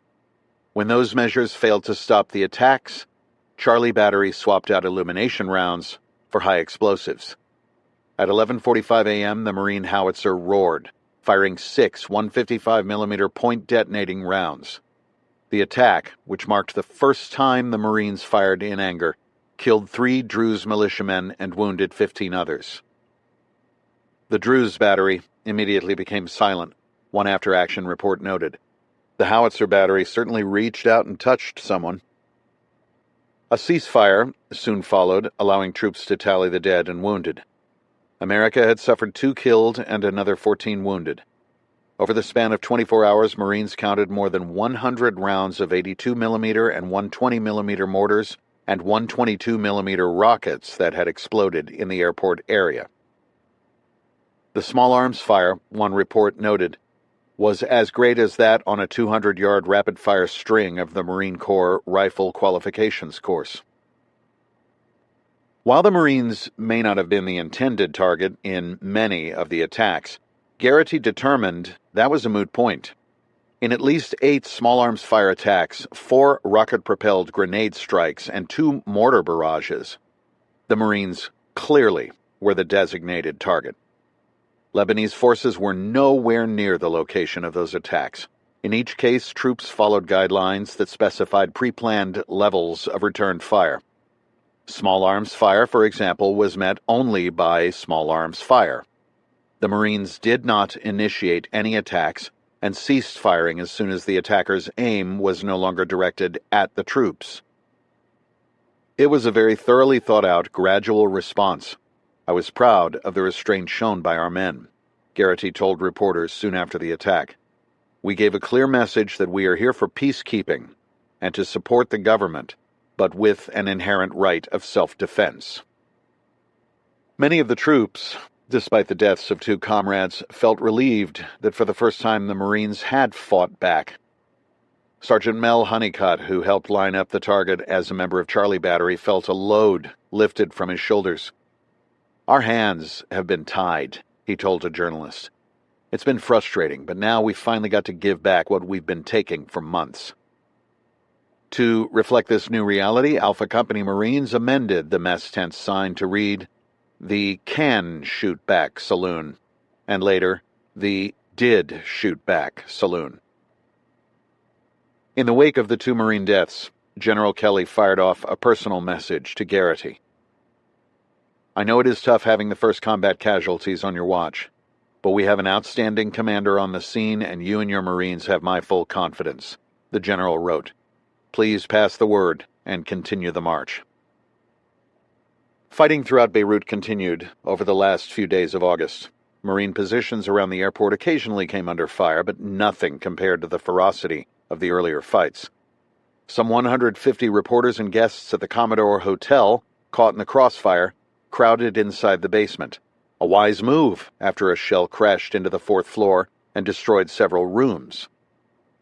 The firing is so close, Associated Press reporter Terry Anderson said, that you can hear the sound of the firing and then the explosion of the shell. Newspaper headlines captured the outbreak and fighting, with many questioning whether Lebanon would again spiral into civil war and what that might mean for the Marines. Beirut battle plunges country back into chaos, announced The Guardian. Heavy fighting edges Lebanon towards civil war, added the Fresno Bee. Marines now caught in Beirut's quagmire, declared the Tampa Tribune. On the last day of August, some 10,000 Lebanese soldiers in M48 tanks and armored personnel carriers rumbled through West Beirut, the city's predominantly Muslim area. Troops moved east to west, searching buildings for hiding militiamen and snipers, while fighting block by block to clear the city. By nightfall, the fighting subsided. Only sporadic gunfire echoed through the capital. An uneasy calm soon settled over Beirut. The question remained, how long would it last? Garrity reflected on the difficult few days his troops had endured. Not only had he lost his first Marines in combat in Lebanon, but he had been forced to fire shots in anger. Keeping the peace became considerably more difficult this week as the ante was raised to the personal level. The Marines and sailors stood firm, did not flinch, and shipped home their dead with a quiet resolve to see the job through, Garrity wrote in his weekly report. Our support to the Lebanese people will continue, and restraint will continue to determine the pace. Chapter 15. We have given our Marines an impossible task. Otis Pike, former U.S. Representative from New York, September 2nd, 1983. President Reagan had escaped Washington for a little vacation at his California home. Nestled on 688 acres in the Santa Ynez Mountains overlooking the Pacific Ocean, Reagan's ranch offered him a retreat from the hustle of political life in the nation's capital. The century-old adobe home, dubbed the Western White House, was primitive compared to its Washington counterpart. The one-story home, which featured whitewashed walls and a red-tile roof, consisted of just 5 rooms that occupied barely 1,500 square feet. 2 fireplaces served as the only source of heat, which the president provided via logs of oak and manzanita. Most days he liked to shed the mental stress of his day job by clearing brush, chopping wood, and riding horses with Nancy along the property's 12 miles of trails. But Beirut now threatened that tranquility. National Security Advisor William Clark woke Reagan at 1:55 a.m. Monday, 1 hour and 10 minutes after the mortar attack killed Losi and Ortega.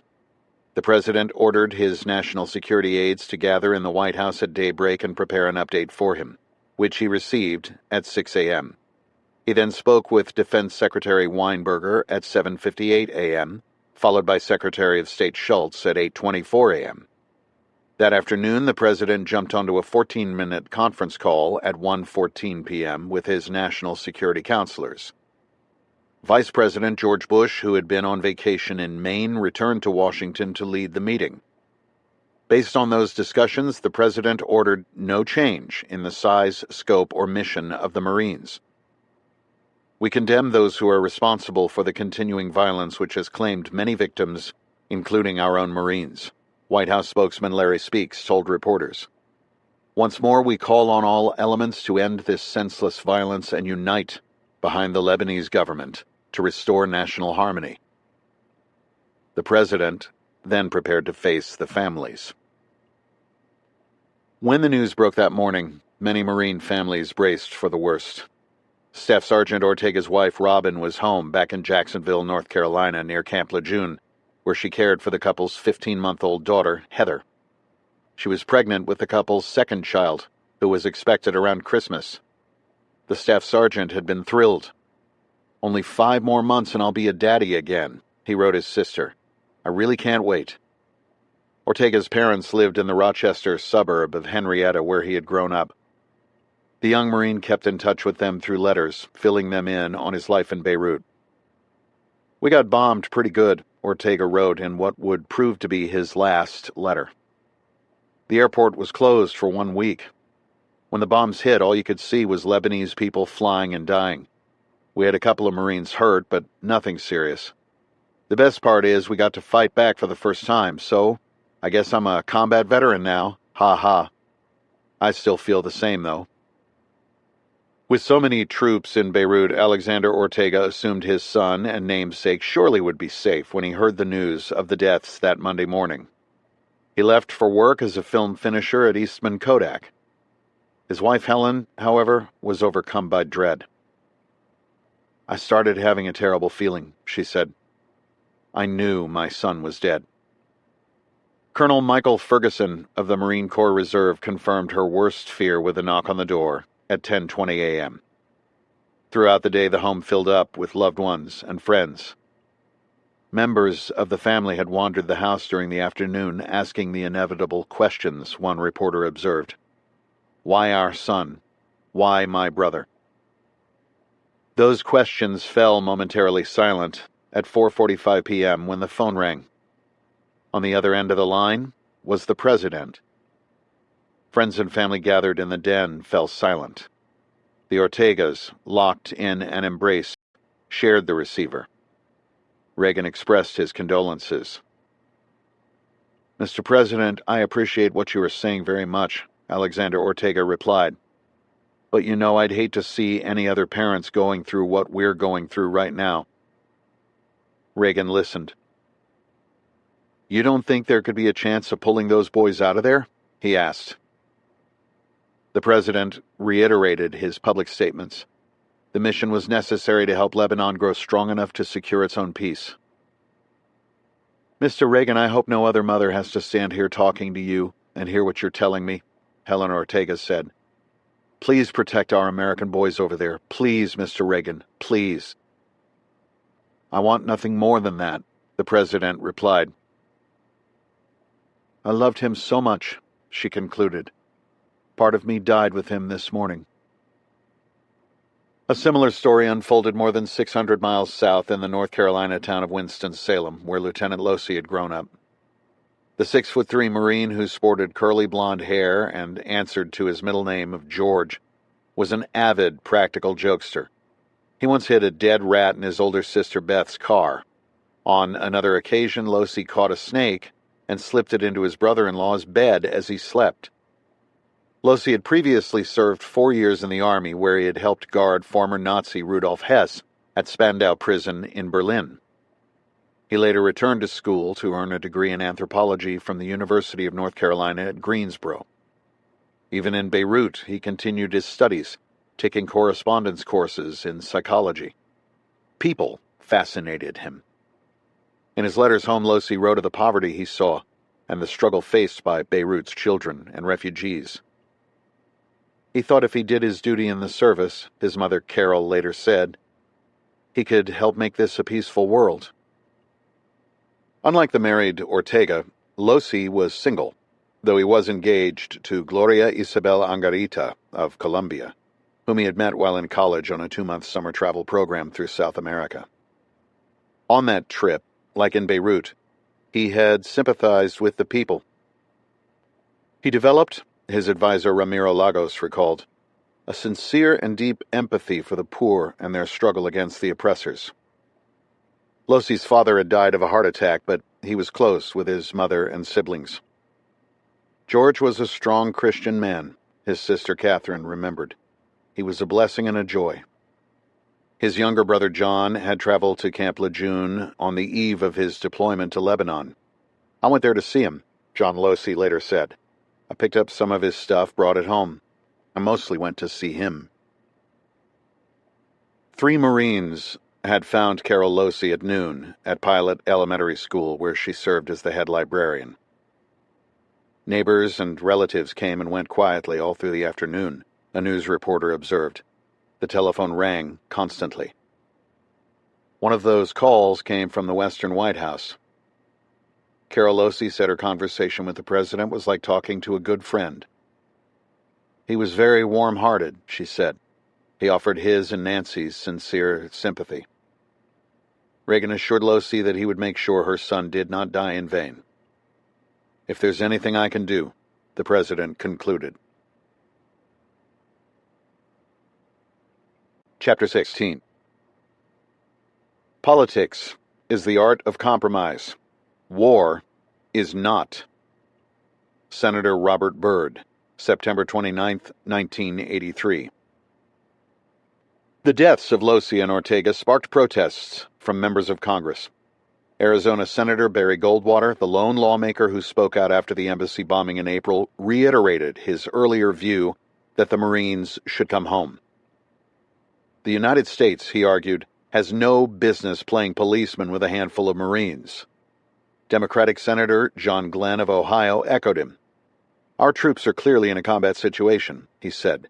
We can no longer have the president denying that there is imminent danger in Lebanon. Many lawmakers raised the War Powers Resolution, a 1973 law passed during the Vietnam War, as a means to check a president's ability to wage war without congressional approval. The federal law mandates that a president notify Congress within 48 hours of troops entering combat and sets a 60-day time limit for their withdrawal. In his first report to Congress, in September 1982, Reagan assured lawmakers that Marines would not be in harm's way. "I want to emphasize," he wrote, "there is no intention or expectation that U.S. armed forces will become involved in hostilities." Much had since changed. The president, who was loath to cede his constitutional authority over foreign policy to Congress, attempted to dance around that new reality in an August 30th, 1983 update to lawmakers. Reagan acknowledged the recent fighting in Lebanon, including the tragic deaths of Losey and Ortega. But those deaths occurred, the president wrote, because of sporadic fighting between Lebanese armed forces and various militias, which spilled over into positions around the airport. In short, the Marines were not the targets, only innocent bystanders. I believe that the continued presence of these U.S. forces in Lebanon is essential to the objective of helping to restore the territorial integrity, sovereignty, and political independence of Lebanon, the president added. It is still not possible to predict the duration of the presence of these forces in Lebanon. We will continue to assess this question in light of progress toward this objective. Administration officials parroted that point in the press. "I believe," Schultz said, "there is no concerted effort to single out the Marines and target them." Newspaper headlines trumpeted the administration's view, even as stories and photos about the deaths of Losey and Ortega at times appeared on the same page. "Reagan insists," declared the Miami Herald, "Marines not involved in combat." "Marines aren't facing imminent hostilities in Beirut," added the Ventura County Star. In private, however, some senior State and Defense Department officials raised fears over the administration's position, noting that attacks by the Druze and Shiite militias appeared aimed at both the Lebanese military and international forces. In addition, the violence only seemed to escalate, and no one had a roadmap of where it might lead. "This is a difficult situation, to say the least," one State Department official told the New York Times. Members of Congress likewise challenged the White House's narrative, refusing to label Marine engagements as combat or hostilities was a game of semantics. "We have people up in helicopters. We're shooting rockets and artillery," argued Illinois Republican Senator Charles Percy. "If that isn't imminent hostilities, I don't know what it is." "American forces are clearly involved in hostilities," added Senator Robert Byrd, a West Virginia Democrat, who feared a resumption of that nation's civil war. Other leaders raised questions about America's continued role in Lebanon. Representative Henry Gonzalez wrote to the president that the Marines had been in Beirut for almost a year, during which time the situation had deteriorated. Neither Syria nor Israel showed any sign of real withdrawal. American mediation efforts had failed, while well-armed Lebanese factions demonstrated a renewed interest in slaughtering one another. In these conditions, it is not only prudent but absolutely necessary to ask what the further risk of our young men can accomplish, what our interests are, and whether or not changes in policy are warranted, wrote the Texas Democrat.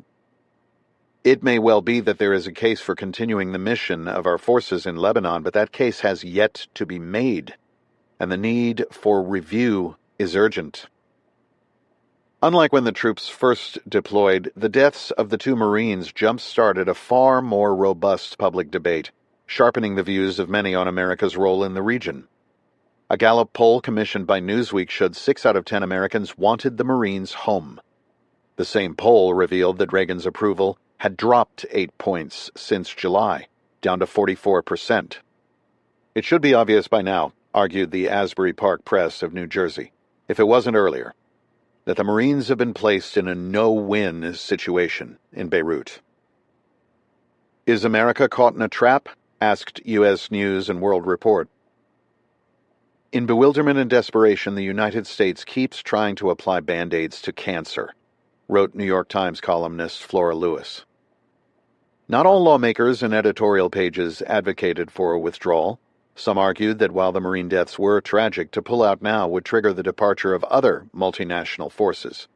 That power vacuum would doom Gemayel and launch Lebanon back into civil war. Keeping the peace in Beirut is difficult, wrote the Durham Sun in North Carolina. Perhaps it is futile. It certainly involves risks to American lives, but the attempt must be made. A few reminded readers that the United States had landed in this mess because of Israel's disastrous war against Lebanon and the massacre of Palestinian refugees. Now, as Thomas Friedman noted, Israel had grown tired of the bloodshed and prepared to vacate the Chuf Mountains, leaving the Marines to pick up the pieces in Beirut. The questions and concerns raised by members of Congress and the press dovetailed with those of many Marines who had spent recent days hunkered down in foxholes. The only thing we do for fun here, Henry Linkiller wrote in a letter to his mother, is count bullet holes in sandbags. The Marines, of course, followed the debate at home via the news. No one wants to say we're in a hostile situation, said Corporal Richard McLean, though it's pretty obvious to me that we are. Others challenged the administration's claims that the Marines were not the intended targets. When the shelling starts, you figure that 1, maybe 2 rounds hitting us here is accidental, added a Marine. More than that, it's just good aim. Troops who months earlier had run a marathon waving the Lebanese flag now realized the depths of the country's sectarian hatred. America had little hope, many felt, of piecing the war-torn nation back together. I don't think this country has a chance, Major George Converse wrote to his wife. They just can't seem to stop fighting long enough to talk. Others agreed.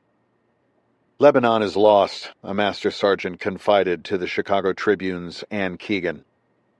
Everyone seems to think that now. We're seeing it every day as they fire on each other. This unfortunate realization dispirited many of the Marines who had arrived in Lebanon hoping to make a difference. Our troops, Grant McIntosh wrote his family, feel so useless. Sergeant Robert Conley captured that sentiment in a letter to his dad. I don't like this situation here. I don't respect the Lebanese army or government enough to risk my life for them. As far as I can see, no one can control the situation here, Conley wrote.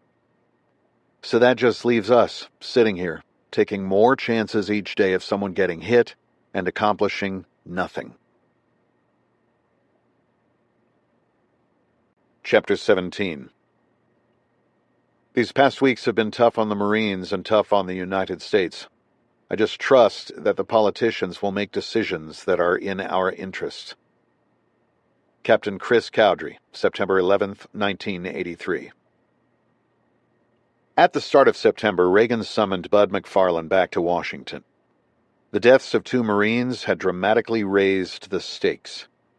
The president, who did not want to make any more calls to bereaved families, was feeling pressure from the press and members of Congress. The special envoy had spent much of August shuttling between various Middle East capitals with little success. He did manage to convince Gemayel to publicly call for a meeting of factional leaders to discuss the need for political unity, though he felt the Lebanese leader in the end did not go far enough. Gemayel is just not a strong figure, a frustrated McFarlane conceded. It was like pushing a noodle.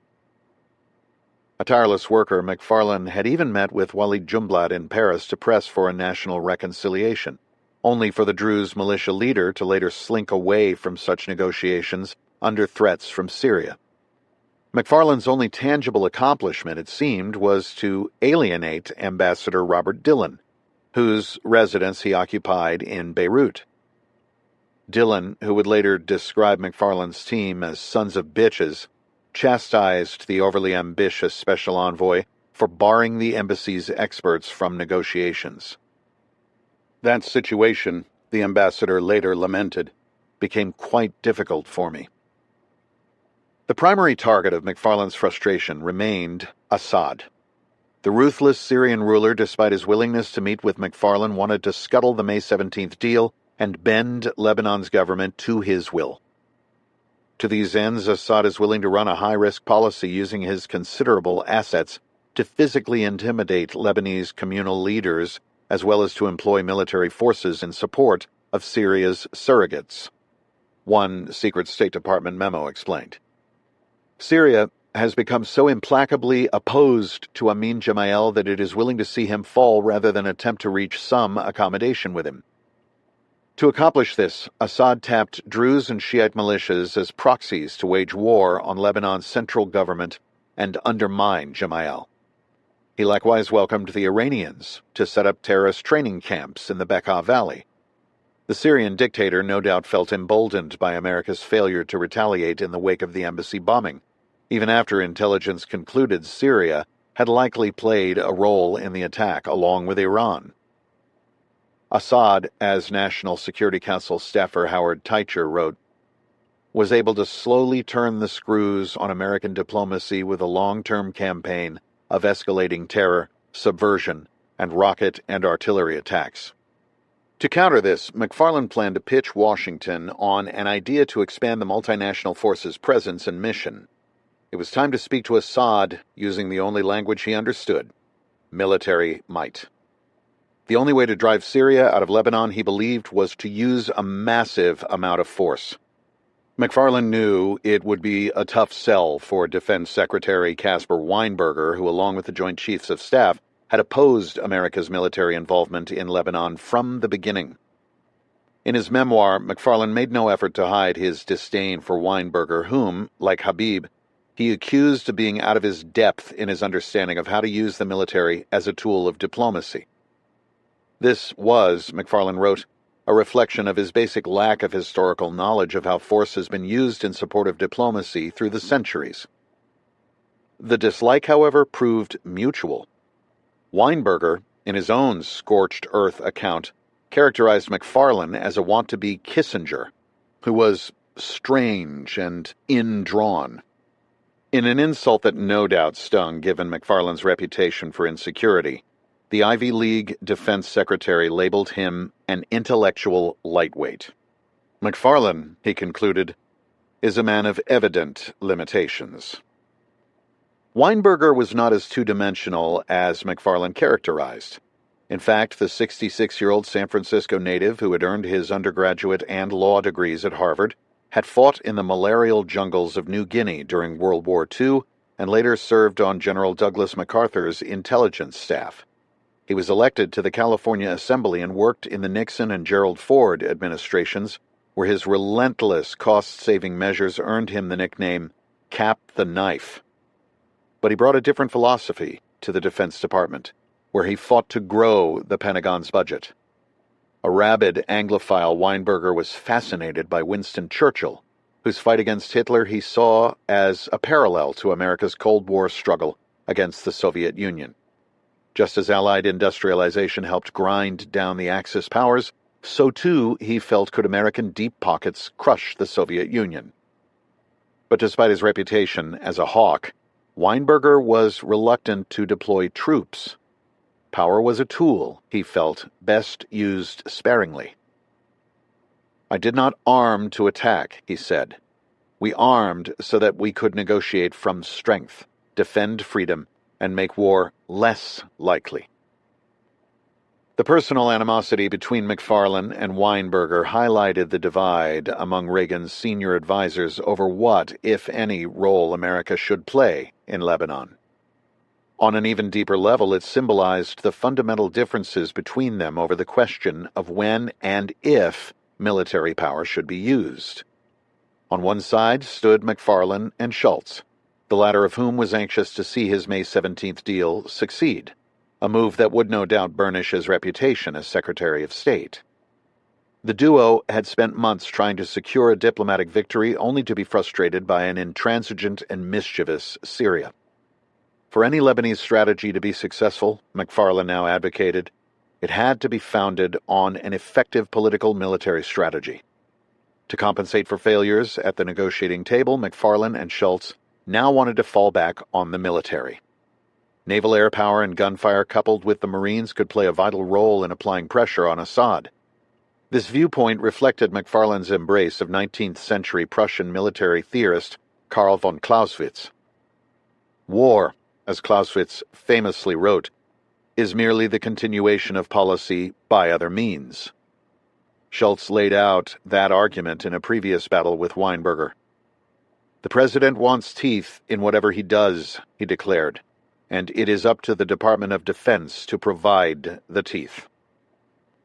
On the opposite side of the debate stood Weinberger and the Joint Chiefs of Staff. One has to think through very carefully, cautioned General Vesey, before putting American troops in any kind of operation where we're using them as a political lever. Weinberger agreed. The Defense Secretary did not believe the State Department's May 17th agreement was worth the paper it was written on, since Syria had no plan to leave. In addition, he saw no role for American Marines in Lebanon in what now amounted to a domestic struggle over political power. As the recent fighting showed, American troops no longer provided a stabilizing force. If anything, the Marines now had a bullseye on them. He likewise challenged McFarlane's view of the need to meld diplomacy and power, which he felt was a slippery slope of military adventurousness that could spiral into a much larger conflict. My own feeling, Weinberger said, was that we should not commit American troops to any situation unless the objectives were so important to American interests that we had to fight, and that if those conditions were met and all diplomatic efforts failed, then we had to commit, as a last resort, not just token forces to provide an American presence, but enough forces to win, and win overwhelmingly. Adding to the discord was the long-running rivalry between Weinberger and Schultz. In any administration, there is a natural competition between the State and Defense Departments, whose missions at times overlap. But the tensions between the two senior cabinet members proved far more personal. The men, of course, publicly downplayed the feud. "That's nonsense," Schultz grumbled to a Time magazine reporter. "I think that is overemphasized," added Weinberger. But journalists from the Washington Post to the New York Times relished covering what one correspondent colorfully characterized as one of the greatest cat-and-dog fights of the Reagan administration. The two sexagenarians had long worked together, first in the Office of Management and Budget under Nixon, and later at the construction giant Bechtel. In both cases, Weinberger served in a lesser role than Schultz. But in the White House, seated in leather chairs around the cabinet room table, the men were at long last equals. From a personality perspective, the two could not have appeared more different. A former academic, Schultz was a soft-spoken mediator who shunned the limelight.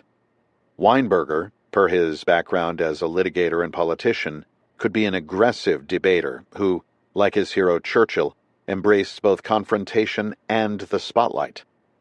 But the duo had more in common than many realized, including years of brawling in the Washington arena that had forged able adversaries. Both were capable, intelligent, opinionated, energetic, and turf-conscious, historian Lou Cannon observed. Both had tempers that could unexpectedly erupt when they felt slighted or betrayed. Both recognized that Reagan did not want to give offense to either of them and took advantage of their high standing with the president in different ways. Reagan, a generally warm and affable leader who disliked controversy, responded to such bickering by seeking a compromise designed to end the fighting. This trait, Cannon added, inevitably invited middle-ground solutions aimed at mending differences, even in circumstances such as Lebanon, where the middle ground courted catastrophe. Other times, the president shut down, a move that led meetings to conclude without a decision. This proved to be one of Reagan's greatest deficiencies as a leader, particularly for a first-term president without extensive foreign policy experience. Such debate, as contentious and uncomfortable as it might have been, offered the commander-in-chief an important chance to ask questions, challenge various scenarios, educate himself, and ultimately develop a more informed solution. The questions over Lebanon, where 1,800 American Marines were caught in the crossfire of warring factions, warranted that kind of robust discussion. After a year of simmering tensions, the sudden escalation of violence furthermore demonstrated the urgency of rapidly processing intelligence and developing plans so the president could respond accordingly, whether that meant pulling the Marines out of Beirut, increasing troop levels, or something entirely different.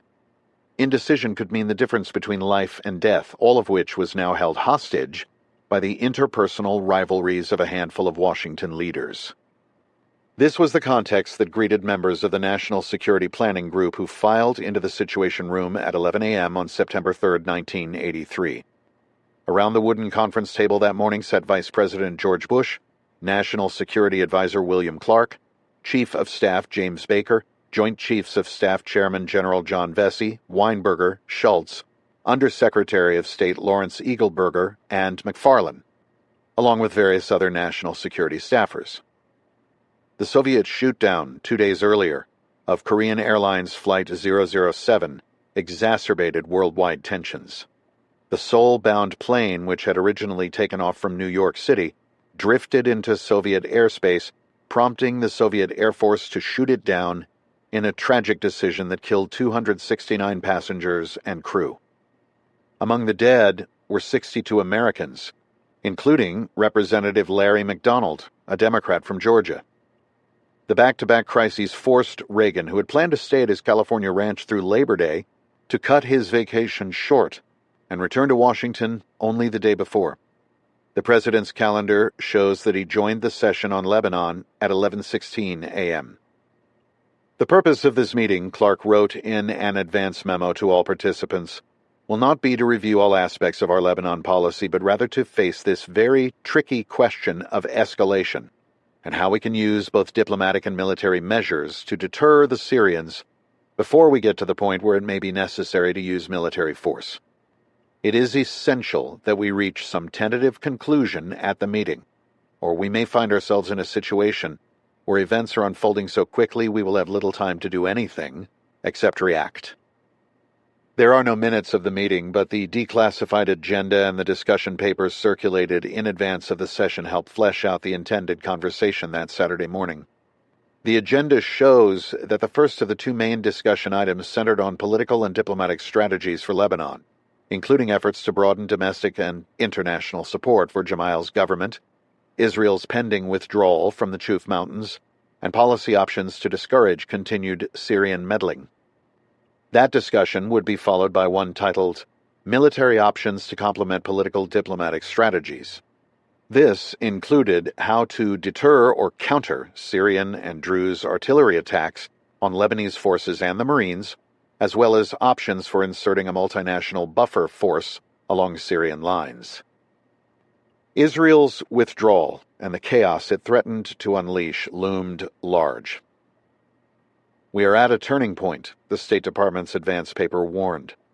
Lebanon's future will very likely be determined in the next few days by what we, the Lebanese, the Israelis, and the Syrians do.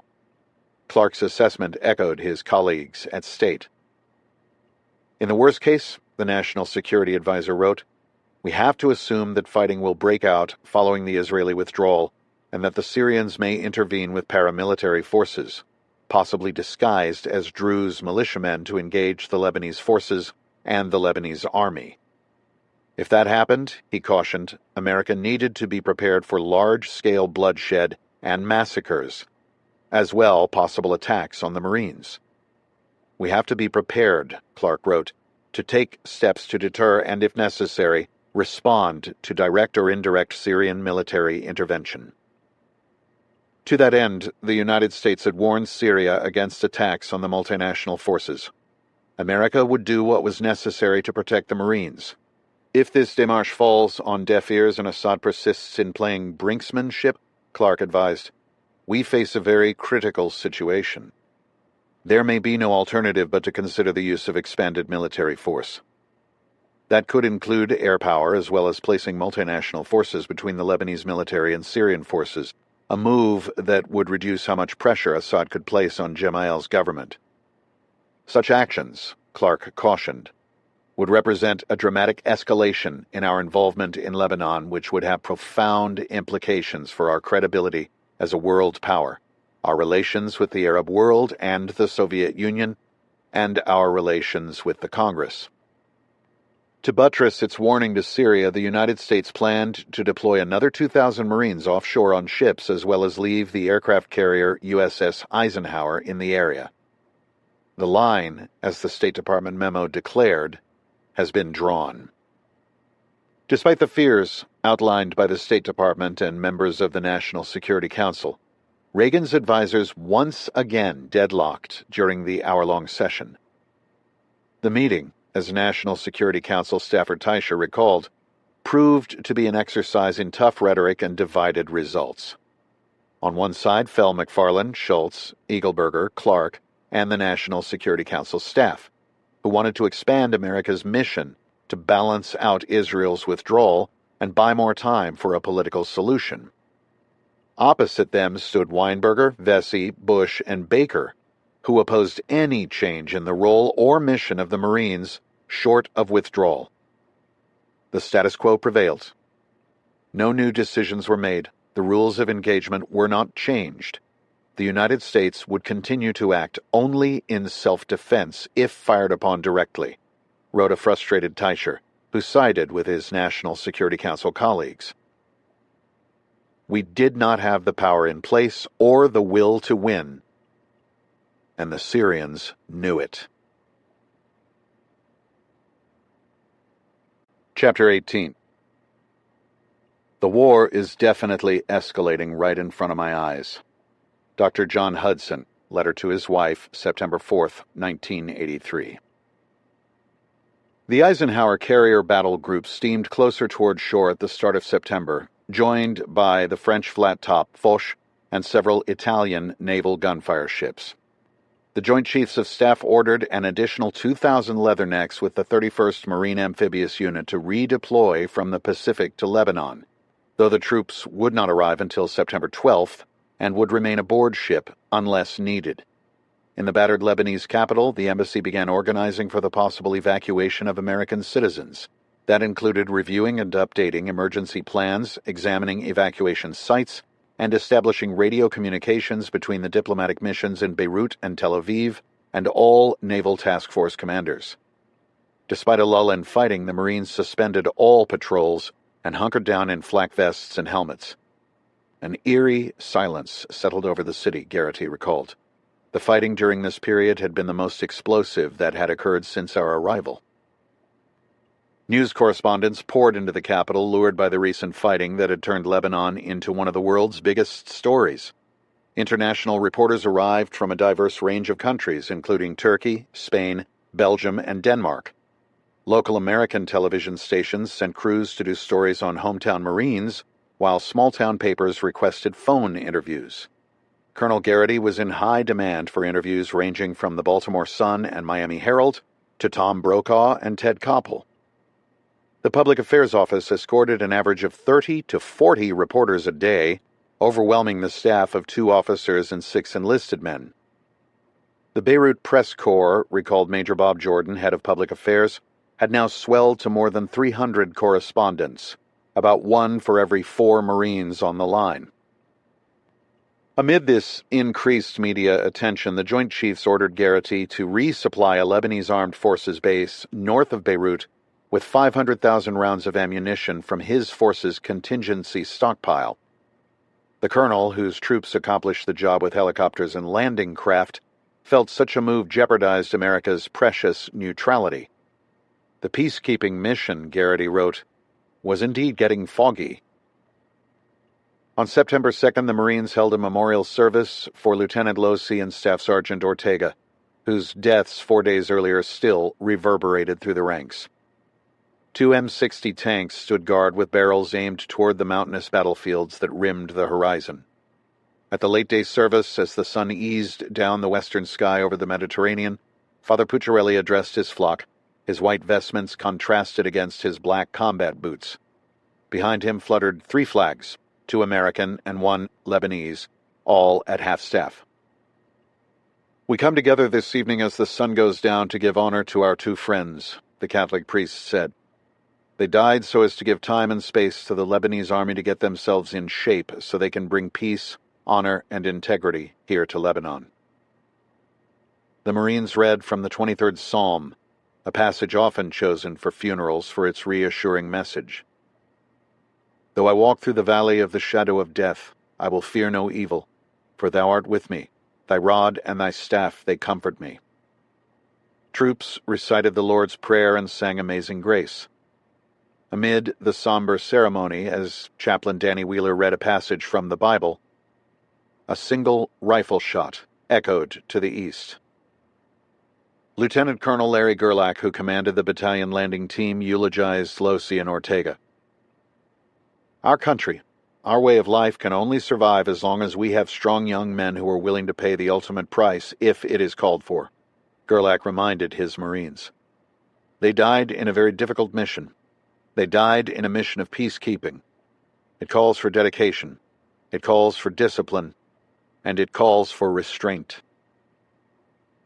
Back in the United States, families and friends prepared to bury the fallen Marines. First Lieutenant Mark Singleton, who was wounded by shrapnel the same day Losi died, escorted his friend's body home, a journey that had taken him from Beirut through Cyprus, Germany, Delaware, and Philadelphia before landing in North Carolina. Singleton had made the first leg of the trip with his helmet pulled low over his eyes so no one would see his emotions. The two Marines, both from small southern towns, had been close. We were both brought up in the country, so we hit it off right away, he said. We knew what it was like to go out in a tobacco patch. We knew about hunting and fishing. We could relate to the simple things. When Singleton reached Losi's home, family members pulled him into a room. Tell us what happened, Carol Losi asked. Singleton walked the family through that day, describing the mortar attack that had killed the two young Marines inside the platoon command post. George said you have a family, Losi continued. Singleton confirmed, telling her that his wife and infant daughter were over at Camp Lejeune. To his surprise, Carol Losi insisted that he leave them and go home to Jacksonville and visit his family.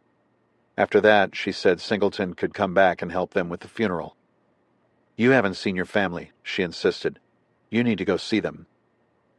On September 4th, more than 300 people overflowed the wooden pews at New Friendship Baptist Church in Winston-Salem, spilling outside onto the lawn, all for a chance to say goodbye to George Losi. It was in this red brick church, adorned with white columns and a matching steeple, that Losi was baptized 19 years earlier. On May 1st, the last Sunday before he shipped out to Beirut, the young lieutenant had asked his Sunday school class to pray for him. Losi now returned, 4 months later, in a flag-draped coffin that stood alone before the altar in the center of the sanctuary.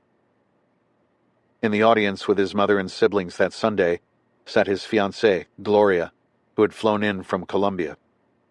Carol Losi had asked his college advisor and friend, Ramiro Lagos, to phone her with the news of his death. Lord, she had cried, why did it have to be him? The Reverend Warren Carr fought back tears as he eulogized Losi. He made the greatest sacrifice, Carr told those gathered, that of his own life for his country, for the people of Lebanon, and maybe that will say something to the people for the world. At the conclusion of the 40-minute service, 6 Marine pallbearers carried his remains down the front steps of the church to a white hearse as the organ played. The precision of their pace, one reporter observed, made a dull, reverberating thud. 6 additional Marines escorted Losi's family into matching white limousines. Officers on motorcycles led the procession to Oak Lawn Memorial Gardens. Additional police blocked traffic at intersections where officers stood with bowed heads and white helmets pressed against their hearts. At the gravesite, cooled by a late summer breeze, Reverend Carr read aloud from the Old Testament before turning the procession over to a Marine honor guard. Fire the volley, a Marine cried out. The 7 assembled leathernecks each fired 3 rounds as part of a 21-gun salute. A lone bugler played taps, whose sad notes drifted across the cemetery. Losi's bespectacled mother, who for most of the service sat with her hands clenched in her lap, wiped away tears and sobbed. Behind her stood Lieutenant Singleton, who who had returned after visiting his family. He placed his arm around her shoulder as she wept. Major General Alfred Gray, commander of the 2nd Marine Division, took the folded American flag that had covered his casket and offered it to Losey's mother. The general presented a second flag, the one that had covered his remains when he arrived in the United States, to his grandfather. After the service, Gray reminded reporters that Losey had died protecting his men. "There is," he said, "no higher calling than that." Ortega's funeral followed 2 days later at St. Richard's Roman Catholic Church in the tiny Pennsylvania community of Barnesville, near where his wife Robin was raised. Dozens of Marines whom Ortega had worked with as a recruiter on Long Island had boarded a bus at 4 a.m. that morning just to make the 10 a.m. service. Only 4 years earlier, in the same red-brick church, nestled amid the rolling landscape where mourners now gathered, Ortega was married. "The Bible reminds us that you do not know what will happen tomorrow," the Reverend Joseph Whalen told those gathered. "We are here today to attest to that truth." Ortega's burial followed at Skyview Memorial Park, a lush cemetery filled with trees, flowers, and sun-faded flags where the young Marine had once enjoyed jogging.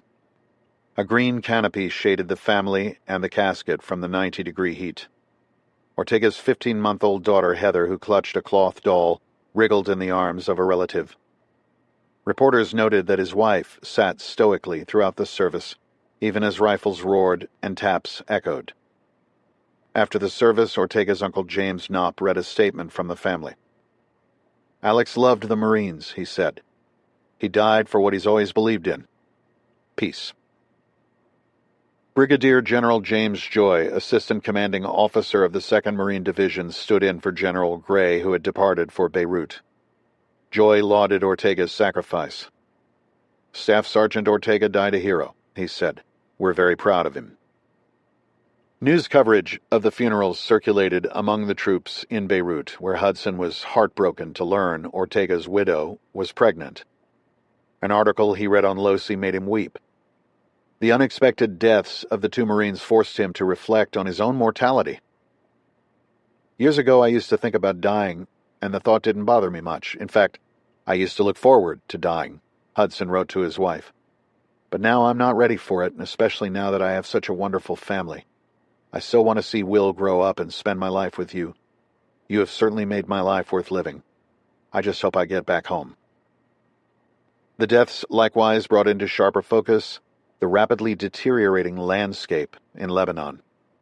Even before the suspension of patrols, troops could sense that change in the slums around the base, where the Shiites had become more hostile toward the Marines.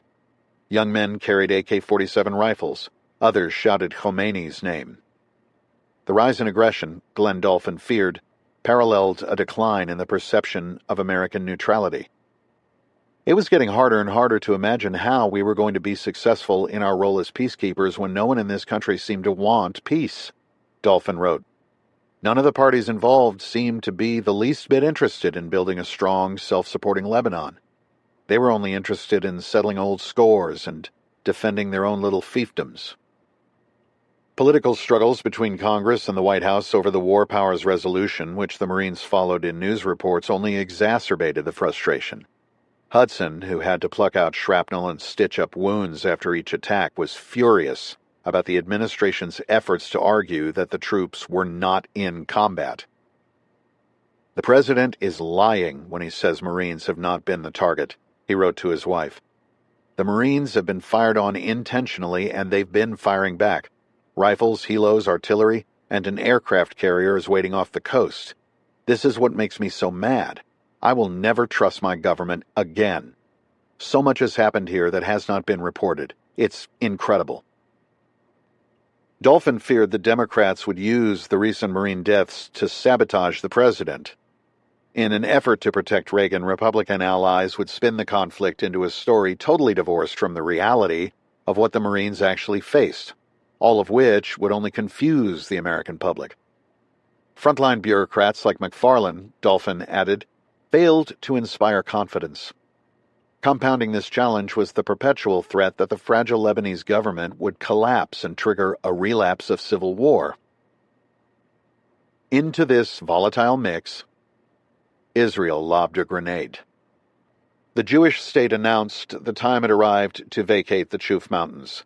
The Israelis, who had spent a year pushing Gemayel for a peace deal, were done. At this stage in time, an Israeli spokesman told reporters in defense of the withdrawal, "We have no reason to believe that if we gave them any more time that anything will change." Though American officials had known of Israel's intent to withdraw, the announcement of when caught Washington off guard. The sudden departure likewise gave no time for the multinational force or Lebanese military to coordinate how to cover the 240-square-mile area Israel planned to surrender. American officials pleaded with Israel to delay the withdrawal. Reagan even phoned Prime Minister Begin, who put him in touch with Defense Minister Moshe Aarons. At a minimum, he asked Israel to wait at least until the Lebanese armed forces could occupy those areas before leaving. But it was not to be. "No soap," the president wrote in his diary on September 3rd. It was too late.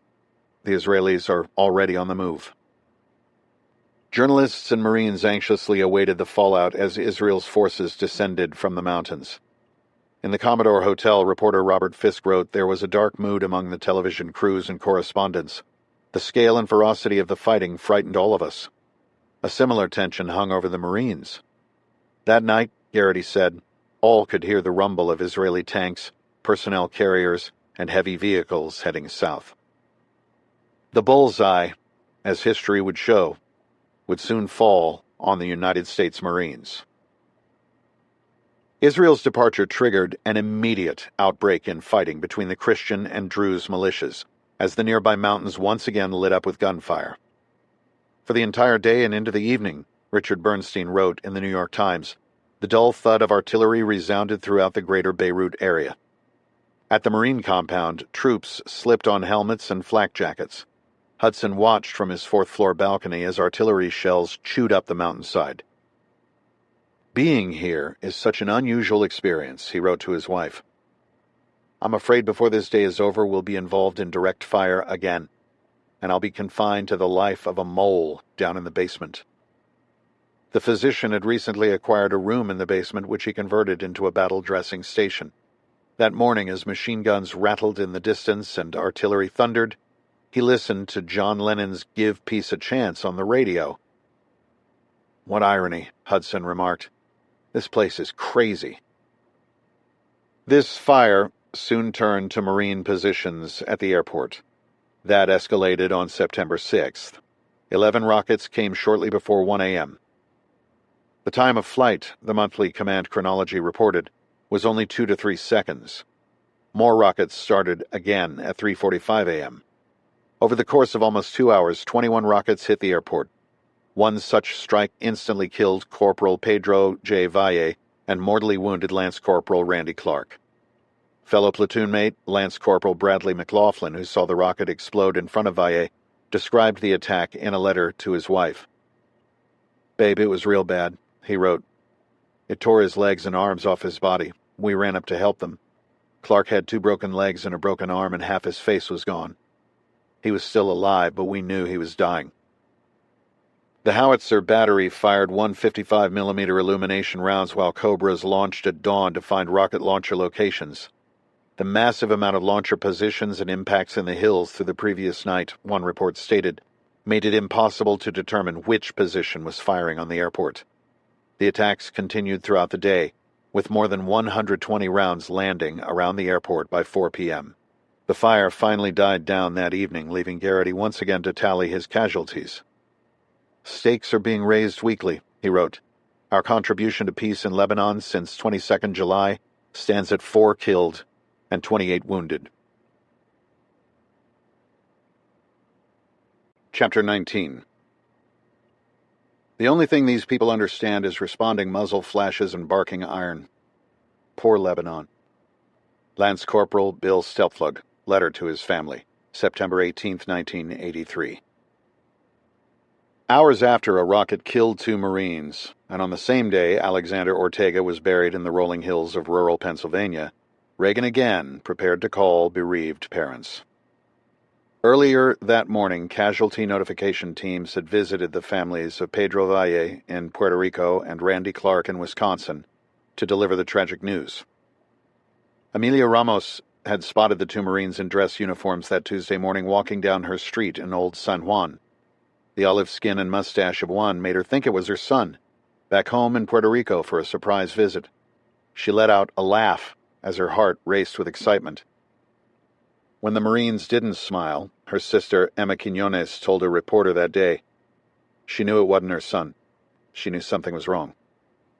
The Marines next visited the home of his father, Santos Valle, who, though divorced, lived just a few blocks away from his ex-wife along the cobblestone streets. The retired Army sergeant who had served for 28 years, including tours in Korea and Vietnam, cried at the news. The 25-year-old Valle, one of 3 sons, had followed his father into the military, joining the Marines right out of high school and serving for 7 years. On the walls of Santos Valle's home, mixed in with his own framed military decorations, dangled a photo of his son's platoon. Pedro stood at the front, a bazooka clutched in his hands. Ever since he was a boy, his father recalled, he wanted to be in the Marines. At 5:49 p.m. on September 6th, Reagan spoke for a few minutes with Santos, the first of 2 calls he would make that evening from the White House to Puerto Rico. The president offered him his condolences. Be calm, he assured him. Be strong. Santos Valle, a military man, understood. Pedro sacrificed his life for the ideals of his country, he said. I am proud because he was defending democracy. A similar story unfolded in the tiny Wisconsin village of Minong, nearly 2,000 miles north. Unlike Valle, who was an older career Marine, 19-year-old Clark had served barely a year. The 6'2" Clark had been a high school superstar, a football lineman who helped lead his team to an undefeated season and conference title his senior year. Upon graduation, in May 1982, he enlisted in the Marines. There were no jobs in his hometown of 557 residents. His father, James, a construction superintendent, had been out of work for a year. His mother, Norma, supported the family laboring in a jacket factory.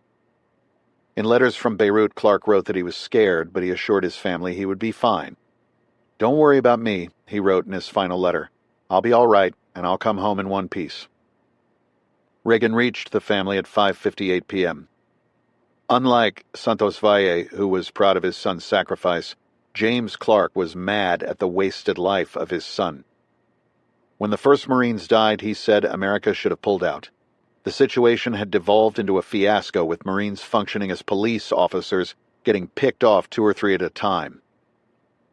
Why, he asked throughout the day, do we have our boys over there? Clark shared that view, and much more, with the president, including a stern warning if things didn't change. I'm sure as hell, he said, not going to vote for you next year. The 10-minute conversation upset Reagan, who wrote about it that night in his diary. The calls that Tuesday evening, coupled with the ones he had made 8 days earlier to the parents of Losi and Ortega, served as a reminder of the danger men faced because of his orders. These painful conversations were the gritty byproduct of decisions made around a conference room table, far removed from the thunder of artillery and rockets, the flying shrapnel, and the terror that hung over the Marines. I called the parents of the 2 Marines. Not easy, he wrote. One father asked if they were in Lebanon for anything that was worth his son's life. In Beirut, the deaths of Valle and Clark rattled the troops. The reality is hit, said Private First Class Tom McCaleb. Now we know there is a definite chance we could be killed at any time. We do a lot of praying. Alpha Company Commander Captain Paul Roy, who had lost 4 men in the span of barely a week, struggled to adjust to this violent reality. We didn't expect this kind of action. Things will never be the same, Roy said. You don't know when the next shell is coming in. It could be quiet now, but in 5 seconds one could land right here.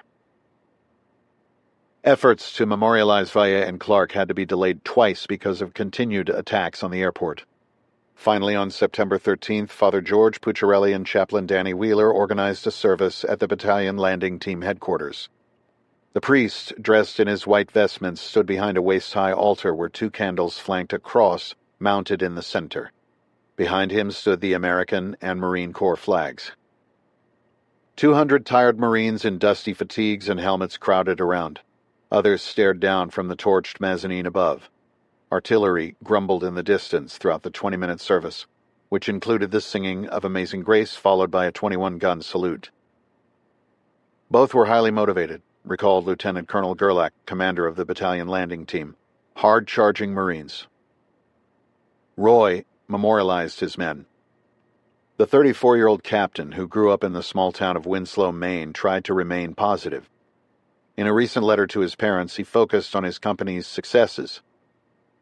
"The Marines are defending themselves and fighting back," he wrote. "The Marines are great. I'm real proud of the company and how it is performing." But fellow officers could see the toll the losses had taken on him, including Glenn Dolphin. The strain he was under was beginning to show. He looked exhausted, Dolphin recalled. The skipper's face was drawn, and flecks of gray were just beginning to show in his dark hair. Roy pushed his own stress aside as he remembered his men. He knew Valle particularly well since the youth had once served as his driver. "It was evident from my conversations with both of them in times past they cared deeply for their families and loved ones back home, and that they themselves came from loving homes," Roy said.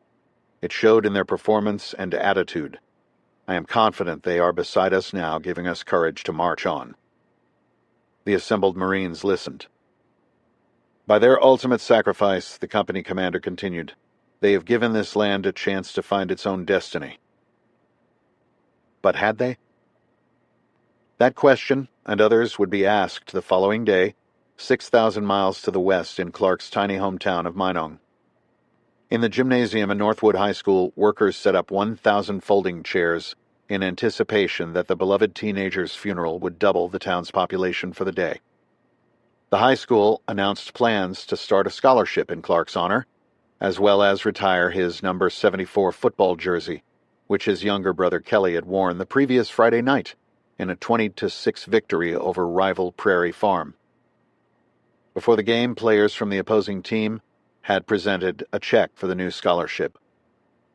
During the service, Pastor Arvid Sundit of Calvary Lutheran Church echoed many of the concerns raised by the Clark family. "We are confused and hurt," he said. "We don't even know if his death has served a purpose." The parishioners nodded. "And so, we ask questions," he continued. "We question our national policies. We question our president. And we join the Clark family in asking why. What for? Peacekeeping is not a satisfactory answer." James Clark spoke again with reporters following his son's burial at Greenwood Cemetery, where his high school classmates served as his pallbearers. He wished the president would come to Minong without any of his advisors and just walk the field with him, where his son once played. Then he could ask him the questions on his mind. Questions that no doubt many Americans would be hard-pressed to understand, given the complicated sectarian and political rivalries that dominated Lebanon. Who are we defending? Clark would ask. Who are the Druze? Who are the Christians? Who are the good people? I would like for him to answer me that question. Chapter 20. It's really hard to write a letter home now because we're all concentrating on staying alive. Lance Corporal Bradley McLaughlin, letter to his wife, September 9th, 1983. In Beirut, the Marines started digging. The primitive foxholes the men built back in May soon evolved into underground fortresses connected by a network of trenches that resembled a World War I battlefield. The most popular item, besides mail, said Major Bob Jordan, became the sandbag. Throughout the month of September, the Marines operated like an assembly line, shoveling sand into one bag after another after another. Troops filled so many, approximately 100,000 that month, that headquarters struggled to keep this precious commodity in stock. This brought the total used to more than 500,000. In addition, Marines rolled out 10,000 feet of concertina wire and hammered in 1,000 engineering stakes for a total of 20 tons of materials. If the filling of sandbags had been an Olympic sport, Glenn Dolphin quipped, there would have been several gold medals handed out during the deployment. Troops likewise picked through the rubble of shelled buildings for lumber and scrap metal that could be used to shore up shelters. Bunkers were dug deeper and sides were reinforced with stakes and pallets, noted the root scoop. Windows and air vents were added by packing sandbags around wooden frames and covering them with screen to keep the mosquitoes out. Once the bunkers were completed, the men linked them to others via trenches, creating bunker complexes that troops colorfully dubbed sandominiums. Life in the dank shelters was arduous. Temperatures soared and the humid air stagnated. The men lived off rations. Sometimes we go a couple of days without showers and hot chow. The chow I can live without, John Dalzell wrote his father, but the showers are a must here. After a couple of days or so, everybody gets an odor. Kinda gross, but I guess that is war. The Marines had little to do but think as the hours crawled past and the artillery thundered. Sergeant Michael Massman, who at 30 was one of the older Marines, slipped on headphones to drown out the shelling. I can honestly say, he wrote home, that I know what the human heart tastes like, because mine has been up in my throat quite a few times. Lance Corporal Bradley McLaughlin, who had seen the violent deaths of Clark and Valle, felt exhausted. I have no emotional feelings anymore. I can't cry. I can't laugh. It's like I'm just existing. Our days are spent in a dirty, sand-filled trench with a sandbag roof that ain't going to stop anything if we get hit, he wrote his wife. All we hear all day long, day after day, is constant shelling and machine gun fire all around us. We just sit here wondering when the next shell will land on top of us, and who will be the next victim. Hospital Corpsman 3rd Class Joseph Milano likewise struggled with the recent deaths, a fact he shared in a letter home. I can't help thinking of those parents of the Marines killed, how they feel. I wish I could tell them we tried to help. I know there was nothing we could have done, but I can't help feeling helpless, Milano wrote. I wonder how long it will take before people forget about these Marines. Their faces burn in my memory. I'll never forget. How could I? Hudson, in contrast, felt bitter. The deaths of Losi and Ortega, Valle and Clark underscored for him the pointlessness of the entire mission in Lebanon. It is so sad, the physician wrote to his wife, that 4 Marines have died for absolutely nothing. The deaths reinforced for others a desire to be home. This whole thing is crazy, Private Henry Linkilla wrote his mother. I won't be happy until I am out of this God-forsaken country. He wasn't the only one who felt that way. Can't wait to split this shithole, Lance Corporal Bill Stelpflug wrote. Despite being tired, filthy, and a bit shell-shocked, the 19-year-old never lost his empathy for those who had it worse. I saw the most sad sight. A bunch of civilians whose houses had been hit. They didn't know where to go and were all dusty, he wrote. If only they would stop fucking fighting and start building. Beirut is not hell became a common phrase, but you can see it from here. The increased danger exacerbated the emotional distance some felt from loved ones back home. Captain Michael Oler, who gazed at a new photo he received of his wife and children, wrestled with the fact that he had not yet met his newborn son, Ben. No matter how I wish it or try, he is still a stranger, and that bothers me terribly, he wrote his wife, Gail. My son, whom I have wanted for so long, and I don't even know him. Oler likewise was troubled by how much his 2-year-old daughter Sarah had changed in his absence. She looks completely different from what I remember. I feel so detached. I feel like you're the only person I know in the picture, he confessed. I wish I could just come home now. I feel so far away lately. In between lulls in the shelling, Chaplain Danny Wheeler visited the rifle companies dug in around the airport. The soft-spoken pastor understood that the troops, at times, needed someone to comfort and assure them. Is it okay to be afraid? One Marine asked him. Fear, he replied, helps keep you alive, sharp, and alert. The young Marine listened. I'm frightened too, Wheeler assured him. Like many others, Oler placed his faith in the Lord. A devout Christian who often peppered his letters home with references to the Bible, Oler sought to assure his wife of his safety. "Don't dwell on my danger," he urged. "Dwell on God's power." "God is in control," he added in another. "Rest assured I'll be home in one piece." Long days in the bunkers exhausted the men, who soon nicknamed the nefarious mountain assailant Ollie the Mad Mortarman. Everyone reacted to the artillery barrages differently, Michael Pettit said. Some of the troops seemed unconcerned. Others, their nerves worn raw, jumped at every sound. The volley of fire taught some a valuable new skill. My hearing had developed the ability to discern the difference between incoming and outgoing fire, recalled Dolphin. I could plainly hear the trademark thunk of a Soviet 82mm mortar clearing its tube and the roar of a 122mm rocket whooshing its way toward us. The Marines, unable to fight back, kept their heads down. "You feel helpless," said Private First Class Sidney Decker. "We're guinea pigs. What are we doing here?" Private Thomas McCaffrey echoed him. "We are sitting ducks," the 19-year-old said. "We are supposed to be peacekeepers here, and we are not supposed to fire back. But how are we supposed to keep the peace if we are just sitting here getting fired on?" The men drew little comfort from the Pentagon's decision to at least award them hostile fire pay.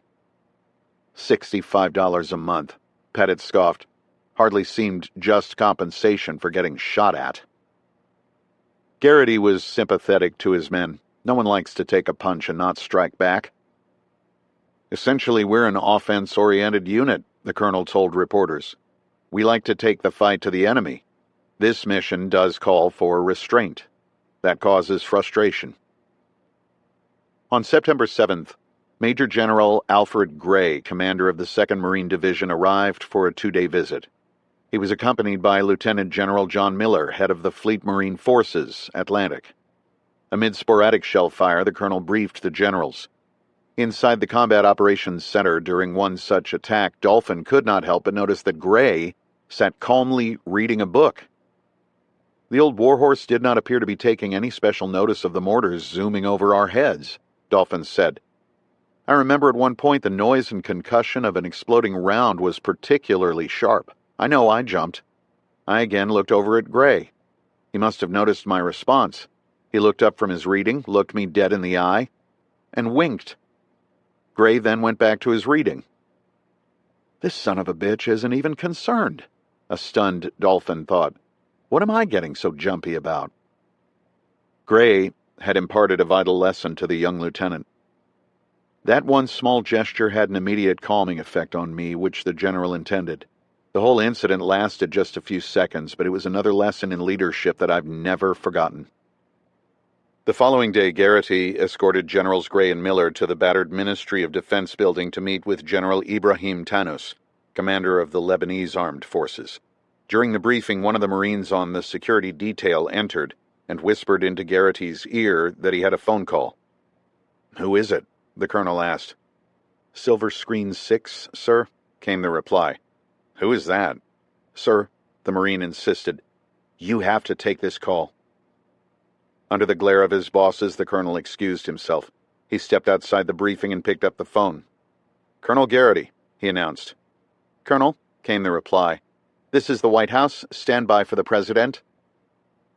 The conversation, according to Reagan's daily calendar, lasted just 3 minutes, during which time the President assured the colonel that he would provide any support needed to stop the attacks on his troops. "Tell the Marines," Reagan concluded, "the entire nation is proud of you and the outstanding job you are doing against difficult odds." "Semper Fi, Mr. President," Garrity concluded. Chapter 21. The fact that the Marines are in Lebanon as part of an international peacekeeping force does not require them to be sitting ducks. Miami Herald editorial, September 8, 1983. McFarlane and his colleagues on the National Security Council staff refused to back down. Assad needed to feel military pressure to force his withdrawal from Lebanon. After his unsuccessful trip to Washington, the special envoy jetted back to the Middle East. With McFarlane in Beirut, his National Security Council colleagues Philip Durr and Howard Teicher worked on incremental military measures that might put heat on the Syrian dictator, but without risking a brawl with Weinberger or the Joint Chiefs of Staff. Durr was a 38-year-old Navy commander, while Teicher was his junior by a decade, and a Middle East analyst who had jumped right from graduate school into government. Like McFarlane, the duo shared the view that military might was the necessary key to unlock a solution for Lebanon. The process produced a proposed draft of a new national security directive for the president to consider. The secret two-page order called for the United States to provide accelerated and expanded training and resources to the Lebanese military.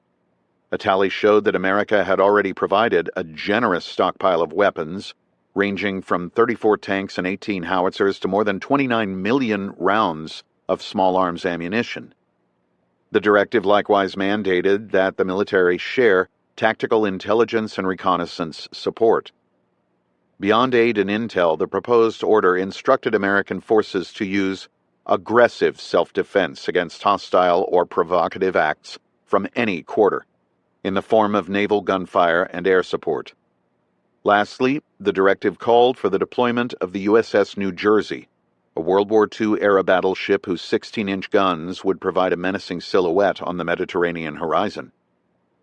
Weinberger and Vesey opposed the idea as being too escalatory, but Reagan overruled them, signing National Security Decision Directive No. 103, titled Strategy for Lebanon. "The situation is worsening," the president wrote in his diary on September 10th. "We may be facing a choice of getting out or enlarging our mission." The directive increased America's military commitment, but still did not go as far as McFarlane or his National Security Council colleagues wanted in order to truly step on Assad's neck. That same night in Beirut, McFarlane watched the fighting in the hills from the ambassador's residence. Since Israel's departure a week earlier, Lebanese forces had duked it out in the Chouf Mountains. The battle now centered on the village of Souk al-Gharb, which was held by the Lebanese 8th Brigade under the leadership of Colonel Michael Aoun, a commander Ambassador Dillon characterized as a tough little son of a bitch. The strategic village not only overlooked the airport and the Marines, but also offered a direct line of fire into the capital, as opposed to lobbing shells over the mountains. The Druze, joined by Syrian-controlled Palestinians and other Muslim militias, fought to seize this vital perch. As the battle raged, mortar and artillery rounds chewed up the mountainside.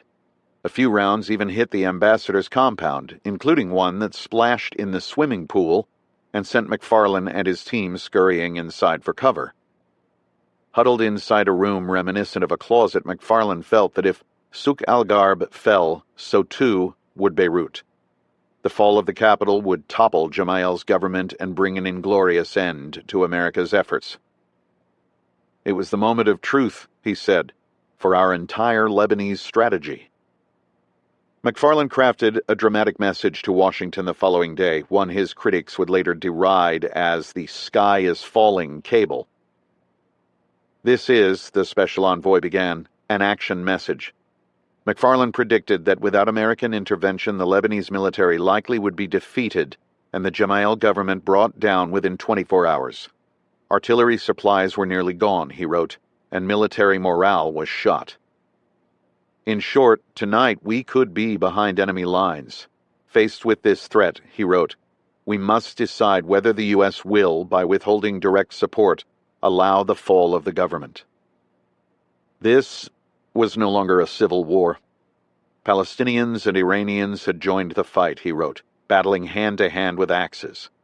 For the first time, the threat appears unambiguously foreign, McFarlane continued. If true, this represents foreign aggression against Lebanon. Souk al-Gharb's strategic location, once controlled by hostile forces, posed a direct threat to American Marines. To wait until an attack is at our doorstep before responding would be too late, he wrote. It is within our current rules of engagement, in my judgment, to take action to prevent such a loss from occurring. He was aware this might be a tough sell for Congress and the American public, given the overall ignorance of the complex realities of Lebanon, but time was imperative. The fact is, he concluded, that we may be at a turning point which will lead in a matter of days to a Syrian takeover of this country north of the Awali. It is requested that this situation be considered by the NSC and guidance provided within the next 4 hours. McFarlane advocated that the United States change the rules of engagement to allow direct military support of the Lebanese armed forces. This would, without any doubt, end American neutrality. It was time, McFarlane bluntly said, for the Marines to fire back. McFarlane showed his proposed cable to Dillon, whose staff he had kept in the dark for weeks. The veteran diplomat doubted the situation was as dire as McFarlane said, nor did he think any harm would come to the Americans if the Druze prevailed. McFarlane needed to wait. I wanted some time to consult with my staff, but McFarlane said there was no time, he said. In later years, I wished, of course, that I had stopped the message, but I didn't. The special envoy fired off his flash cable. Back in Washington, the National Security Planning Group assembled at 6 p.m. 1 hour and 15 minutes later, Reagan signed off on McFarlane's request. The one-page order, which became an addendum to National Security Decision Directive No. 103, declared that Souk al-Garb was vital to the safety of American Marines. As a result, if the American ground commander determined that the area was in danger of falling to non-Lebanese forces, and the host government requested help, then the United States could intervene. Assistance for this specific objective, the President's order stated, may include naval gun fire support and, if deemed necessary, tactical air strikes, but shall exclude ground forces. The next day, the Joint Chiefs of Staff instructed Garrity that he could unleash his massive firepower to support the Lebanese armed forces under the outlined conditions. The order marked a significant escalation in the role of the Marines, who were now being tasked with going on the offensive in support of the Lebanese military. I understood all too well the consequences of this decision, the colonel said.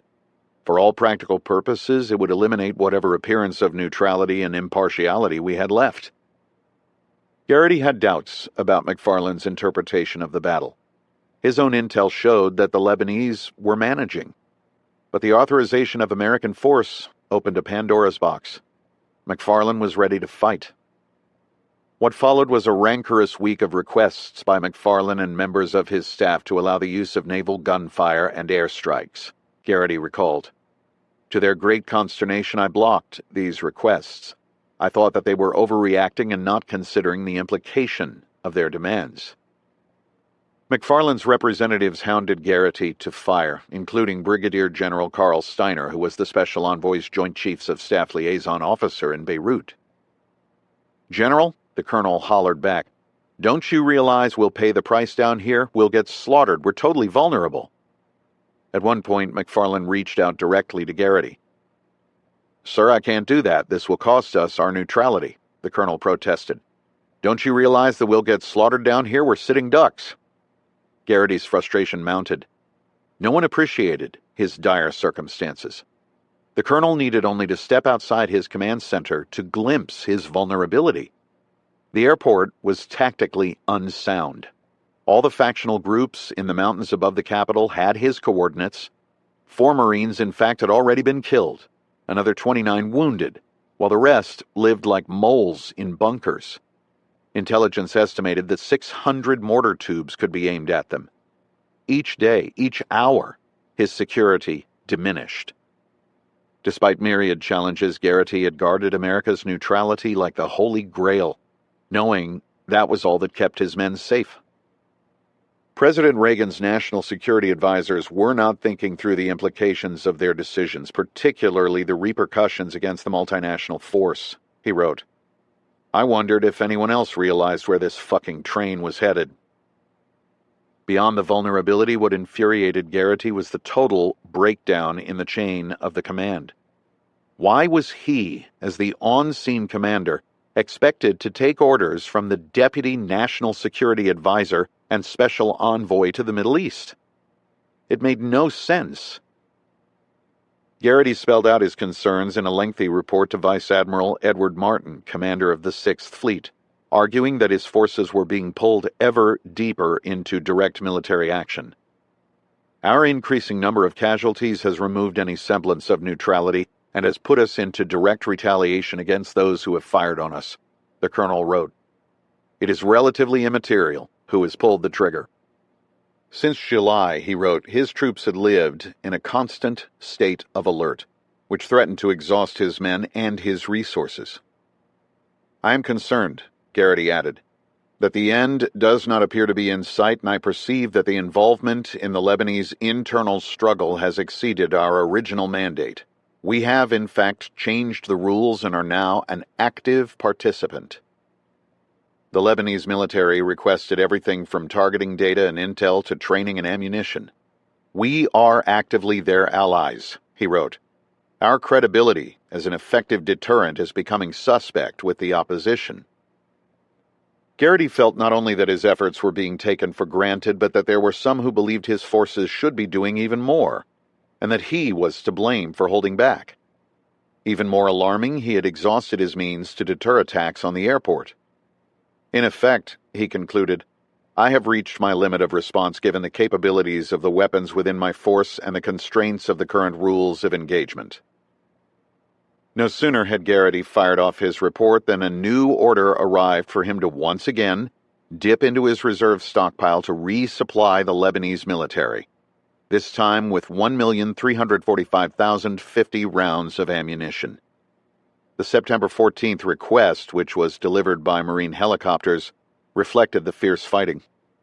2 days later, artillery struck the Ministry of Defense and the ambassador's residence. The hit on the latter prompted self-defense fire from the Bowen and John Rogers, which hurled 72 rounds at 6 separate targets. The battle continued to rage in the mountains and in southern Beirut, where the Amal militia maintained pressure on the Lebanese military to prevent any troop reinforcements in the Chouf.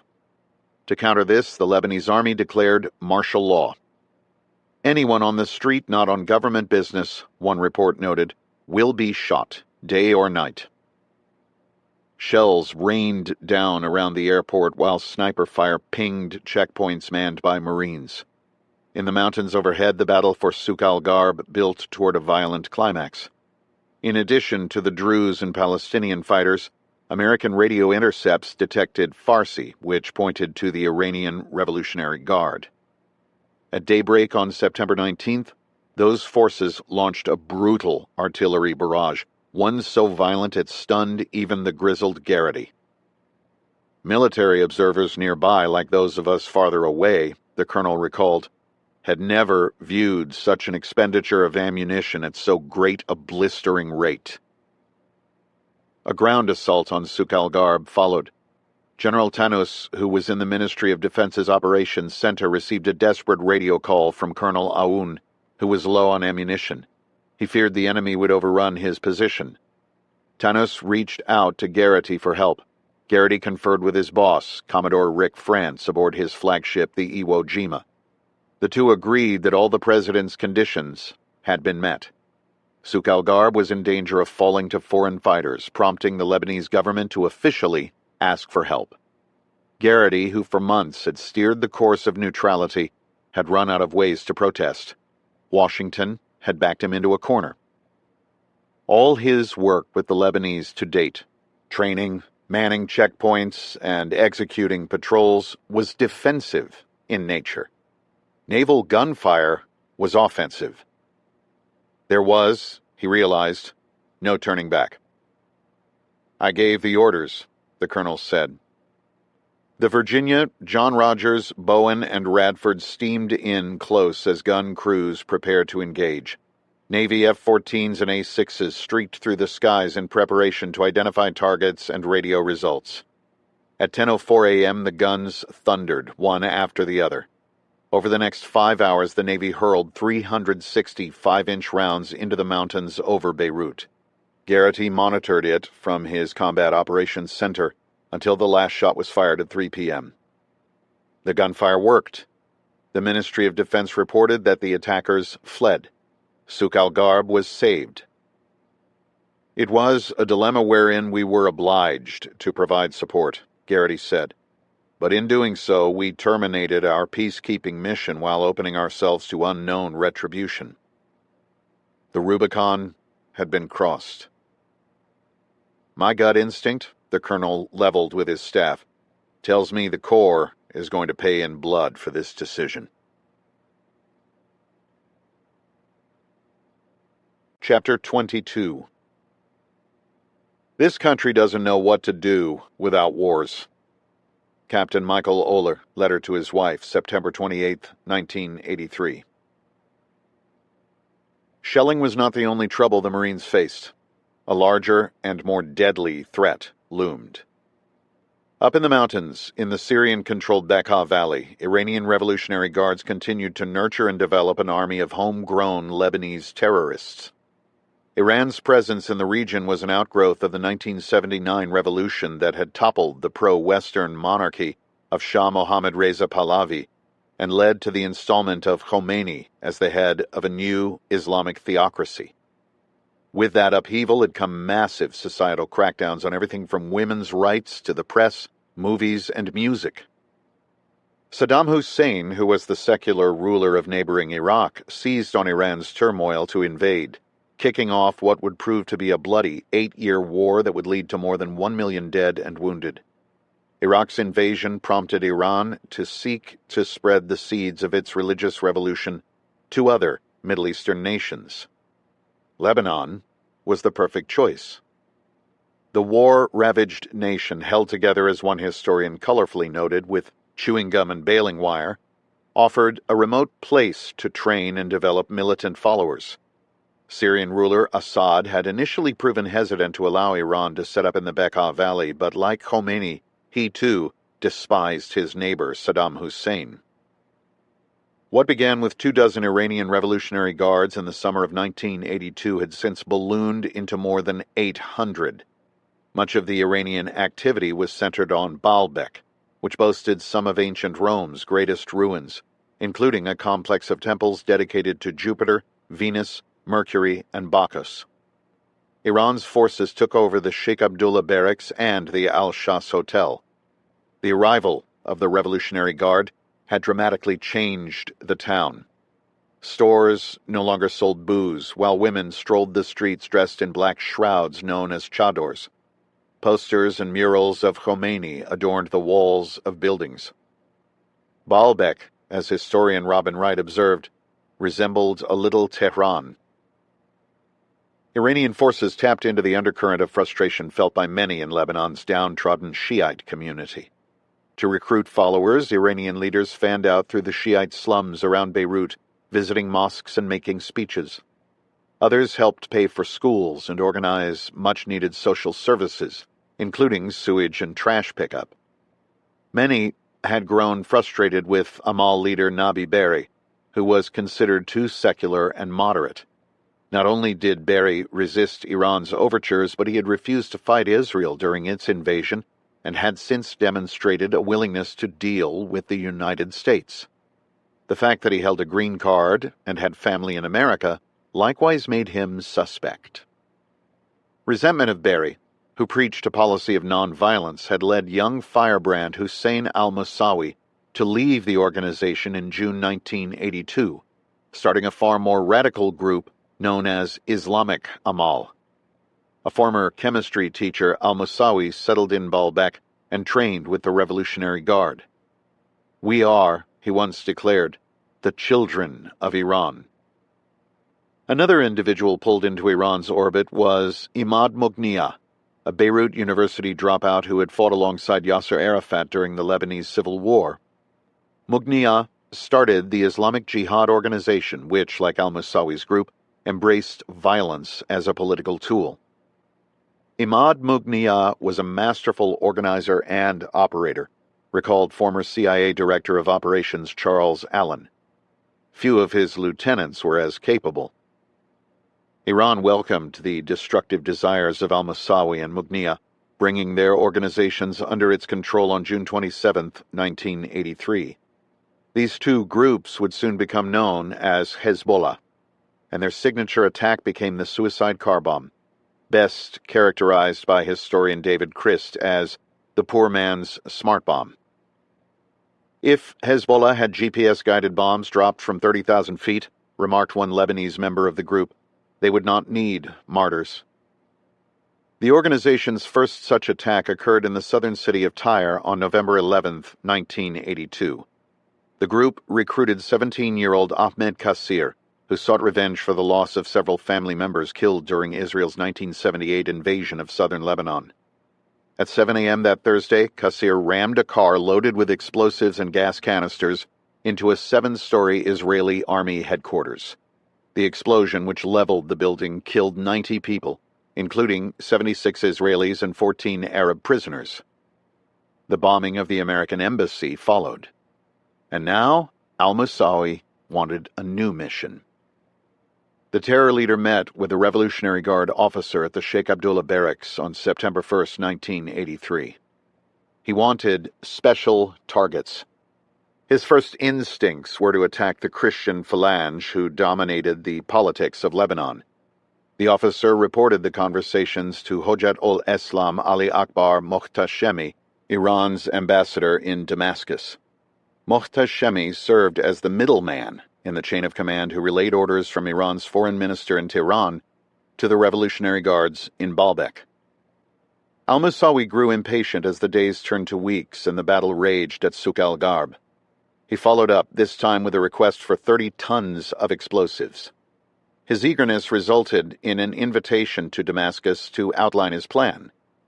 On September 22nd, 3 days after America intervened on behalf of the Lebanese, al-Musawi sent his relative and confidant Syed to meet with Mohtashemi at the embassy in the Syrian capital. Yes, the Iranian ambassador agreed. You should certainly concentrate your operations as much as possible on the U.S. forces, Phalange, or the Lebanese army. But the Iranian had another suggestion, which Syed liked even better. You should, Mohtashemi offered, undertake an extraordinary operation against the U.S. Marines. Chapter 23. How many Marines are going to have to be killed before we start a shooting war? Senator Barry Goldwater, September 11, 1983.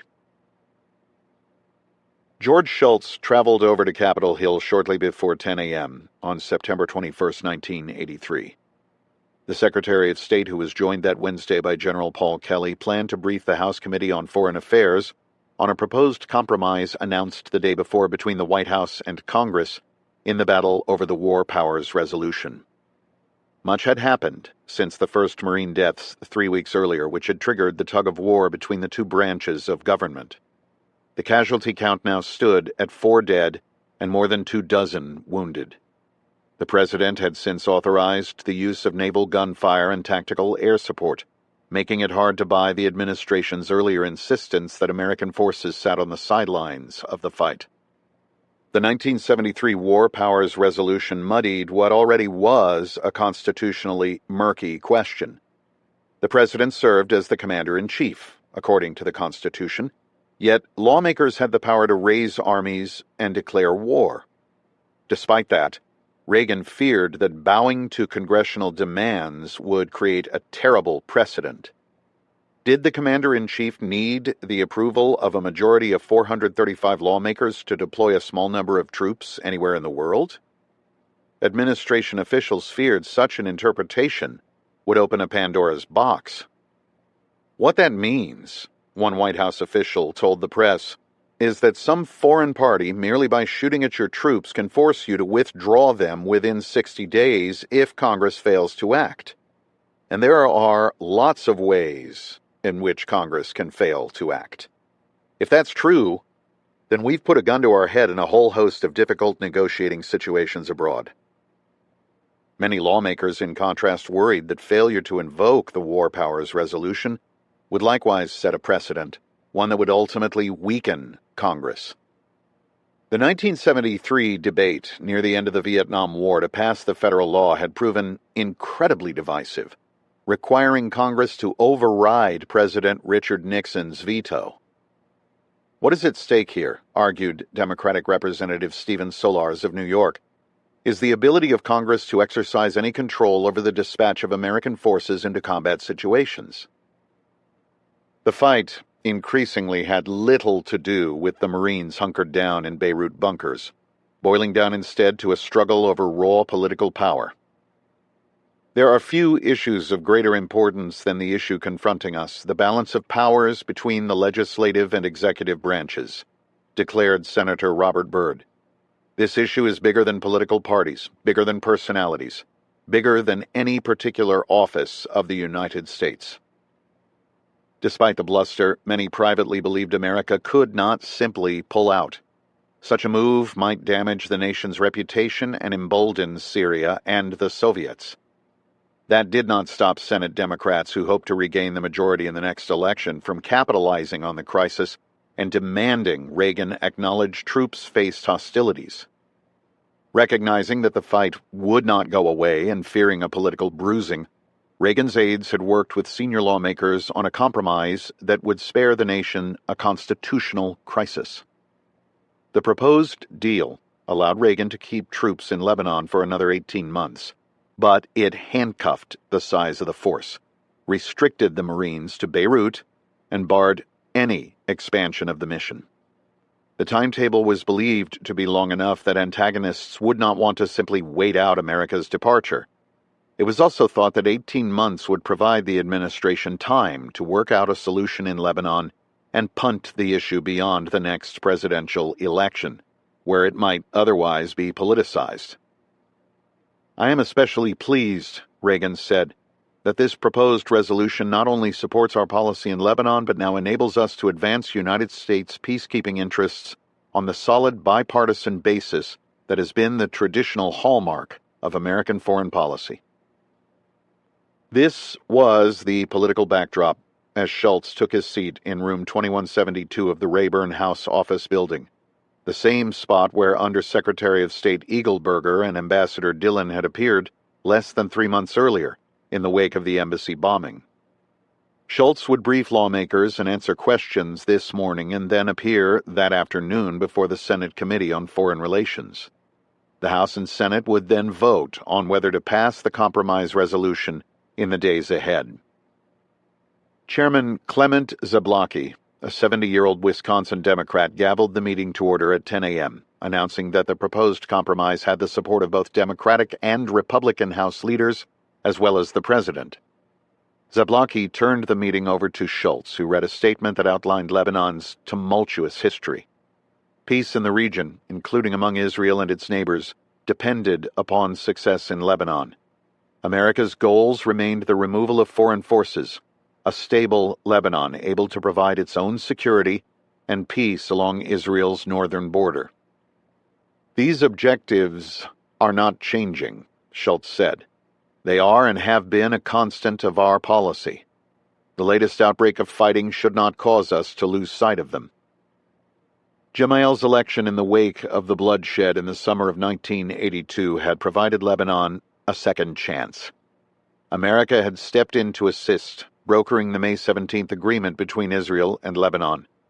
More recently, Shultz noted, Gemayel had called for a national dialogue on reconciliation among the various rival factions, a policy America pushed for and supported. The problem, the Secretary of State said, has been Syria. Lebanon's neighbor, which fielded the largest army in the war-torn nation, had so far refused to negotiate. Syria had welcomed Palestinian fighters into the Chouf Mountains and armed groups fighting the Lebanese government.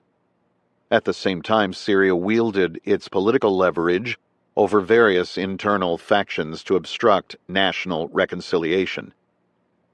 The question arises, Shultz said, whether Syria's aim is to assure its security or assure its domination of Lebanon. America now focused on brokering a ceasefire between the myriad factions that would allow a chance to resolve internal rivalries. Once secured, the United States would rally international support behind the Lebanese government. The multinational force, Shultz warned, was being targeted by those who hoped to block any political reconciliation, which had forced American troops to defend themselves. The political uproar in Washington over the War Powers Resolution had only weakened America's effectiveness by raising doubts about the nation's staying power. Such rhetoric likewise could lead to additional attacks by aggressors to further erode American resolve and hasten a departure. Reagan, therefore, had agreed to the proposed compromise despite his reservations. What we are doing in Lebanon is right, Schultz concluded. There are risks involved, but any important undertaking involves risks. Lawmakers peppered Schultz with questions ranging from the timeline of the compromise to the extent of the Soviet backing of Syria. Others inquired about the progress of training the Lebanese military. Outside of the questions on the proposed compromise, a few lawmakers drilled down on important areas that exposed the spiraling violence in Lebanon and the increased threat faced by American troops. Those occasionally testy exchanges during the 2-hour and 33-minute hearing exposed a disconnect in how the administration viewed America's role in Beirut versus how it was perceived by the various fighting factions. General Kelly, who did not speak often, likewise revealed how his own views differed from Colonel Garrity and many of the Marines. More than anything, the hearing demonstrated that events on the ground in Beirut moved far faster than officials in Washington could comprehend. One such example of the disconnect came when Republican Representative William Broomfield of Michigan asked if the job of the Marines had changed in any way, particularly given the recent use of naval gunfire. The role of the Marines, Kelly assured lawmakers, has not changed. That mission was a peacekeeping mission and has remained a peacekeeping mission. Naval gunfire was aimed at the high ground above the Marines, which was critical to self-defense. The general's views, however, stood in sharp contrast to those of Colonel Garrity, who feared that the use of naval gunfire had terminated America's peacekeeping status. I don't see that the mission has changed at all, Kelly concluded. It is the same mission. Representative Jim Leach argued that the United States, which had hoped to bring the Marines home by Christmas 1982, now appeared bogged down in a complicated civil war. The Iowa Republicans zeroed in on Garrity's greatest fear, that America had stumbled into the fight and had picked sides. It would appear in the eyes of many, whether we like it or not, we are involved in one side of the Civil War as well as one side of the religious strife. Schultz pushed back, arguing that America backed the elected government of Lebanon. The reality, of course, was that while the United States viewed President Amin Gemayel as the nation's legitimate leader, none of his adversaries did. As far as involvement in a civil war is concerned, of course we do not believe we are so involved. We don't want to be involved. We have it as a point of principle in our policy that we are not taking sides, and we aren't, Schultz said. We are supporting the legitimate government of Lebanon. Representative Toby Roth echoed Leach, arguing that America had landed in a tar pit.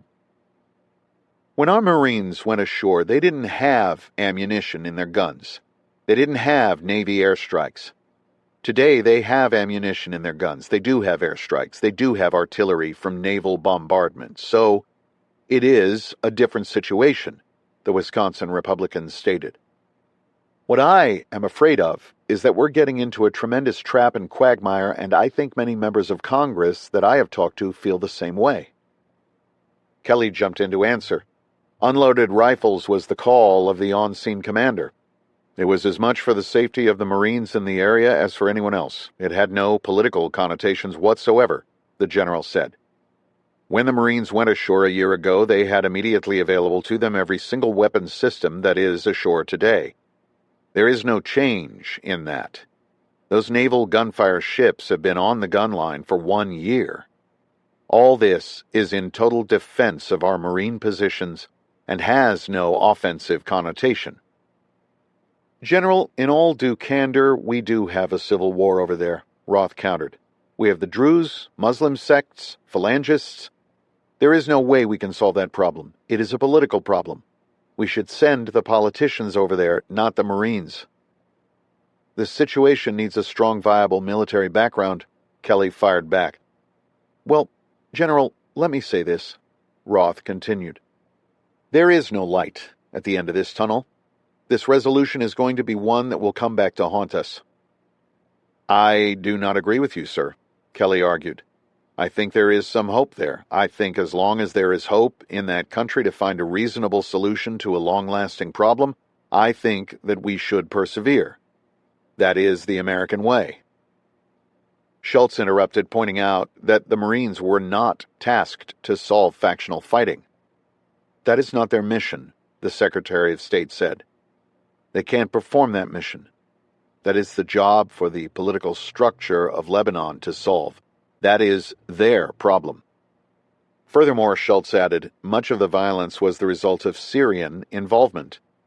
This is not a civil war, he declared. Those are non-Lebanese forces. I don't care how you phrase it. I don't care what you say. This is a civil war. An obviously irritated Roth countered. As long as you have all these foreign factions, as long as you have the factions in Lebanon, you are never going to have a strong central government there. The Marines and the multinational forces cannot solve that problem. We want the politicians to solve it, the Secretary of State argued. Politicians, with all due deference, cannot solve problems absolutely alone. They sometimes need some help in the stability that can be provided by the multinational forces. Democratic Representative Howard Wolpe of Michigan brought up an important point, one that until now had seemed to evade lawmakers. Congress, as a result of its power struggle with the White House, was now being asked to legitimize America's involvement in Lebanon. Congress was like the dog who had caught the Carr. Passage of the compromise meant the credit or the blame would no longer be just the president's burden. I can only say, Schultz told lawmakers, you started it. This whole process is the result of a congressional initiative. Representative Olympia Snowe grappled with what lawmakers might expect in the future given how America's military role had increased from an initial reluctance to use self-defense to the introduction of naval gunfire and air power. We now support the Lebanese army position because we extended the self-defense of the Marines to the fortunes of the Lebanese army. My question is, what could we expect over the next 18 months militarily? The Maine Republican asked. Our combat role could change dramatically if the Gemayel government is threatened. What could we anticipate in the next 18 months that would prevent us from getting involved in a full-scale military conflict in Lebanon? We have a mission. We don't have any plans to change that mission, Schultz insisted.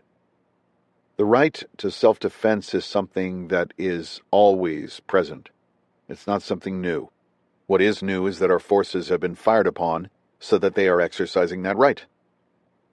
I understand the concept of self-defense, Snowe countered, adding that it was necessary to protect the lives of American Marines. Nevertheless, concerning the Lebanese army, we came to their aid in defense of Souk al-Garb because it was vital to American interests. What we appear to be saying now is that the defense of the Marines is extended to whatever happens to the Lebanese army. It seems to me that is broadening the military role. It is not extended to what happens to the Lebanese army. It is extended to this particular place. That is because at that place, as the commandant of the Marine Corps said in typical Marine language, they would be looking down our throat. New York Democratic Representative Robert Garcia shared with the committee a letter given to him by a constituent whose son was a Marine in Beirut. In the letter to his parents, the Marine recounted the first attack on American forces on the morning of July 22nd. In 2 minutes, everyone had their gear and was huddled in a bunker. Rounds were coming in at 20-second intervals. In my foxhole, there were 5 of us, Garcia read aloud from the letter.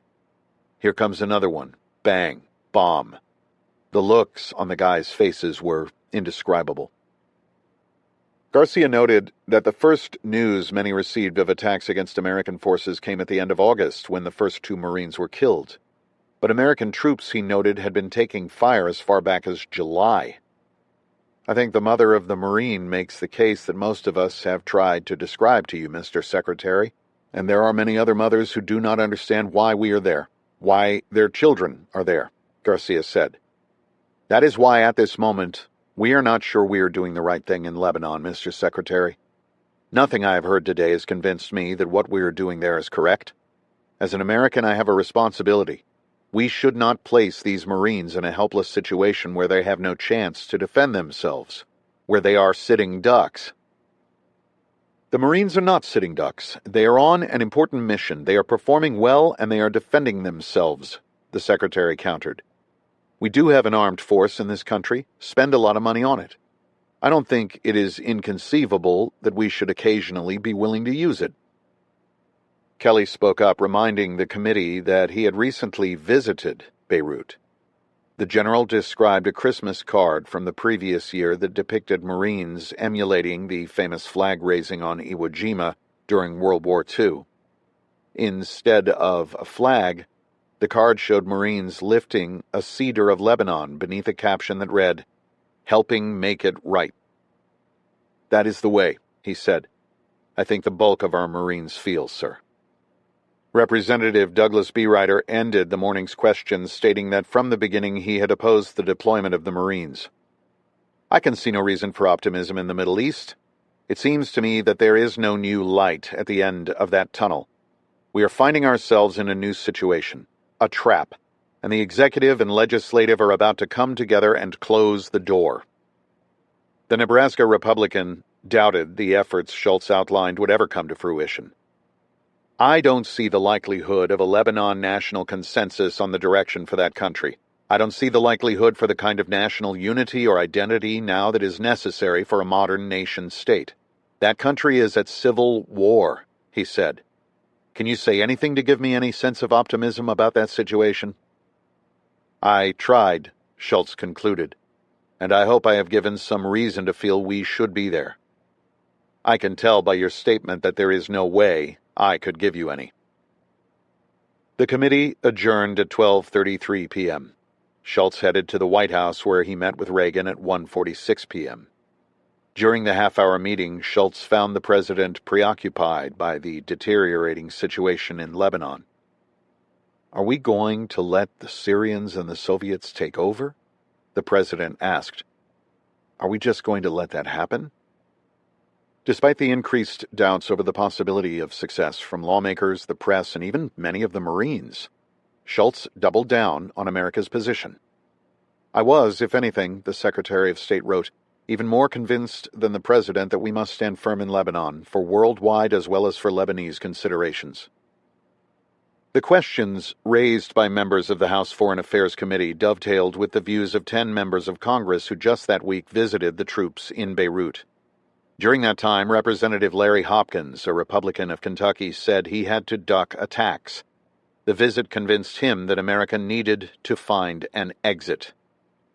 "I don't want this country," he said, "going into the body bag business." Representative Sam Stratton, the New York Democrat who led the House Armed Services Committee delegation to Beirut, was equally as blunt in his comments afterward to Weinberger. "You're going to have a massacre on your hands." Others raised similar concerns, though most believed that an American withdrawal would doom Lebanon to violence and civil war. In short, America was trapped.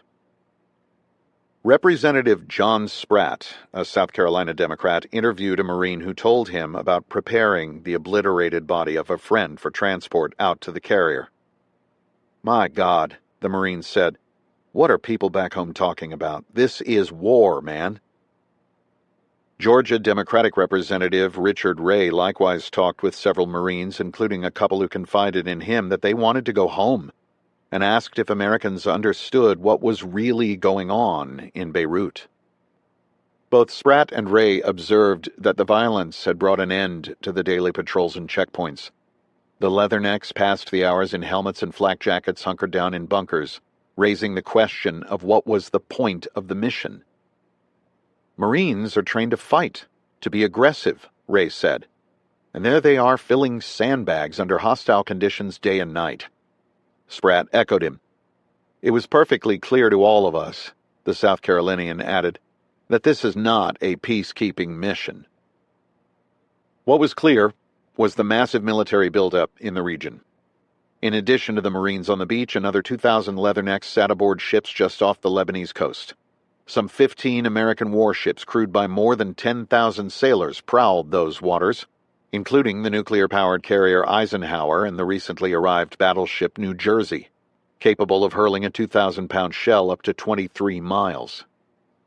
Standing in the ship's bridge and looking at all the naval ships in sight, said Republican Representative William Dickinson of Alabama, "It looks like we are getting ready for World War III." The concerns raised by members of Congress reflected those of many Americans. A Washington Post-ABC News poll in late September showed 7 out of 10 people felt another 18 months in Beirut was too long. A majority favored 6 months or less. 67% likewise felt Lebanon was not important enough to risk a war. The public's patience was running out. So too was the willingness of the other multinational forces to blindly follow America's path of military escalation, which many feared risked pulling them all into a wider conflict. With the exception of England, each nation had suffered casualties.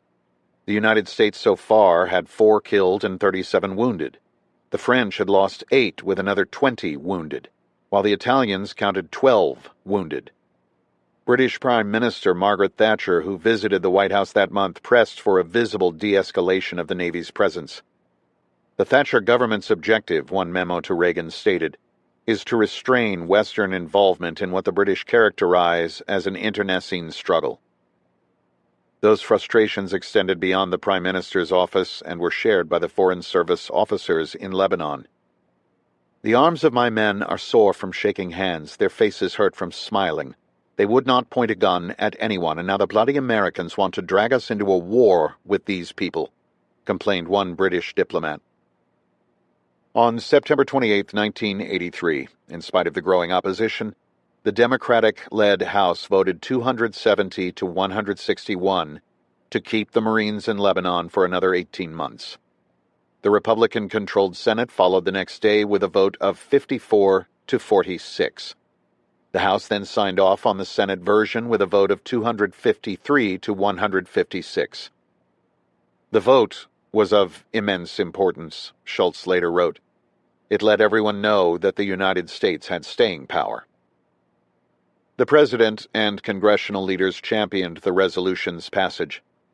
"Today's vote," Reagan said in a statement, "sends a strong signal to the world. America stands united. We speak with one voice, and we fulfill our responsibilities as a trustee of freedom, peace, and self-determination." Despite efforts by the President and congressional leaders to put a positive spin on the vote, many lawmakers realized America was in a no-win situation. "We're all troubled," said Representative Daniel Mica, a Florida Democrat. "No one wants 18 months. No one wants us even to be in Lebanon. But no one has a better solution." "Staying is bad," added a fellow House Democrat, "but leaving is worse." "We all agree it's a quagmire," stated Senator Nancy Kassebaum, a Kansas Republican. The vote reinforced for some the lack of a clear objective, a handicap that had plagued the mission from the start, but one that had now grown exponentially more dire with the escalation of violence. "What is our mission other than being shot at?" asked Democratic Representative Elliot Levitas of Georgia. Florida Democratic Representative Sam Gibbon agreed. "If we are there to fight, we are too few," he said. "If we are there to die, we are far too many." Chapter 24. Basically everything around here is back to normal, whatever normal is. Corporal John Dalzell, letter to his family, October 3, 1983. In the wake of the Battle of Souk al-Garb, McFarland flew to Damascus on September 23 to meet with Assad. As he had for months, the Syrian ruler continued to resist. 1 hour turned to 2, then 3, and 4. McFarland's frustration soared. As the conversation wound down, he felt he had to demonstrate to Assad America's resolve. Enough was enough. "By the way," McFarland announced as he stood up to leave, "the President has ordered the battleship New Jersey to Mediterranean waters. I expect it to arrive tomorrow." His veiled threat marked yet another significant escalation in a week that had seen many. Gone was any semblance of American neutrality, but McFarland felt he had no other option. Missing from his recollection of the encounter is any discussion about whether McFarland considered how such a threat might be received by a brutal dictator. It was a final gambit, he admitted. I had pretty well reached the end of my rope with Assad. McFarland flew back to Beirut, where shell fire continued to rain down around the mountains and the capital. 2 days later, the frustrated special envoy who paced the ambassador's residence phoned his pastor, Dr. James MacDonnell at St. Mark Presbyterian Church in Washington. I really need your help, he said, asking for prayers. We're with you, came the response. Hang in there. McFarland hung up and turned to his wife, who had accompanied him to Lebanon and stayed at the ambassador's compound. Despite the shell fire, he made a curious suggestion. Let's go for a swim, McFarland said. I think it's going to be all right. The next day, September 26th, the Syrian and Lebanese leaders agreed at last to a ceasefire. The various religious groups later announced plans to meet in Geneva on October 30th for a conference on national reconciliation. In his quest to rival Kissinger, McFarland no doubt felt vindicated. For months he had pinballed between various Middle Eastern capitals, prodding world leaders while battling his rivals in the Defense Department. He had even managed to bend the rules of engagement to allow America's military intervention. The ceasefire was a watershed, he wrote. We left Beirut in October on a high note, feeling that we had carried the day and that the situation in the Middle East was, at least temporarily, stabilized. But others had doubts. Ceasefire, Garrity wryly observed, is a relative term in Lebanon. Despite his skepticism, the colonel welcomed a reprieve for his exhausted Marines who, after living in dank bunkers, were anxious for a hot meal, shower, and a cot. Garrity gave his troops a pep talk via the root scoop. We have just come through a difficult trial where we lost good friends and comrades, he wrote. We have survived heavy shelling and endured the deprivation of many creature comforts. But the real challenge lies ahead. He reminded his men to remain alert and not lose sight of their mission as peacekeepers. The mission would be over soon enough. We must be mindful that our role is supportive of all Lebanese people, he concluded. Let us go home with our heads held high in the knowledge that we have completed a most difficult mission, and completed it in an outstanding way. In the wake of the battle over Souk al-Garb, additional intelligence emerged which Garrity studied. Some observers reported that the Lebanese military exaggerated how dire the situation was for them. It was another occasion, the colonel said, when I wondered if we had been had. But others reported that American involvement truly was decisive. What stood out to Garrity, however, were the light casualties. For such a consequential battle, the Lebanese had suffered only 8 killed and 12 wounded. That said, Garrity concluded American intervention was, in fact, warranted. I was also convinced, he said, that the rules of the game had changed forever with that decision, with its consequences unknown. The airport reopened for the first time in 32 days, welcoming a Middle East Airlines flight from Saudi Arabia that touched down at 4:45 p.m. on September 29th. The pilots circled Beirut 4 times before landing, Thomas Friedman observed. The sound of the plane coming into the city brought traffic to a near standstill. People craned their necks and rushed out to their balconies to watch as their air link with the outside world was finally restored. That afternoon arrival would soon lead to an average of 36 flights per day carrying 2,400 passengers. 1,000 employees headed back to work at the airport, while as many as 3 times that many cars and trucks cruised daily past the Marine compound. The return of commercial jets, which roared over the Marines, proved a far better annoyance than the previous month's artillery and rockets. All things, Garrity quipped, are relative. As September ended, the broiling heat subsided. The days grew shorter. All was quiet again today, Major George Converse wrote. We take it one day at a time. An American intel report echoed him. Beirut appeared almost back to normal today, it stated. Traffic was heavy, people were out in the streets, and most shops and businesses were open. The Leathernecks likewise adjusted to this uneasy new calm, though the occasional dropped helmet made them all flinch. "Things are so tenuous here that all hell could break out in a minute," Hudson wrote his wife. "It is, nonetheless, a very pleasant change to have peace, normal routine, and running water." Others agreed. "I can't believe how quiet it is. It's like a regular big city," Bill Stelpflug wrote his family. "Now I have to deal with boredom and worry about looking like a regular Marine again. I put polish on my boots for the first time in a month and got a haircut." Henry Linkilla took a few moments to jot a note of thanks to his mom and stepfather for all their recent support. Their steady stream of correspondence, he confessed, was the only thing that kept him from escaping over the wire. "All your letters of love and support really make me feel great inside," he professed. "I love you both very much."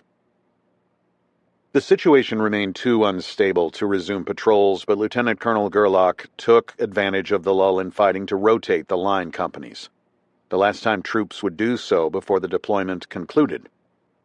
Supply staff passed out space heaters and new canvas for tents in preparation for the coming rainy season. "When the shelling stops," Corporal John Dalzell wrote in a letter home, "time goes fast."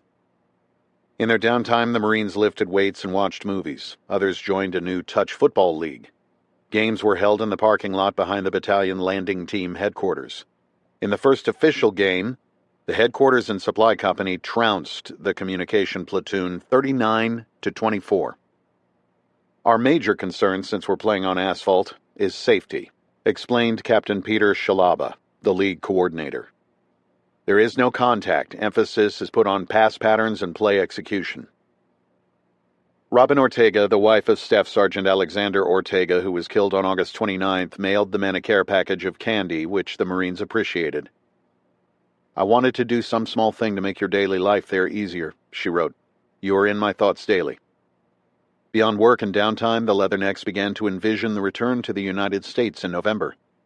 Captain Michael Oler sketched floor plans for the home he wanted to build for his growing family, which included a cathedral ceiling in the living room.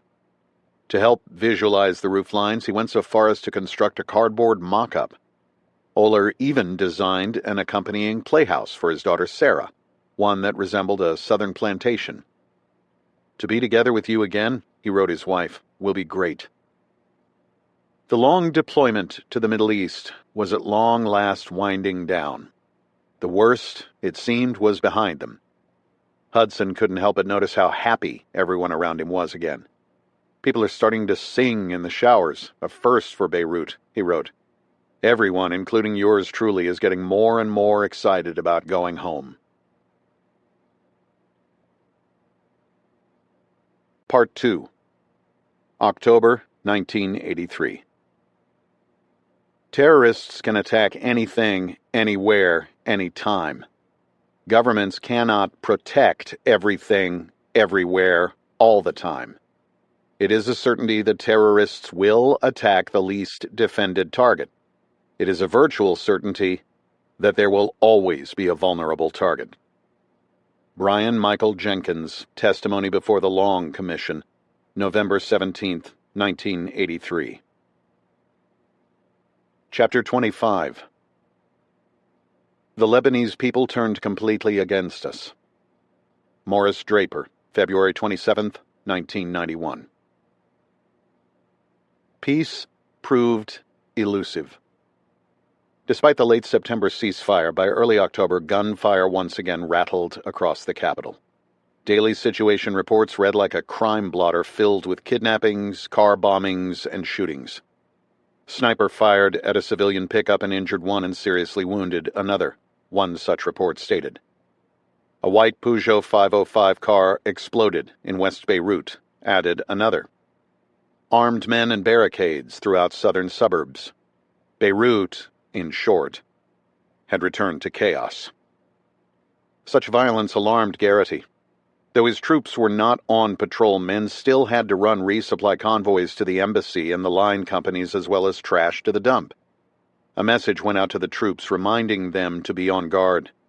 While the ceasefire had given the Marines a breather, the message warned, it had likewise provided the same for any adversary, who could now travel about freely and plan attacks. During the shelling, it was easy to dive into bunkers for protection, the message stated. It is not so easy now, when we must move about and conduct the day-to-day activities.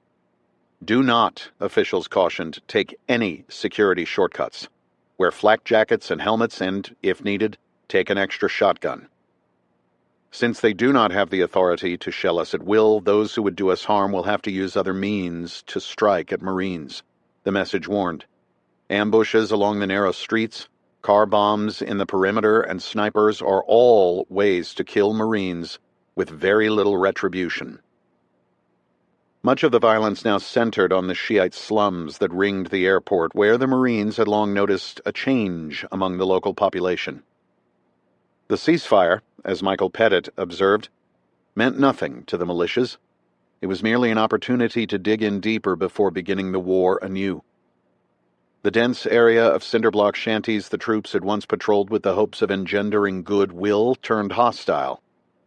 Positions and buildings were sandbagged and stocked with ammunition, the Marines reported. Militiamen were visible on a daily basis, carrying weapons while manning checkpoints and bunkers. Amid this escalation, 2 soldiers who operated the firefighting radar broke regulations and took a jeep off base without security. In the center of Beirut, a green Mercedes suddenly blocked the soldiers. The driver, one report stated, pointed a pistol at them and told them to get out. A second vehicle arrived with 4 Amal militiamen armed with AK-47 rifles. The gunmen disarmed the soldiers, including flak jackets, and drove them first to a school building and then to the home of Nabi Berri, who commanded the powerful Shiite militia. I figured, Lance Corporal Pettit said, the Army soldiers would be dead by the end of the day. A livid Garrity worked with Gerlach to assemble a quick reaction force when the duo learned that Berri had released the soldiers to the French, stating that he had no animosity toward the Marines. The soldiers arrived back on base, followed by the jeep. Though the crisis was averted, Pettit recalled witnessing Garrity's stress as it unfolded.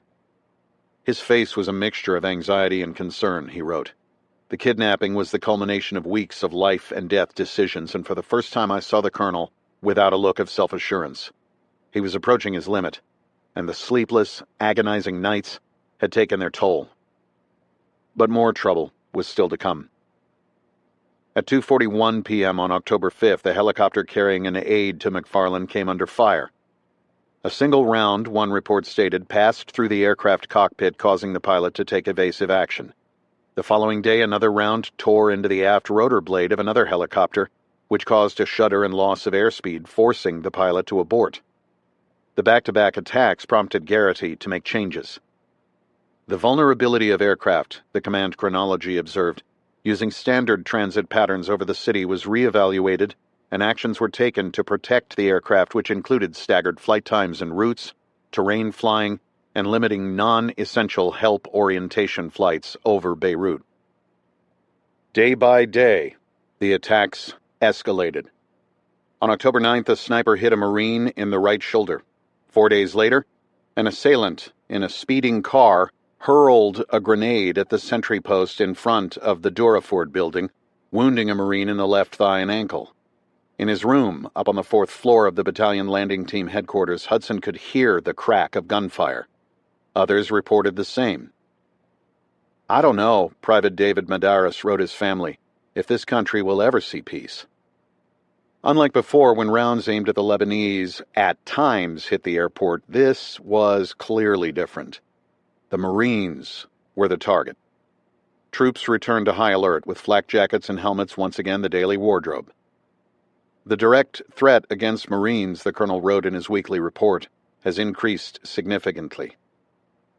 At 10:03 a.m. on October 14th, a jeep zoomed along the airport's perimeter road when a sniper fired in the distance.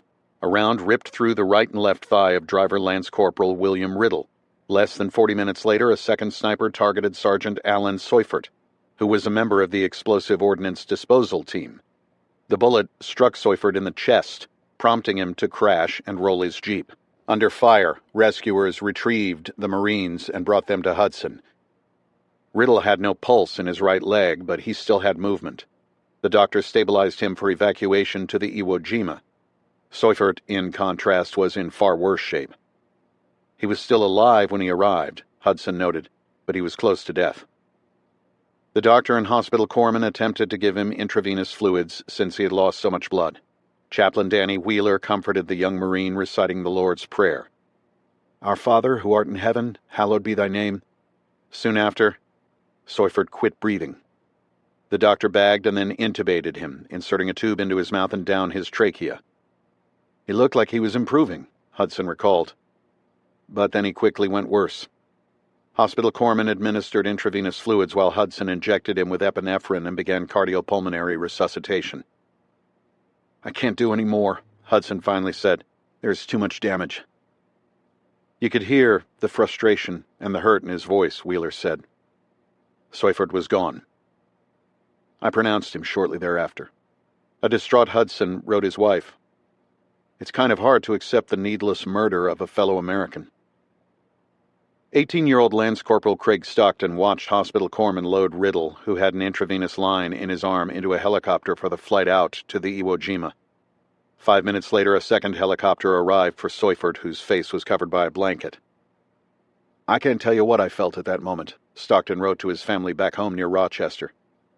"There were quite a few things running through my mind. Hate, compassion, so many things." The Marine had been shot along a road Stockton traveled almost daily on trash runs. "It could have been me so easily. It's scary as hell. I'm sick of being scared just sitting here. I'd rather be in the full offensive being scared and doing something about it," he added.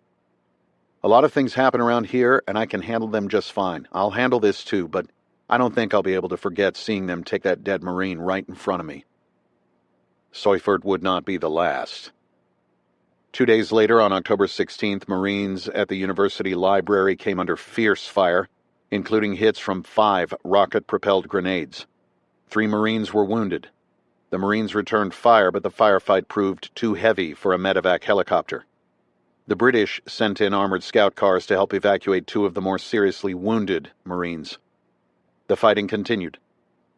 At 10:03 p.m., a sniper shot Captain Michael Oler in the head, instantly killing the 28-year-old father of 2. "Being shot at is a novelty, but it grows old," Oler had written to his family only a few days earlier. "You put it out of your mind." 3 days prior, Oler had officially submitted his resignation from the Marine Corps. His plan was to open a boat rescue business with his brother. "We've taken the big step," he wrote to his wife Gail. "It's kind of scary, but it's done." His focus was on coming home. "Always remember," he concluded his last letter, "that I love you." Oler's death haunted Hudson, who considered him one of his few friends in Beirut. The 2 officers had much in common, including infant children. The fact that Oler never had a chance to cradle Ben in his arms upset Hudson, who thought often of how much he missed his own son, Will, back home in Georgia. "It is so sad that he lost his life for Lebanon," Hudson wrote his wife. "I want to come home so badly. Pray that I make it safely." The back-to-back deaths triggered a free fall in morale. Hudson, who manned the battalion aid station, witnessed the evolving war with each wounded Marine who landed atop his surgical table. "It's a different kind of environment now. These Marines are being picked off by snipers who are aiming at them," he wrote his wife. "I expect our losses of 6 dead Marines will increase again soon. I just hope I'm not one of the statistics or casualties." Others agreed. "One hell of a ceasefire we're having here, huh?" Henry Linkilla wrote his mother. Unlike with artillery, where the Marines had radar to pinpoint and respond to attacks, snipers could fire and then vanish into the slums. "You never know where or when they will attack next," Corporal John Dalzell wrote his family. "So we take every day as it comes." The Marines finally had enough. "If fired upon," Major Jordan told reporters, "we're going to fire back." Marine snipers, separated by a football field-sized no-man's land that divided the airport from the neighboring slums, scanned the windows, walls, and crevices in search of the snipers. Armed with a M40A1 bolt-action rifle, Corporal Frank Roberts started hunting. "It is strange, at first," he admitted. "You see them through your scope, and the crosshairs are on them, and you know you are going to blow them away. But then after a while you see your buddies getting killed, and it doesn't make any difference to you anymore. But the violence continued. At 4:22 p.m. on October 19th, a car bomb hidden in a blue Mercedes detonated alongside a resupply convoy returning from the embassy, wounding 5 Marines. Lance Corporal